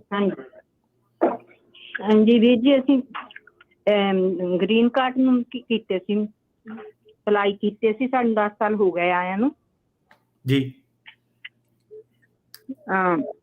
ਇਹਨਾਂ ਦੇ ਹੋ ਗਏ ਪ੍ਰਿੰਟ, ਫਿੰਗਰ ਪ੍ਰਿੰਟ ਤਾਂ ਮੇਰੇ ਨਾਲ ਆਇਆ ਹੀ ਨਹੀਂ ਉਹ ਦੂਸਰਾ ਕਰਾਉਣ ਪੇਪਰ। ਤੁਸੀਂ ਰਿਨਿਊਅਲ ਕੀਤਾ ਹੈਗਾ ਅਪਲਾਈ ਜਿਹੜਾ 10 ਸਾਲ ਵਾਲਾ? ਨਹੀਂ, ਅਸੀਂ ਸਾਨੂੰ ਬੇਟੀ ਨੂੰ ਮੰਗਾਇਆ ਸੀ, ਪੱਕੇ ਤੌਰ ਤੇ ਆਏ ਸੀ ਅਸੀਂ ਜਿੱਦਾਂ। ਹਾਂਜੀ ਹਾਂਜੀ ਹਾਂਜੀ ਹਾਂਜੀ। ਨਹੀਂ ਤੁਹਾਨੂੰ ਇੱਕ ਵਾਰੀ ਗ੍ਰੀਨ ਕਾਰਡ ਮਿਲ ਚੁੱਕਾ ਸੀ, ਇਹ ਦੂਜੀ ਵਾਰੀ ਕਰਨਾ ਸੀਗਾ ਵੀ? ਹਾਂਜੀ ਹਾਂਜੀ ਹਾਂਜੀ। ਦੂਜੀ ਵਾਰੀ 10 ਸਾਲ ਹੋ ਗਏ। ਅੱਛਾ, ਤੁਹਾਡੇ ਫਿੰਗਰਪ੍ਰਿੰਟ ਤੇ ਜਾਂ ਉਹ ਕੁਝ ਨਹੀਂ ਆਇਆ, ਤੁਸੀਂ ਇਹ ਕਹਿ ਰਹੇ? ਉਹ ਕਈ ਵਾਰੀ ਥਾਣੇ ਵੀ ਚੱਕ ਲੈਂਦੇ ਆ ਫਿੰਗਰਪ੍ਰਿੰਟ। ਤੁਸੀਂ ਆਪਣੀ ਬੇਟੀ ਨੂੰ ਕਹਿ ਕੇ ਉਹਨਾਂ ਨੂੰ ਕਾਲ ਕਰਾਓ। ਠੀਕ ਆ। ਠੀਕ ਹੈ ਜੀ। ਇਹਨਾਂ ਦੇ ਆ ਗਿਆ ਇਕੱਠੇ ਹੀ। ਇਦਾਂ ਹੀ ਹੁੰਦਾ ਹੈ ਜੀ, ਇਹ ਕਈ ਵਾਰੀ ਮਾਤਾ ਜੀ ਸੇਮ ਘਰੋਂ ਵੀ ਤੇ ਸੇਮ ਦੇ ਵਿੱਚ ਵੀ ਉਹ ਵਕਤ ਲਾ ਦਿੰਦੇ ਆ, ਇੱਕ ਦਾ ਪਹਿਲਾਂ ਇੱਕ ਦਾ ਲੇਟ ਜਿਹੜਾ ਉਹ ਹੋ ਜਾਂਦਾ ਹੈ। ਮਸਤਾਨ ਸਿੰਘ। ਸਤਿ ਸ਼੍ਰੀ ਅਕਾਲ ਭਾਜੀ। ਸਤਿ ਸ਼੍ਰੀ ਅਕਾਲ। ਹਾਂਜੀ ਭਾਜੀ, ਮੈਂ ਨਿਊਯਾਰਕ ਰਹਿਣਾ ਜੀ। ਮੇਰੀ 2021 ਚ ਜੂਨ ਚ ਮੇਰੀ ਤਰੀਕ ਸੀ, ਸਟਿਲ ਆਉਣ ਤੱਕ ਮੈਂ ਵੇਟ ਕਰ ਰਿਹਾ ਜੀ। ਤੇ ਕੋਈ ਹੱਲ ਹੈਗਾ ਜੀ ਇਹਦਾ ਜੀ, ਕੋਈ ਤਰੀਕ ਆਉਣ ਦਾ ਜੀ? ਅਸਾਈਲਮ ਆਫਿਸ ਚ ਕਰ ਰਹੇ ਵੇਟ? ਨਹੀਂ ਹਾਂਜੀ ਹਾਂਜੀ ਹਾਂਜੀ 20 ਫਾਜ਼ਲ ਪਲਾਜ਼ਾ ਜੀ ਮੇਰੀ ਤਰੀਕ ਸੀ ਜੀ 2021 ਫਾਈਨਲ ਜੀ ਜੂਨ ਚ। ਇਹ ਭਾਜੀ ਨਿਊਯਾਰਕ ਦੀਆਂ ਜਿੱਦਾਂ ਦੱਸ ਕੇ ਹਟੇ ਅੱਜ 2 ਦਿਨ ਵਾਰੀ, ਨਿਊਯਾਰਕ ਦੇ ਵਿੱਚ ਭਾਜੀ ਡੇਟਾ ਨਹੀਂ ਪੈ ਰਹੀਆਂ ਇਸ ਵੇਲੇ ਜੀ। ਇੰਤਜ਼ਾਰ ਹੀ ਕਰਨਾ ਪੈਣਾ ਜੀ, ਵਕੀਲਾਂ ਦੀ ਘਾਟ ਆ, ਸੌਰੀ ਜੱਜਾਂ ਦੀ ਘਾਟ ਆ। ਮੁੱਦਾ ਤੇ ਵੇਖਿਆ ਜਾਵੇ ਤਾਂ ਇਮੀਗ੍ਰੇਸ਼ਨ ਦੇ ਵਕੀਲਾਂ ਦੀ ਵੀ ਬਹੁਤ ਘਾਟ ਆ ਤੇ ਜੱਜਾਂ ਦੀ ਵੀ ਬਹੁਤ ਘਾਟ ਆ, ਜਿੰਨਾ ਕੁ ਬੈਕਲੌਗ ਪੂਰੇ ਅਮਰੀਕਾ 'ਚ ਬਣਿਆ ਪਿਆ ਆ। ਪਰਮਜੀਤ ਸਿੰਘ ਜੀ। ਆਬਾਦੀ ਜ਼ਿਆਦਾ ਹੋ ਗਈ ਇੰਡੀਆ ਦੀ। ਹਾਂਜੀ ਜੀ। ਪਰਮਜੀਤ ਸਿੰਘ ਜੀ। ਮੋਹਨਜੀਤ ਸਿੰਘ, ਸਤਿ ਸ੍ਰੀ ਅਕਾਲ। ਸਤਿ ਸ਼੍ਰੀ ਅਕਾਲ ਜੀ। ਜੀ ਮੇਰੇ 2 ਕੁਐਸਚਨ ਹੈ ਜੀ। ਇੱਕ ਤਾਂ ਕੁਐਸਚਨ ਮੇਰੀ ਵਾਈਫ ਦਾ, ਮੇਰੀ ਬੇਟੀ ਨੇ ਉਹ ਹੈਗੀ ਇੱਥੇ ਸਿਟੀਜ਼ਨ ਹੈਗੀ ਆ ਤੇ ਉਹਨੇ ਅਪਲਾਈ ਕਰਿਆ ਸੀਗਾ। ਪਹਿਲਾਂ ਸਾਨੂੰ ਦੋਨਾਂ ਨੂੰ ਗ੍ਰੀਨ ਕਾਰਡ ਮਿਲੇ ਸੀ, ਮੈਂ ਤਾਂ ਆਉਂਦਾ ਜਾਂਦਾ ਰਿਹਾ 2012 ਤੋਂ, ਤੇ ਪਰ ਮੇਰੀ ਵਾਈਫ ਡੋਮੈਸਟਿਕ ਪ੍ਰੋਬਲਮ ਕਰਕੇ ਘਰੇਲੂ ਫਿਰ ਅਸੀਂ ਜਿਹੜਾ ਉਹਦਾ ਗ੍ਰੀਨ ਕਾਰਡ ਸੀ ਜਮ੍ਹਾਂ ਕਰਾਤਾ ਸੀਗਾ। ਭਾਈ ਤੁਸੀਂ ਤਾਂ ਕਨਫਿਊਜ਼ ਬੜਾ ਕਰਨ ਦੇ, ਥੋੜਾ ਕਲੀਅਰ ਜਿਹਾ ਕਰਕੇ ਸਵਾਲ ਦੱਸੋ, ਮੈਨੂੰ ਸਮਝ ਨਹੀਂ ਆ ਰਹੀ ਕਹਾਣੀ ਕੀ ਕਹਿ ਰਹੇ। ਮੈਂ ਦੱਸਦਾ, ਮੈਂ ਹੁਣ ਅਖੀਲ ਜੀ ਇਹ ਗੱਲ ਦੱਸਿਆ ਕਿ ਦੁਬਾਰਾ ਅਪਲਾਈ ਕਰਿਆ ਸੀ ਉਹਨਾਂ ਨੇ 4 ਸਾਲ ਪਹਿਲਾਂ ਮੇਰੀ ਬੇਟੀ ਨੇ, ਤੇ ਉਹ ਹੁਣ ਉਹਨਾਂ ਦਾ ਕਾਗਜ਼ ਪੱਤਰ ਵੀ ਪੂਰੇ ਹੋ ਗਏ, ਪੇਪਰ ਵਰਕ ਪੂਰਾ ਹੋ ਗਿਆ, ਤੇ ਕਹਿੰਦੇ ਤੁਸੀਂ ਅਜੇ ਟਾਈਮ ਤੁਹਾਡਾ ਲੱਗਣਾ ਹੈਗਾ ਵੀ ਜਦੋਂ ਤੱਕ ਤੁਹਾਨੂੰ ਅਗਲਾ ਲੈਟਰ ਨਹੀਂ ਆਉਂਦਾ ਤੁਹਾਡੀ ਇੰਟਰਵਿਊ ਦਾ ਟਾਈਮ ਲੱਗੂਗਾ। ਹੋਰ ਉਹ ਭਾਜੀ ਕਾਫੀ ਲੋਕਾਂ ਨੂੰ ਉਹ ਈਮੇਲਾਂ ਜਿਹੜੀਆਂ ਉਹ ਆ ਰਹੀਆਂ ਵਾ, ਉਹੀ ਦੱਸਿਆ ਕਿ ਉਹਦੇ ਬਾਰੇ ਐਮਬੈਸੀ ਨੇ ਕਿਹਾ ਕਿ ਉਹਨਾਂ ਨੇ ਸਪੀਡ ਵਧਾਈ ਆ, ਉਹਦੇ ਬਾਰੇ ਕੁਝ ਕਹਿ ਨਹੀਂ ਸਕਦੇ ਕਿ ਕਦੋਂ ਉਹਨਾਂ ਦਾ ਨੰਬਰ ਲੱਗਣਾ। ਇਹ ਕਹਿਣਾ ਔਖਾ ਵਾ, ਟਾਈਮ ਲੱਗਣਾ, ਪਰ ਤੁਹਾਡੇ ਡਾਕੂਮੈਂਟ ਪੂਰੇ ਆ ਤਾਂ ਤੁਸੀਂ ਵੇਟ ਕਰ ਸਕਦੇ ਆ, ਹੋਰ ਤਾਂ ਨਹੀਂ ਕੁਛ ਇਹਦੇ ਵਿੱਚ ਹੋ ਸਕਦਾ ਇਸ ਵੇਲੇ। ਗੁਰਵਿੰਦਰ ਸਿੰਘ। ਸਤਿ ਸ਼੍ਰੀ ਅਕਾਲ ਦੋਨਾਂ ਵੀਰਾਂ ਨੂੰ। ਪਹਿਲਾਂ ਤਾਂ ਭਾਜੀ ਬਹੁਤ ਬਹੁਤ ਮਿਹਰਬਾਨੀ ਤੁਹਾਡੀ, ਬਹੁਤ ਸਾਡੀ ਹੈਲਪ ਕਰਦੇ ਆ। ਦੂਜਾ ਜੈ ਭਾਜੀ, ਮੈਂ ਤੁਹਾਨੂੰ ਅੱਗੇ ਵੀ 1-2 ਵਾਰੀ ਗੱਲ ਕੀਤੀ, ਅਪਾਇੰਟਮੈਂਟ ਬਣਾ ਕੇ। ਮੇਰੇ ਕੋਲ ਸਾਇਲੈਂਟ ਦਾ ਗ੍ਰੀਨ ਕਾਰਡ ਆ ਤੇ ਮੇਰੀ ਵਾਈਫ ਕੈਨੇਡਾ ਤੋਂ ਐਂਟਰ ਹੋਈ ਸੀ ਬਾਈ ਰੋਡ, ਜੀ ਤੇ ਮੇਰੇ ਬੱਚੇ ਦੀ ਸੋਸ਼ਲ ਸਿਕਿਉਰਿਟੀ ਆ ਗਈ ਆ ਤੇ ਮੇਰੀ ਵਾਈਫ ਦੀ ਨਹੀਂ ਹਲੇ ਆਈ, ਤੇ ਕੀ ਮੈਂ ਉਹਨਾਂ ਦਾ ਗ੍ਰੀਨ ਕਾਰਡ ਅਪਲਾਈ ਕਰ ਸਕਦਾ ਸਾਲ ਤੋਂ ਪਹਿਲਾਂ ਭਾਜੀ? ਤੇ ਨਾਲੇ ਅਸਾਈਲਮ ਤੇ ਰਿਫਿਊਜੀ 'ਚ ਕੀ ਅੰਤਰ ਹੈ ਭਾਜੀ, ਇਹਦੇ ਬਾਰੇ ਥੋੜਾ ਦੱਸੋਗੇ? ਜਿਹੜਾ ਭਾਜੀ ਵਾਈਫ ਤੁਹਾਡੀ ਐਂਟਰ ਹੋਈ ਆ ਰੋਡ ਤੋਂ, ਕੀ ਮਤਲਬ ਆ? ਮਤਲਬ ਵੀਜ਼ੇ ਲੀਗਲ ਆਈ ਆ ਕਿ 2 ਨੰਬਰ ਚ ਆਈ ਆ? ਹਾਂਜੀ ਹਾਂਜੀ, ਨਹੀਂ I-730 ਅਪਰੂਵ ਹੋਇਆ ਸੀ ਉਹਨਾਂ ਦਾ। I-730 ਅਪਰੂਵ ਹੋਇਆ, ਉਹਦੇ ਬੇਸ ਤੇ ਆਏ ਰਾਈਟ? ਹਾਂਜੀ ਹਾਂਜੀ, ਮੇਰੇ ਬੇਸ ਤੇ ਆਏ, ਮੇਰੇ ਕੋਲ ਗ੍ਰੀਨ ਕਾਰਡ ਆ ਅਸਾਈਲਮ ਦਾ ਭਾਜੀ। ਨਾਲ ਤੁਹਾਡੀ ਬੇਟੀ ਵੀ ਆਈ ਹੈ? ਮੇਰਾ ਹਾਂਜੀ ਬੇਟਾ ਜੀ। ਹੁਣ ਤੁਸੀਂ ਪੁੱਛ ਰਹੇ ਕਿ ਵਾਈਫ ਦਾ ਤੁਸੀਂ ਡਾਇਰੈਕਟਲੀ ਅਪਲਾਈ ਕਰ ਸਕਦੇ ਗ੍ਰੀਨ ਕਾਰਡ ਬੇਸ ਤੇ, ਪੁੱਛਦੇ ਪਏ? ਹਾਂਜੀ ਇਹੀ ਪੁੱਛਿਆ। ਕਹਿੰਦੇ ਜਿੱਦਾਂ ਚੱਲ ਰਿਹਾ ਕਾਨੂੰਨ, ਤੁਸੀਂ ਕਹਿੰਦੇ ਸੀ 1 ਸਾਲ ਤੋਂ ਪਹਿਲਾਂ ਗ੍ਰੀਨ ਕਾਰਡ ਅਪਲਾਈ ਕਰ ਸਕਦੇ ਨਹੀਂ, ਹੋ? ਉਹ ਜੇ ਤੁਹਾਡਾ ਕਰ ਸਕਦੇ ਆ 1 ਸਾਲ ਤੋਂ ਪਹਿਲਾਂ ਕਰ ਸਕਦੇ ਆ। ਠੀਕ ਹੈ। ਇਸ ਜਿਹੜਾ ਅਸਾਈਲਮ ਜਿਹਨੂੰ ਮਿਲਿਆ ਤੇ ਉਹਦੇ ਡੈਰੀਵੇਟਿਵ ਉਹਨਾਂ ਸਾਰਿਆਂ ਦੇ ਲਈ ਹੈ? ਕਿਉਂਕਿ ਉਹਨਾਂ ਨੇ ਇਹ ਕਿਹਾ ਕਿ ਇਮੀਗ੍ਰੇਸ਼ਨ ਨੇ ਕਲੈਰੀਫਿਕੇਸ਼ਨ ਦਿੱਤੀ ਹੈ ਅੱਜ ਦੀ ਡੇਟ 'ਚ। ਹੁਣ ਜੇ ਲਾਅ ਚੇਂਜ ਹੋ ਜਾਂਦਾ ਜਾਂ ਉਹ ਡਿਨਾਈ ਕਰਨਾ ਸ਼ੁਰੂ ਕਰਦੇ, ਉਹਦੀ ਵੀ ਮੈਂ ਅਨਾਊਂਸਮੈਂਟ ਕਰੂੰਗਾ। ਉਹਨਾਂ ਨੇ ਇਹ ਕਿਹਾ ਕਿ ਸਾਡੀ ਇੰਟਰਪ੍ਰੀਟੇਸ਼ਨ ਇਹ ਹੈ ਕਿ ਲੋਕੀ ਇਹ ਸਮਝਦੇ ਕਿ ਸਾਲ ਵੇਟ ਕਰਕੇ ਫੇਰ ਫਾਈਲ ਕਰਨਾ। ਉਹ ਕਹਿੰਦੇ ਕਿ ਇਹਨੂੰ ਆਪਾਂ ਚੇਂਜ ਕਰਦੇ ਹਾਂ ਕਿ ਜਦੋਂ ਆਪਾਂ ਤੁਹਾਡੇ ਕੇਸ ਨੂੰ ਡਿਸਾਈਡ ਕਰਨਾ ਤਦ ਤੱਕ ਜੇ ਸਾਲ ਹੋ ਗਿਆ ਆਪਾਂ ਤੇ ਸੇਮ ਥਿੰਗ ਆ, ਤਾਂ ਕਰਕੇ ਤੁਸੀਂ ਅਰਲੀ ਫਾਈਲ ਕਰ ਸਕਦੇ ਆ। ਸੋ ਉਹ ਕਰ ਸਕਦੇ ਆ। ਤੇ ਦੂਜਾ ਹੈਗਾ ਰਿਫਿਊਜੀ ਤੇ ਅਸਾਈਲੀ ਦਾ, ਤਾਂ ਟੈਕਨੀਕਲੀ ਤਾਂ ਬਹੁਤ ਵੱਡਾ ਜਿਹੜਾ ਫਰਕ ਹੈਗਾ, ਜਿਹੜਾ ਮਤਲਬ ਕਿ ਹਰੇਕ ਜਿਹੜਾ ਅਸਾਈਲੀ ਹੈਗਾ ਉਹਨੂੰ ਰਿਫਿਊਜੀ ਦੀ ਡੈਫੀਨੇਸ਼ਨ ਮੀਟ ਕਰਨੀ ਪੈਂਦੀ ਆ। ਮਤਲਬ ਜਿਹੜਾ ਰਿਫਿਊਜੀ ਆ ਉਹ ਬਾਹਰੋਂ ਜਿਹੜਾ UN 'ਚ ਵੀ ਅਪਲਾਈ ਕੀਤਾ, ਕੈਂਪ ਕੋਪਾ 'ਚ ਵੀ ਅਪਲਾਈ ਕੀਤਾ। ਰਿਫਿਊਜੀ ਉਹ ਬੰਦਾ ਹੁੰਦਾ ਜਿਹੜਾ ਆਪਣੀ ਕੰਟਰੀ ਤੋਂ ਡਿਸਪਲੇਸਡ ਹੈਗਾ। ਸੋ ਰਿਫਿਊਜੀ ਇੱਕ ਵੱਡੀ ਟਰਮ ਆ, ਅਸਾਈਲੀ ਇੱਕ ਜਿਹੜਾ ਹੈਗਾ ਛੋਟੀ ਟਰਮ ਆ। ਅਸਾਈਲੀ ਦੀ ਜਿਹੜੀ ਰਿਕੁਆਇਰਮੈਂਟ ਹੈਗੀਆਂ ਉਹ ਅਲੱਗ ਹੈਗੀਆਂ। ਅਸਾਈਲੀ ਨੂੰ ਹਮੇਸ਼ਾ ਇਹ ਦੱਸਣਾ ਪੈਂਦਾ ਕਿ ਅਸਾਈਲੀ ਨੂੰ ਬੇਸਿਕਲੀ ਰਿਸਟ੍ਰਿਕਸ਼ਨਾਂ ਉੱਤੇ ਥੋੜ੍ਹੀਆਂ ਜ਼ਿਆਦਾ। ਅਸਾਈਲੀ ਨੂੰ ਇਹ ਪ੍ਰੂਵ ਕਰਨਾ ਪੈਂਦਾ ਕਿ ਉਹਦੇ ਦੇਸ਼ ਦੇ ਹਾਲਾਤ ਬਦਲੇ ਨਹੀਂ ਹੈਗੇ, ਅਜੇ ਵੀ ਉਹ ਅਸਾਈਲਮ ਦਾ ਹੱਕਦਾਰ ਜਿਹੜਾ ਉਹ ਹੈਗਾ ਵਾ। ਤੇ ਜਿਹੜੇ ਆਪਣੇ ਪੰਜਾਬੀ ਬੰਦੇ ਹੈਗੇ ਤਕਰੀਬਨ ਉਹ ਸਾਰੇ ਅਸਾਈਲਮ ਵਾਲੇ ਕੇਸ ਜਿਹੜੇ ਹੈਗੇ ਆ, ਤੇ ਡੈਰੀਵੇਟਿਵ ਵੀ ਉਹਨਾਂ ਦੇ ਅਸਾਈਲੀਆਂ ਦੇ ਡੈਰੀਵੇਟਿਵ ਹੈਗੇ ਆ। ਤੁਹਾਨੂੰ ਮਤਲਬ ਉਹ ਡਿਸਟਿੰਕਸ਼ਨ ਦਾ ਕੋਈ ਫਰਕ ਨਹੀਂ ਪੈਂਦਾ ਜੀ। ਆਪਣੇ ਅਗਲੇ ਕਾਲਰ ਨੇ ਗੁਰਵਿੰਦਰ ਜੀ, ਸਤਿ ਸ਼੍ਰੀ ਅਕਾਲ। ਹੈਲੋ ਹਾਂਜੀ ਸਤਿ ਸ਼੍ਰੀ ਅਕਾਲ ਜੀ। ਸਤਿ ਸ਼੍ਰੀ ਅਕਾਲ ਭਾਜੀ। ਜੀ ਭਾਜੀ ਮੈਂ ਨਿਊਯਾਰਕ ਤੋਂ ਬੋਲ ਰਿਹਾ ਜੀ। ਭਾਜੀ ਮੈਨੂੰ 8 ਸਾਲ ਹੋ ਗਏ ਭਾਜੀ ਇੱਥੇ ਆਏ ਨੂੰ, ਤੇ ਮੇਰੀਆਂ 4 ਤਰੀਕਾਂ ਹੁਣ ਤੱਕ ਅੱਗੇ ਚੱਲ ਗਈਆਂ ਨੇ ਤੇ ਚੇਂਜ ਹੁੰਦੀ ਰਹਿੰਦੀਆਂ। ਮੇਰਾ ਵਕੀਲ ਮੈਨੂੰ ਕਈ ਵਾਰੀ ਕਹਿੰਦਾ ਹੈ ਕਿ ਤੇਰੀ ਜੱਜ ਰਿਟਾਇਰ ਹੋ ਜਾਣੀ, ਪਹਿਲਾਂ ਹੀ ਕਹਿਣ ਲੱਗ ਪੈਂਦੇ ਨੇ, ਫਿਰ ਉਹਨਾਂ ਨੂੰ ਪਹਿਲਾਂ ਹੀ ਪਤਾ ਲੱਗ ਜਾਂਦਾ। ਇੱਕ ਵਾਰੀ ਮੈਨੂੰ 2 ਸਾਲ ਉਹ ਲਗਾਤਾਰ ਕਹਿੰਦੇ ਰਹੇ ਕਿ ਤੇਰੀ ਜੱਜ ਉਹਦਾ ਨਾਂ ਹੈ ਸੂਜ਼ਨ ਬਾਰਟੇ, ਉਹ ਕੋਈ ਹੈ ਹੀ ਨਹੀਂ ਭਾਜੀ। ਜਿੱਦਾਂ ਆਪਣੇ ਗੂਗਲ 'ਚ ਵੀ ਮੈਂ ਸਰਚ ਕੀਤਾ, ਉਹ ਬਾਅਦ 'ਚ ਮੈਨੂੰ ਜਦੋਂ ਕੋਰਟ ਡੇਟ ਲੱਗ ਗਿਆ ਸੀ ਕਹਿੰਦੇ ਉਹਨਾਂ ਦੀ ਡੈਥ ਹੋ ਗਈ ਭਾਜੀ। ਤੇ ਹੁਣ ਵੀ ਭਾਜੀ ਮੇਰੀ ਕੋਰਟ ਡੇਟ, ਪਿਛਲੇ ਸਾਲ ਵੀ ਕੋਰਟ ਡੇਟ ਸੀ 23 ਮਾਰਚ ਨੂੰ। ਮੈਂ ਉੱਥੇ ਗਿਆ ਵਾਂ, ਮੈਨੂੰ ਕਹਿੰਦੇ ਉਹਨਾਂ ਦੀ ਰਿਕਾਰਡਿੰਗ ਖਰਾਬ ਹੋ ਗਈ ਹੈ ਤੇ ਤੇਰੀ ਡੇਟ ਅੱਗੇ ਚਲੀ ਗਈ। ਤੇ ਹੁਣ ਭਾਜੀ ਫੇਰ ਮੇਰੀ ਡੇਟ ਹੈਗੀ ਹੈ ਆਪਣੇ 8 ਮਤਲਬ ਅਗਸਤ 'ਚ ਜਿੱਦਾਂ। ਤੇ ਮੈਨੂੰ ਹੁਣ ਫਿਰ ਉਹੀ ਗੱਲ ਕਰੀ ਜਾਂਦੇ ਨੇ, ਕਹਿੰਦੇ ਤੇਰੇ ਜੱਜ ਨਹੀਂ ਸਹੀ ਹੈਗੇ, ਇਹਨਾਂ ਨੇ ਤੇਰੀ ਡੇਟ ਫੇਰ ਚੱਲ ਜਾਣੀ ਅੱਗੇ। ਤੇ ਮੇਰੇ ਤੋਂ ਦੁਬਾਰਾ ਫੀਸ ਮੰਗ ਰਹੇ ਸੀ ਏਦਾਂ। ਤੇ ਮੈਂ ਭਾਈ ਤੁਹਾਡੇ ਨਾ ਆਫਿਸ 'ਚ ਕਾਲ ਕੀਤੀ ਸੀ ਕਿ ਮੈਂ ਮਤਲਬ ਤੁਹਾਨੂੰ ਹਾਇਰ ਕਰਨ ਵਾਸਤੇ, ਤੇ ਉਹਨਾਂ ਨੇ ਮੈਨੂੰ ਕਿਹਾ ਸੀ ਕਿ ਲਿੰਕ ਸਬਮਿਟ ਕਰ ਦੋ। ਮੈਂ ਕਰਤਾ, ਪਰ ਮੈਨੂੰ ਬੈਕ ਕਾਲ ਨਹੀਂ ਆਈ ਭਾਜੀ। ਠੀਕ ਆ, ਮੈਨੂੰ ਭਾਜੀ ਆਪਣਾ ਫੋਨ ਨੰਬਰ ਦੱਸ ਦਿਓ ਕੀ ਸੀਗਾ? ਹਾਂਜੀ ਭਾਈ 5163439323 ਜੀ। ਠੀਕ ਆ ਭਾਜੀ, ਮੈਂ ਦੁਬਾਰਾ ਕਾਲ ਕਰਾ ਦੂੰਗਾ ਨੈਕਸਟ ਵੀਕ। ਜੀ। ਤੇ ਇੱਥੇ ਪ੍ਰੋਗਰਾਮ ਨੂੰ ਜਿਹੜਾ ਆ ਉਹ ਸਮਾਪਤ ਕਰਦੇ ਆ। ਤੇ ਬਹੁਤ ਬਹੁਤ ਸ਼ੁਕਰੀਆ ਅਟਾਰਨੀ ਟਿਰਕੇਣਾ ਜੀ, ਤੁਸੀਂ ਸਾਡੇ ਨਾਲ ਇਹਨਾਂ ਦੇ CSPA ਦੇ ਬਾਰੇ ਜਿਹੜਾ ਅੱਜ ਦੱਸਿਆ ਆ ਵੀ ਜਿਹੜੇ ਏਜ ਆਊਟ ਹੋਣ ਵਾਲੇ ਬੱਚਿਆਂ ਨੂੰ ਲੈ ਕੇ ਵਿਸ਼ੇਸ਼ ਜਾਣਕਾਰੀ ਆ। USCIS ਨੇ ਪਾਲਿਸੀ ਦੇ ਵਿੱਚ ਥੋੜ੍ਹੀਆਂ ਚੇਂਜਸ ਕੀਤੀਆਂ ਆ, ਤੇ ਉਹ ਸੁਣ ਲਿਓ ਸਾਰੇ ਜਾਣੇ। ਪ੍ਰੋਗਰਾਮ ਨੂੰ ਸਾਰਾ ਸੁਣ ਲਿਆ ਕਰੋ ਤੇ ਪੁਰਾਣੇ ਵੀ ਸੁਣ ਲਿਆ ਕਰੋ, ਕਾਫੀ ਫਾਇਦਾ ਹੋਊਗਾ। ਤੇ ਸਵਾਲਾਂ ਦੇ ਜਵਾਬ ਦੇਣ ਦੇ ਲਈ ਵੀ ਅਟਾਰਨੀ ਟਿਰਕੇਣਾ ਜੀ ਬਹੁਤ ਬਹੁਤ ਧੰਨਵਾਦ, ਮਿਹਰਬਾਨੀ। ਸਤਿ ਸ਼੍ਰੀ ਅਕਾਲ ਜੀ। ਸਤਿ ਸ਼੍ਰੀ ਅਕਾਲ ਜੀ ਸਾਰਿਆਂ ਨੂੰ। ਸਤਿ ਸ਼੍ਰੀ ਅਕਾਲ।